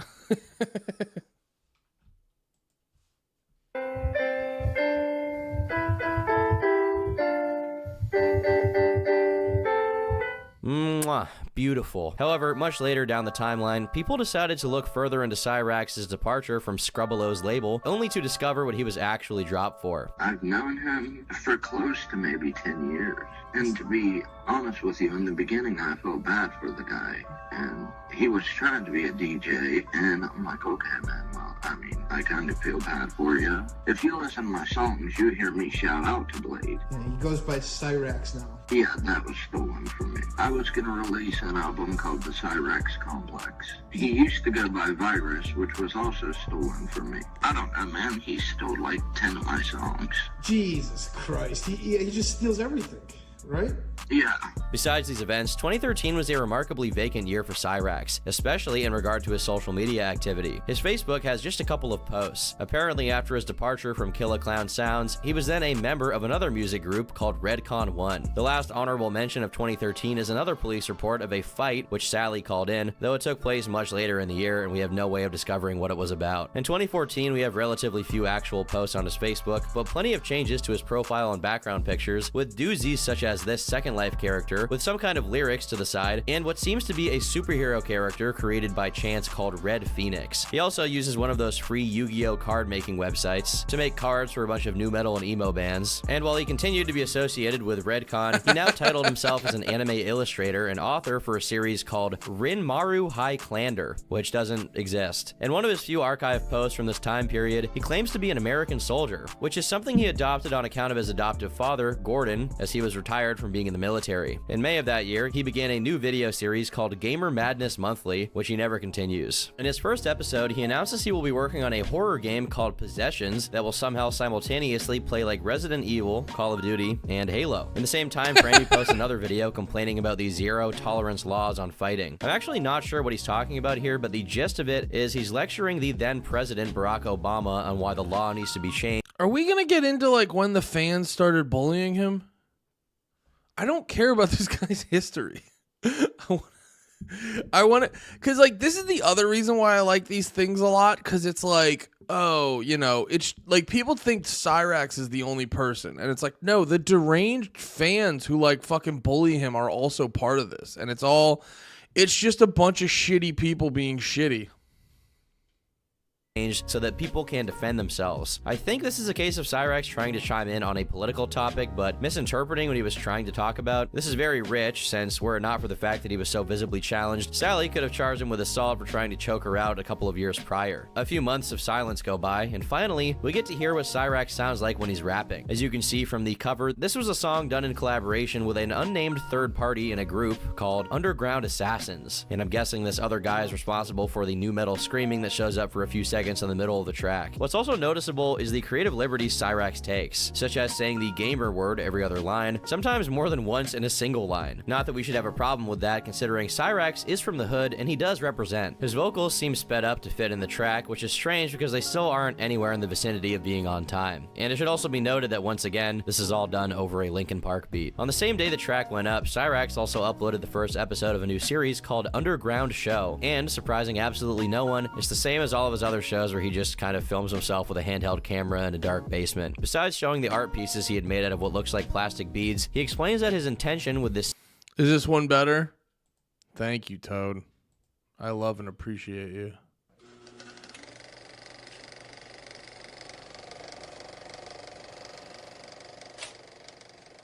Yeah, I'm always just like, yo. Oh, really, Tom? I'm always just like, yo, I don't want the full story. I want the funny shit.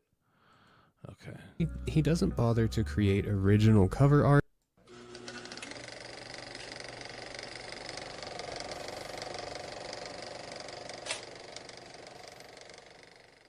Oh, really, Tom? Someone obviously knows me. Sir, I have been trying to Try me. I have been trying to help me. My advice to you, back the fuck up, or I'm taking this to the goddamn. I don't care about that. Try me. I'm scared. Relax. Please relax. Please. Get out here. Dozens of times.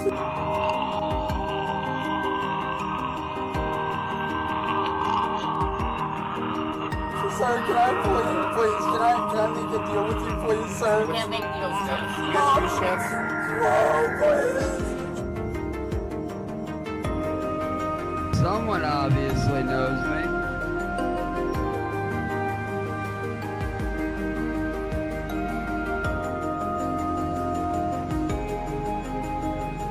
I honestly thought that he was going to kill me because he had all his weight on the back of my neck right here.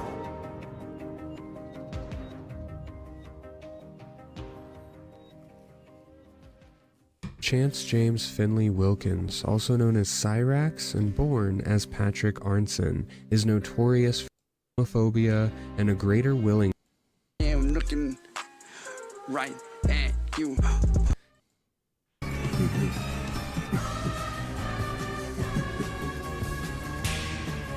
You better run. I will kill you. Cyraxx's initial taste of internet fame stemmed from his vlogs titled Inside the Shadows. In these videos, he would rant is in his 30s, with complaints, anger, and rants. Cyraxx adamantly refuses to seek employment, despite never having held a job before. He believes that doing so would detract from his career, citing Daniel Radcliffe as an example. However, it is important to note that Daniel began his career at the age of 11, whereas Cyraxx is in his 30s. Instead, he relies on his grandmother Sally for financial support, taking advantage of her SSI checks by receiving an allowance in exchange for minimal chores. I knew that.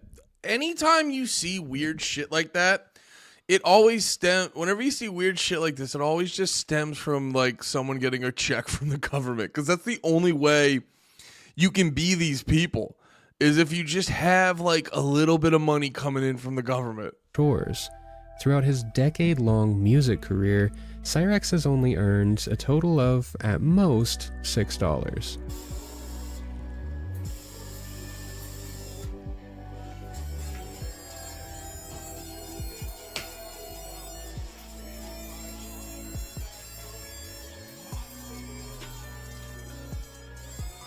Dude, this is so fucking funny.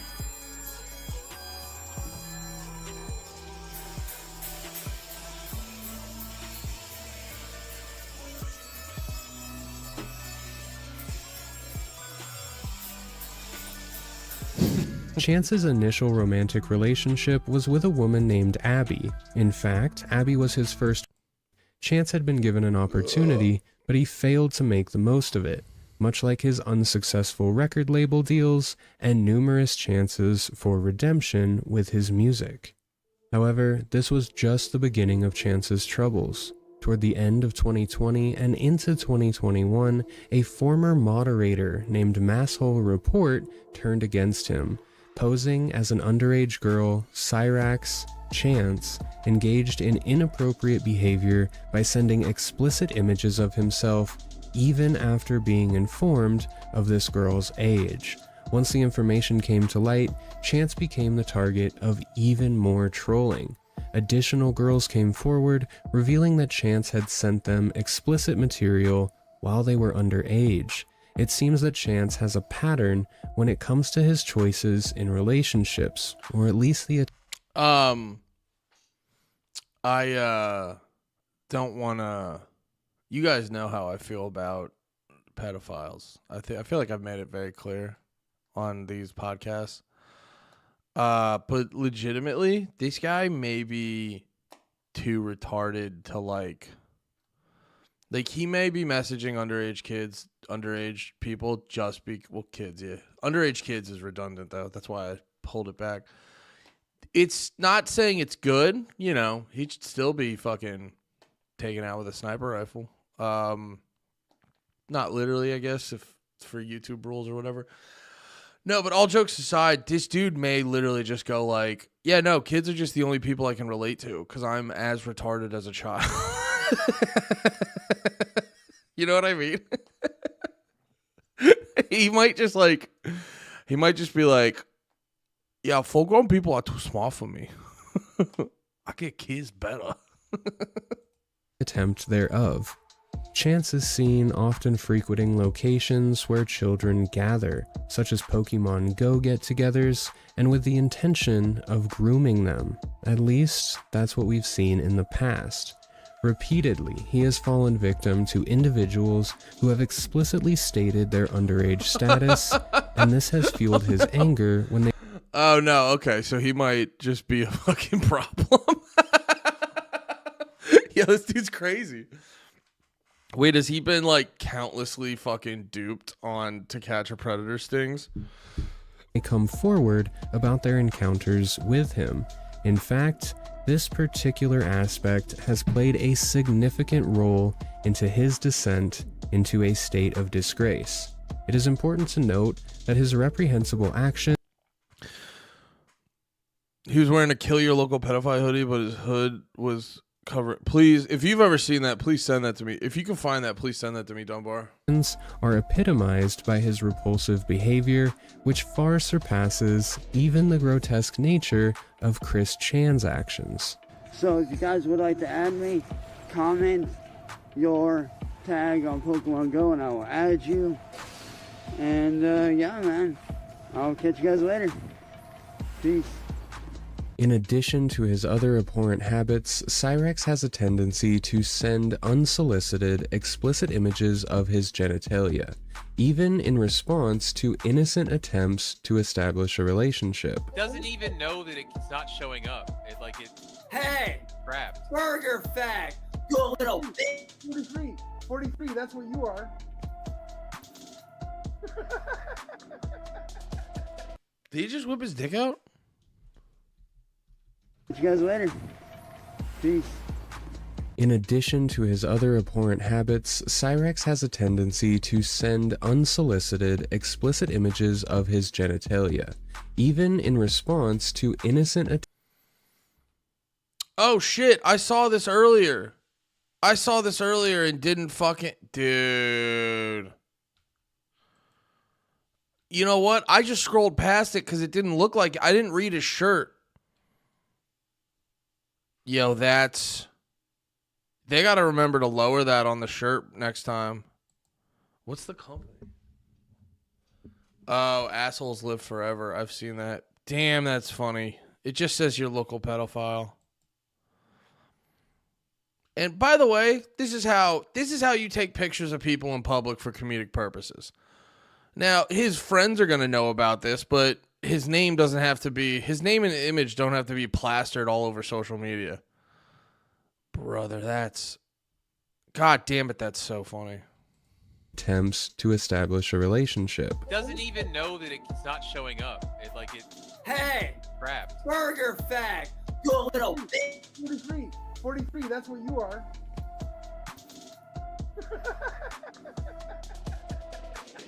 How do you like that, faggot? Listen to this. That's so funny, dude. He gets frustrated. He just starts jerking off. You can hear him masturbating. You've seen him masturbating, but he's masturbating to you. Marty! Hey, Marty! Suck my nib! Suck my dick, nib! Another disturbing incident involves him inserting a stylus into his rectum and subsequently licking the contaminated object during a live stream. During his time in high school, Chance committed the heinous act of assaulting a visually impaired student named Billy Seiler, resulting in his expulsion from Akron East High School. The reason behind his exclusion from the offender registry remain a mystery to this day. On February... You know what's funny? It's so funny how, editing can just give you a different perspective. Like, that Tyler dude, it literally just... I was like... That Tyler guy, you were there. I got almost a half hour into the doc, and my takeaway was like, man, they're all just bullying this retarded guy. And now I'm like, oh no, he's beyond just a retarded guy. He's just it's a bad seed. But who knows? Maybe if he had caretakers, they'd be able to make him more accommodating to regular society. But I didn't realize about the stylist in his fucking rectum. February 14th, 2012, Chance was arrested for strangling his grandmother, leading to his mandatory participation in counseling, a much-needed effort. Unfortunately, this intervention has proven ineffective in curbing his volatile, aggressive, and offensive behavior. Are you listening? No shit, you fucking Shut your fucking mouth! Quit growling. Hey, Marty! You need to back off! You're a narcissistic psychopath that needs to fuck off! This heinous act that Chance committed in 2012 upon his grandmother, the woman who had cared for him throughout his entire life, this act was supposedly driven solely by an impulsive decision he made after she informed him that he couldn't travel all the way to Kansas to meet some fictional girl. Surprisingly, the state decided to drop the charges against Chance due to his mental limitations. Despite the fact that Sally and the state could have pursued legal action against him, Sally chose to show compassion yet again and continue looking after him. Unfortunately, this was not the last time he engaged in such behavior. It's very clear that he does not deserve her level of kindness. Sally, who is an individual from a lower socioeconomic background, required constant protection and care. Initially, her late uncle Billy fulfilled this role, as he was the one who had alerted the authorities during the incident in 2012 between her and Chance.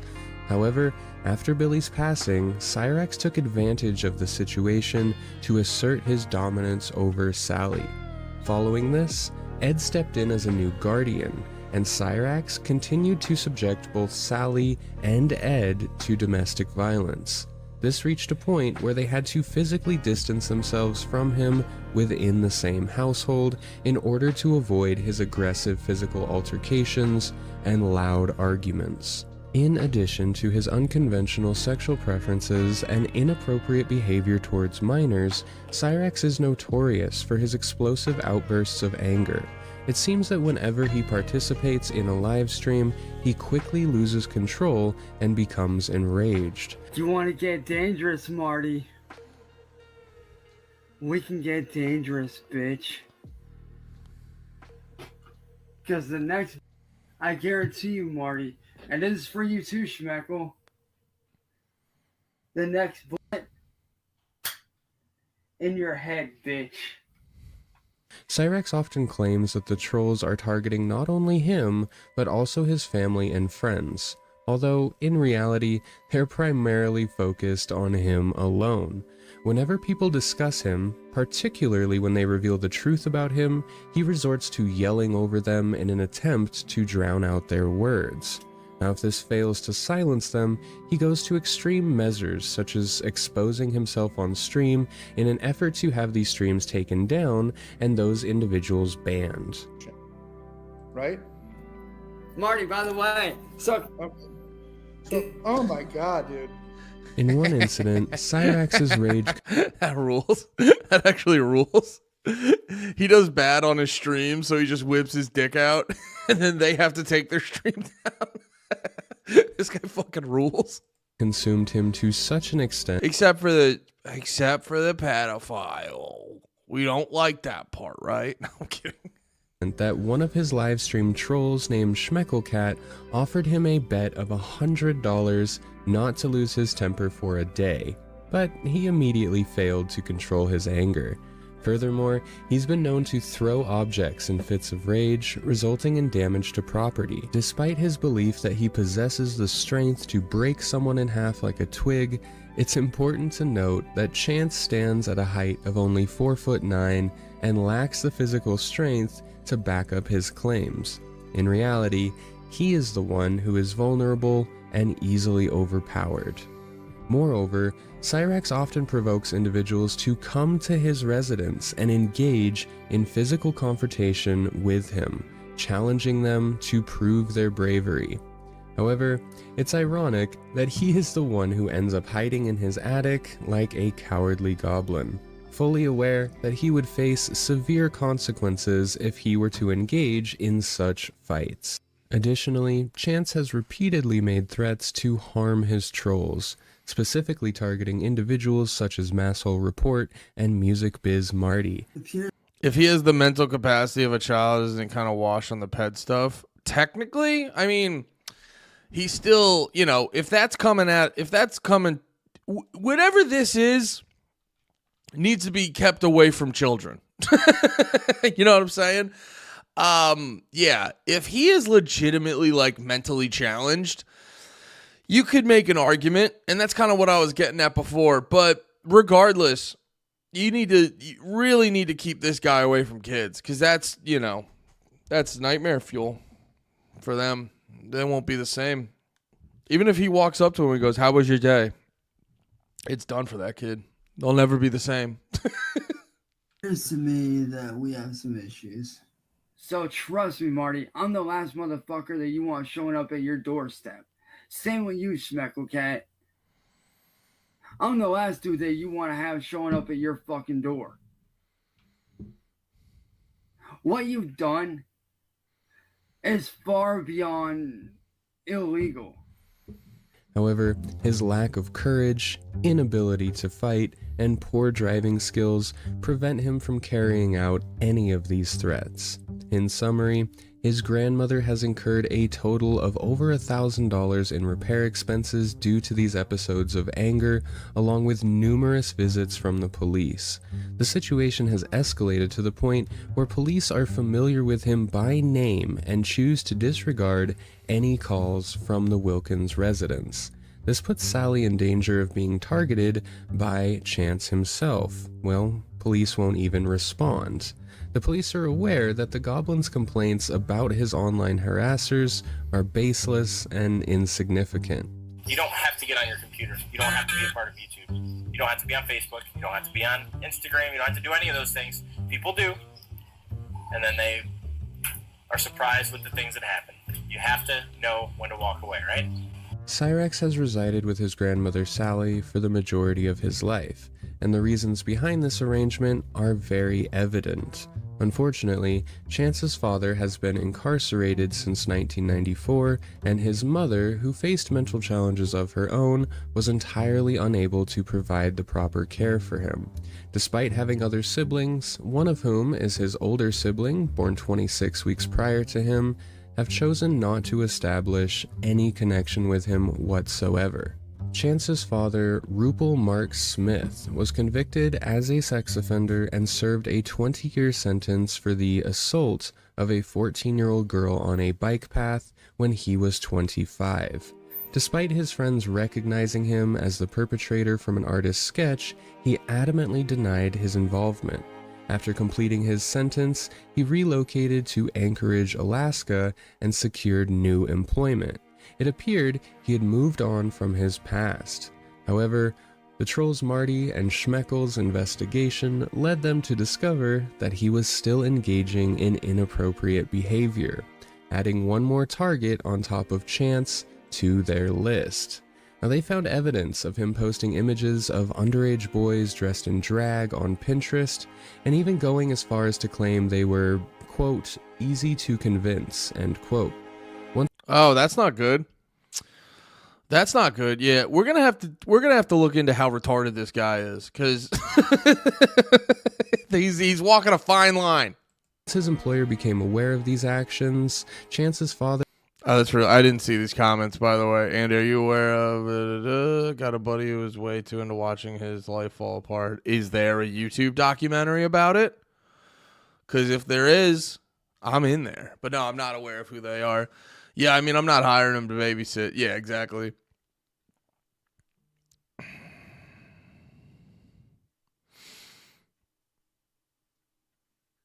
Oh, okay. Yeah, I've never heard of those guys. Like I said, I don't watch a lot of like lolcal type shit. Father was swiftly terminated. I'm not anti, but you know me. He attempted to justify these actions during a live stream, claiming it was for trans kid awareness, due to an alleged incident of his coworker being fired for transphobia. Despite his denials, Chance's father eventually admitted. Dude, it's hard to tell too, because like, not trying to defend him, but it's so funny how quick this guy is to lying about everything. He just lies about everything. Admitted to the assault of the 14-year-old girl after Cobra. Wait, my buddy actually one time. Now he mainly eats meat, pause, but he was telling me he figured out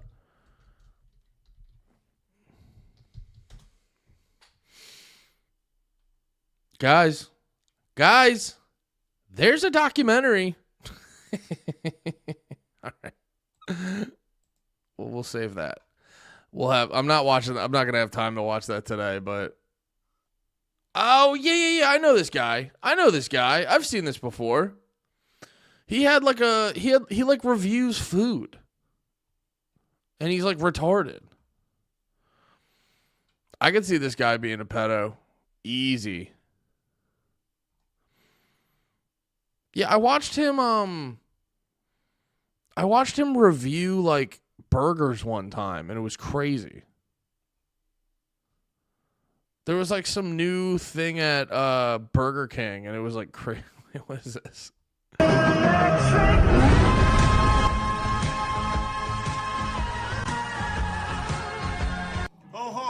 We got Cobra eat his vegetables. Ha ha ha ha ha.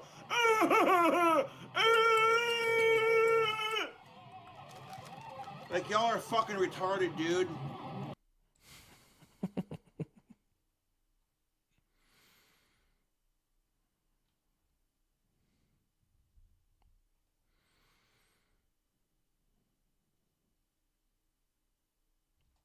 What is this? And there's no one better at those just random rants about everything and anything that's going on in life. Did you see what happened with some car thing? Some car rental place didn't honor his reservation. No. So he said they're all pedophiles and the guy likes to fuck kids. And it's like, all right, well, that's crazy. He put it on Twitter. What are we talking about? He might get schizophrenic. Oh, he's out there. He's there, dude. Yeah, but he's not schizophrenic. He's doing comedy. Of course, but I'm saying that's he'll literally attack. What you just said was the most schizophrenic thing I've ever heard. Or funny. I went to war with the fucking Enterprise and called them all pedophiles. What a hilariously titled video. Oh, 3 years ago. This was before. Was that Shane's first Rogan? Was that the first time Shane was on Rogan?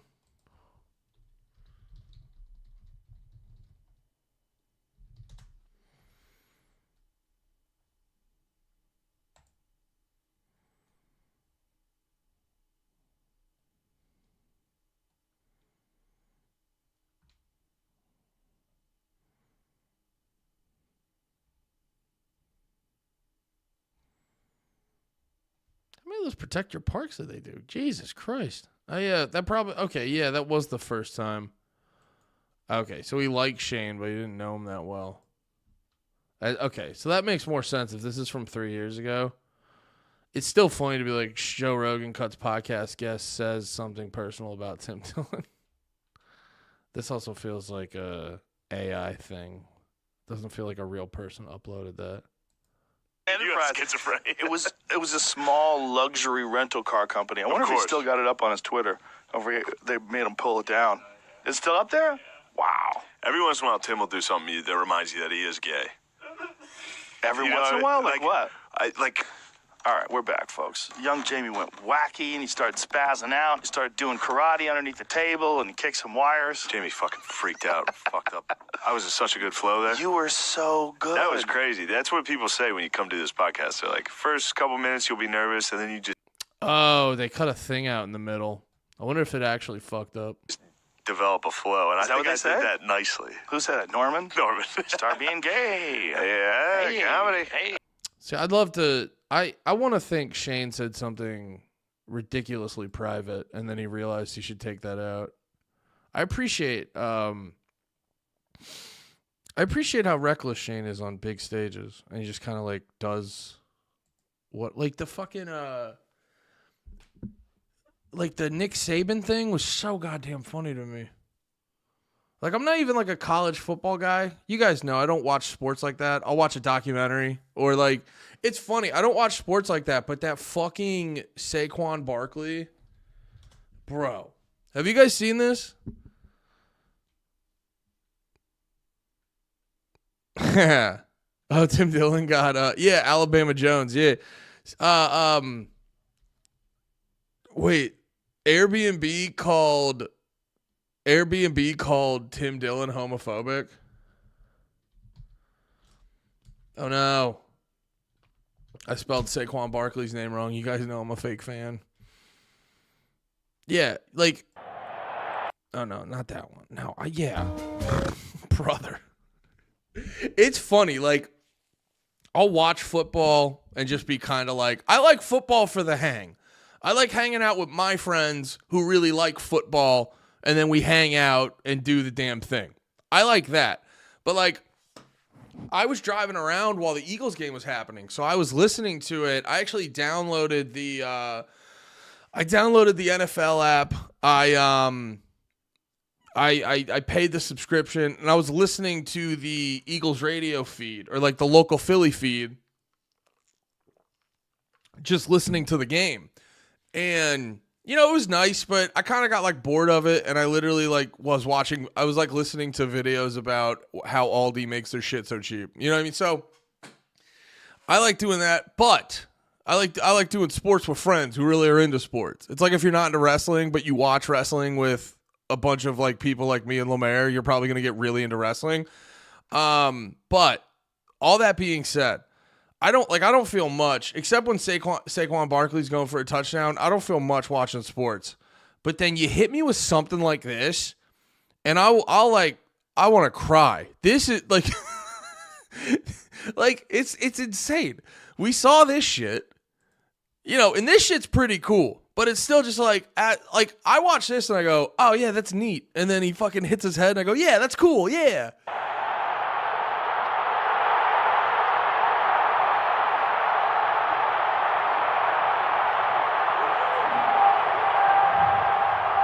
Dude, and the turning and the like run like a little kid is so funny. But yeah, like this is cool. Like, it's very cool to watch a dude run, what was it, 72, 78 yards, but it doesn't elicit like a big emotions out of me. But when you but when you slow it down and you put triumphant music underneath it, I want to run through a fucking wall, dude.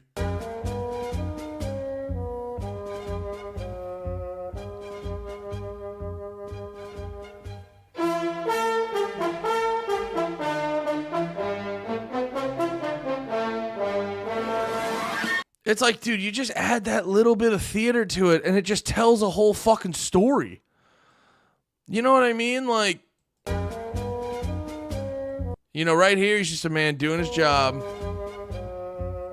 And then he's trying to just figure it out. This could be a regular day. Breaks a tackle. This is what we trained for. This is why you got up early. This is why you stayed late. This is why you never let your mama down. Saquon Barkley. This is why we ate right and work hard and never gave up. And we always crossed the finish line to fulfill our dreams. You know what I mean? Like, you add the music and slow it down. There's like a whole story. You know, you go back to this. This is just a guy getting his job done.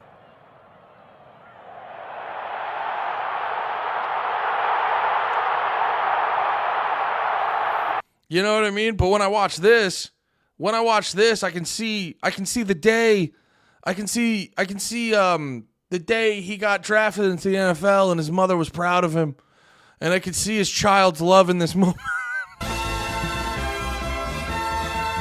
Oh. Oh. Rainey was tweeting about that a bunch. I don't want to steal credit on pointing out the head hit. Well, I mean, a lot of people have pointed out the head hit, but I saw Rainey tweeting about the fucking head tap, and dude, there's something about the. By the way, can I just show love to Tim and Mike? That's the most perfect unhinged logo I've ever seen. Yeah. If you get chased by cops during the Super Bowl celebration this year, please remember to smack yourself in the head as you run. Kind of be like Irish Bucket Challenge. And he had another tweet talking about it. And I'm like, dude, he's not overstating it. There's something about in this moment when he hits his fucking head, it just adds, it makes it twice as fucking fun. When he hits his fucking head. Dude, he's just like, dude, and also, it's also fucking brilliant because you see him running the whole time, and it's all business, dude. It's all business. He's like, whoop, bop, bop, bam, ha, break that, okay, broke that guy. Anyway, we're going. Look right, look left, look right. Ah, fuck you. You know what I mean? Like, he's not doing, who was the fucking guy? I think it was number 10. I forget his name. Who was the fucking guy who, he would always he was on the Eagles when I was in high school or college. He would always celebrate too early, and he would like throw the ball down. Rainy bump of coke tweet was perfect. He had another one about the fucking touchdown. This is really funny, by the way.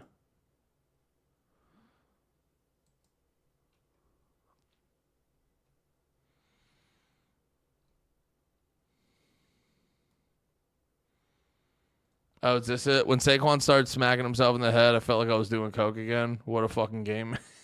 Yeah. Yeah. Yeah, it's a perfect video.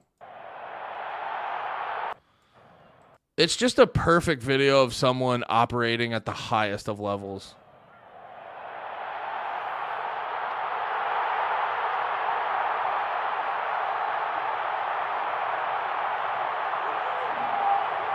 It's just a video, and it's like, it's just not. And once again, I'm not stealing sports fan valor, but like, just as even me, who's like, you know, a casual sports fan, it is just nice where you're like, damn, our team literally has. He's the best guy doing that when it comes to running the ball down the field. You guys can tell I don't know his position. When it comes to dudes getting handed a football by a quarterback and running down the field, he's like the best at it, from what I could tell. I could be wrong. I'm also just, it's just my casual fan not knowing. Running back. Yeah, I mean, he's in the back and he's running. I should have put 2 and 2 together. Oh, but to bring it back to Shane, I thought that clip where he called what's that guy's name? Saban?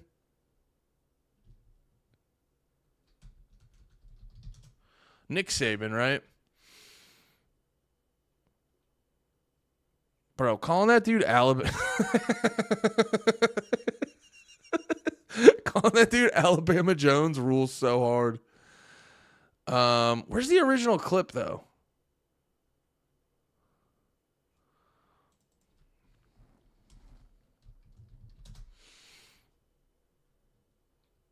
Is this it? Yeah. I don't think the SEC paid players ever. Period. Right?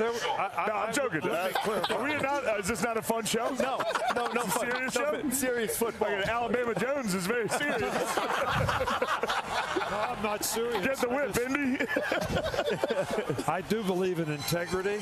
I always try to run the program that way so players had a better chance to be successful in life. I agree. We make more money in the NFL than any other school, 61 players in the league. That was how we cheated. We developed players. That's so funny. And you know what the best part is? I'm not an expert on this shit, but I gotta tell you. And then I saw, it was just, dude, the line, just like to immediately pump out and also, it's funny Nick Saban's not prepared for that because he's apparently like the greatest quarterback in college football history. It's pretty funny he's not prepared for that. You called him a cheater earlier. I was just joking around. I don't think the SEC paid players ever. Period. Right? I'm joking. Are we not? Is this not a fun show? No. Serious show? Serious football. Like Alabama Jones is very serious. No, I'm not serious. Get the whip, Indy. So funny. So funny.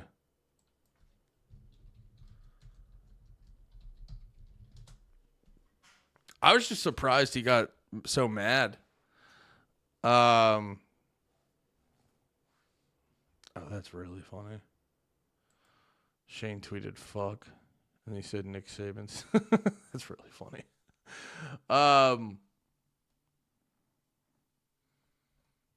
There was this other clip I saw too.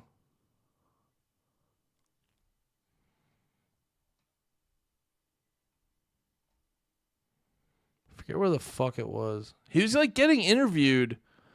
And he was getting interviewed about it's just funny. What's that? God damn it. Yo. I don't mean to make a hot take, but blondes with big boobs are pretty fucking great, guys. Dude, get the whip, Indy. That's great. Oh yeah. He said Saban spazzed on him. I heard that, yeah. I wish I had the clip, because there was a clip I saw earlier. I want to say it was like Barstool or something. I don't remember. But I saw this clip earlier where like Saban was like, you know, he was kind of over, like, it's when someone makes fun of something and then you kind of like overstate the point. And I'm like, I'm laughing at myself saying this out loud because I've been there so many times because I'm autistic and I go like, I need people to perfectly understand me. So I over explain things. And then it's like, but that just makes you sound more guilty, you know? I guess from his perspective, you know, I could see, he's also an older dude. He's not a comedian. But if you're like fucking around He's probably an older dude. He's like, who the fuck? Because from what I gathered, that other clip I saw, he doesn't know who Shane is. So he's probably like, wait, what are we doing? You just bringing this random guy on to fucking say I cheated? What's going on? So, like, I could see his perspective a little bit, but at the same time, you're like, I don't know, but aren't you like a dude at the end of the day? It's just so funny. Alabama Jones and then get the whip Indy is so funny in that, because you're not expecting him to hit him with that. You know what I mean? You're not expecting him, you know?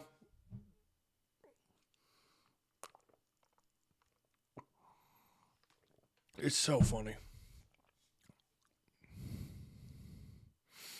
Oh, yeah, Shane wasn't wrong. Well, that's the other thing. Just as a dude who knows nothing about the fucking sport, I look at that and I go, oh, you guys probably cheated. For someone to, like, make that joke and then you immediately get, like, very serious and break down your program. And then he did that in the other clip I saw of him. As a guy who's not very familiar with your sport, makes me think you fucking cheated the way you responded. Well, that's the other part. That's the other part that, like, it's like, dude, no one's talking to Saban like that. Even on that show. It's funny. It's like, dude, it's so funny. It's so funny. That's why Shane's hilarious, because he's just like, he just focuses on, or like, not even focuses on, not even like overanalyzing his abilities, but he's just, that's what he does. He just looks for the funniest thing to say. And that was like the funniest thing in the moment, where he made a joke about cheating, Saban got gay, and then he responded with a jab to be like, all right, lighten up. You know what I mean? It's just and then you're like, but you know, you're just like, oh, I'm a comedian and I'm gonna shit on the greatest college football coach ever. You know, it's like, it's a smart way to go about it, where you just approach a situation like, we're just two dudes and I'm gonna bust balls like dudes. That's why it ends up being funny, because it's just not a thing you would ever expect. Yeah, sports people suck Saban's dick. Thought we were having fun. Yeah. So, I loved that clip so much. Fucking, yeah. Just like, when I found out, well, I always kind of knew who Saban was. I can't give you a history or any things he's done or whatever the fuck. I just know he's like considered the top football guy. Top football guy. Yeah. So, yeah, but to see all that back and forth, it was so fucking funny. All right, guys, I'm going to actually, I'm kind of done watching this retarded pedophile. This was very fun. I got a podcast to get ready for, and I did want to watch a show or read a book or something. It's funny, Saban and Belichick started on the Browns. No shit, I didn't know that. Interesting. All right, guys, thanks for hanging out. I will be back probably tomorrow. I don't know if I'm going to go as late into the day tomorrow, but I will be back tomorrow. Try to start a little bit earlier in the morning. Yeah, come hang out. Come find. Maybe we finish this video. Or we find like a new retarded guy. Maybe we do something like that. So find your best retards, and we'll come back, and we'll figure this damn thing out. Have a great day, guys. Saban was OC, Belichick was DC. Gotcha. All right, guys, you fucking rule. Thanks for hanging out. Just a final reminder, if you're watching on YouTube, please consider hitting the subscribe button. I'm trying to get to 500 so I can monetize this shit, make a couple bucks. If you're on Spotify, I see all the stars and the crowns. Thank you so much for the subs. But if you're feeling generous, definitely send out a gifted sub or sub yourself or something like that. Just, you know, we're hanging out. Just support the stream. But either way, I hope you guys have a great fucking day. I hope you have a good one. Get your dick sucked. Call your mother. Not at the same time. And yeah. And also, you're right, Moldy Toad. YouTube crowd is on watch. They were coming in as hot tamales, and it was a bit much. We're joined today by top football guy, Big Nick Saban.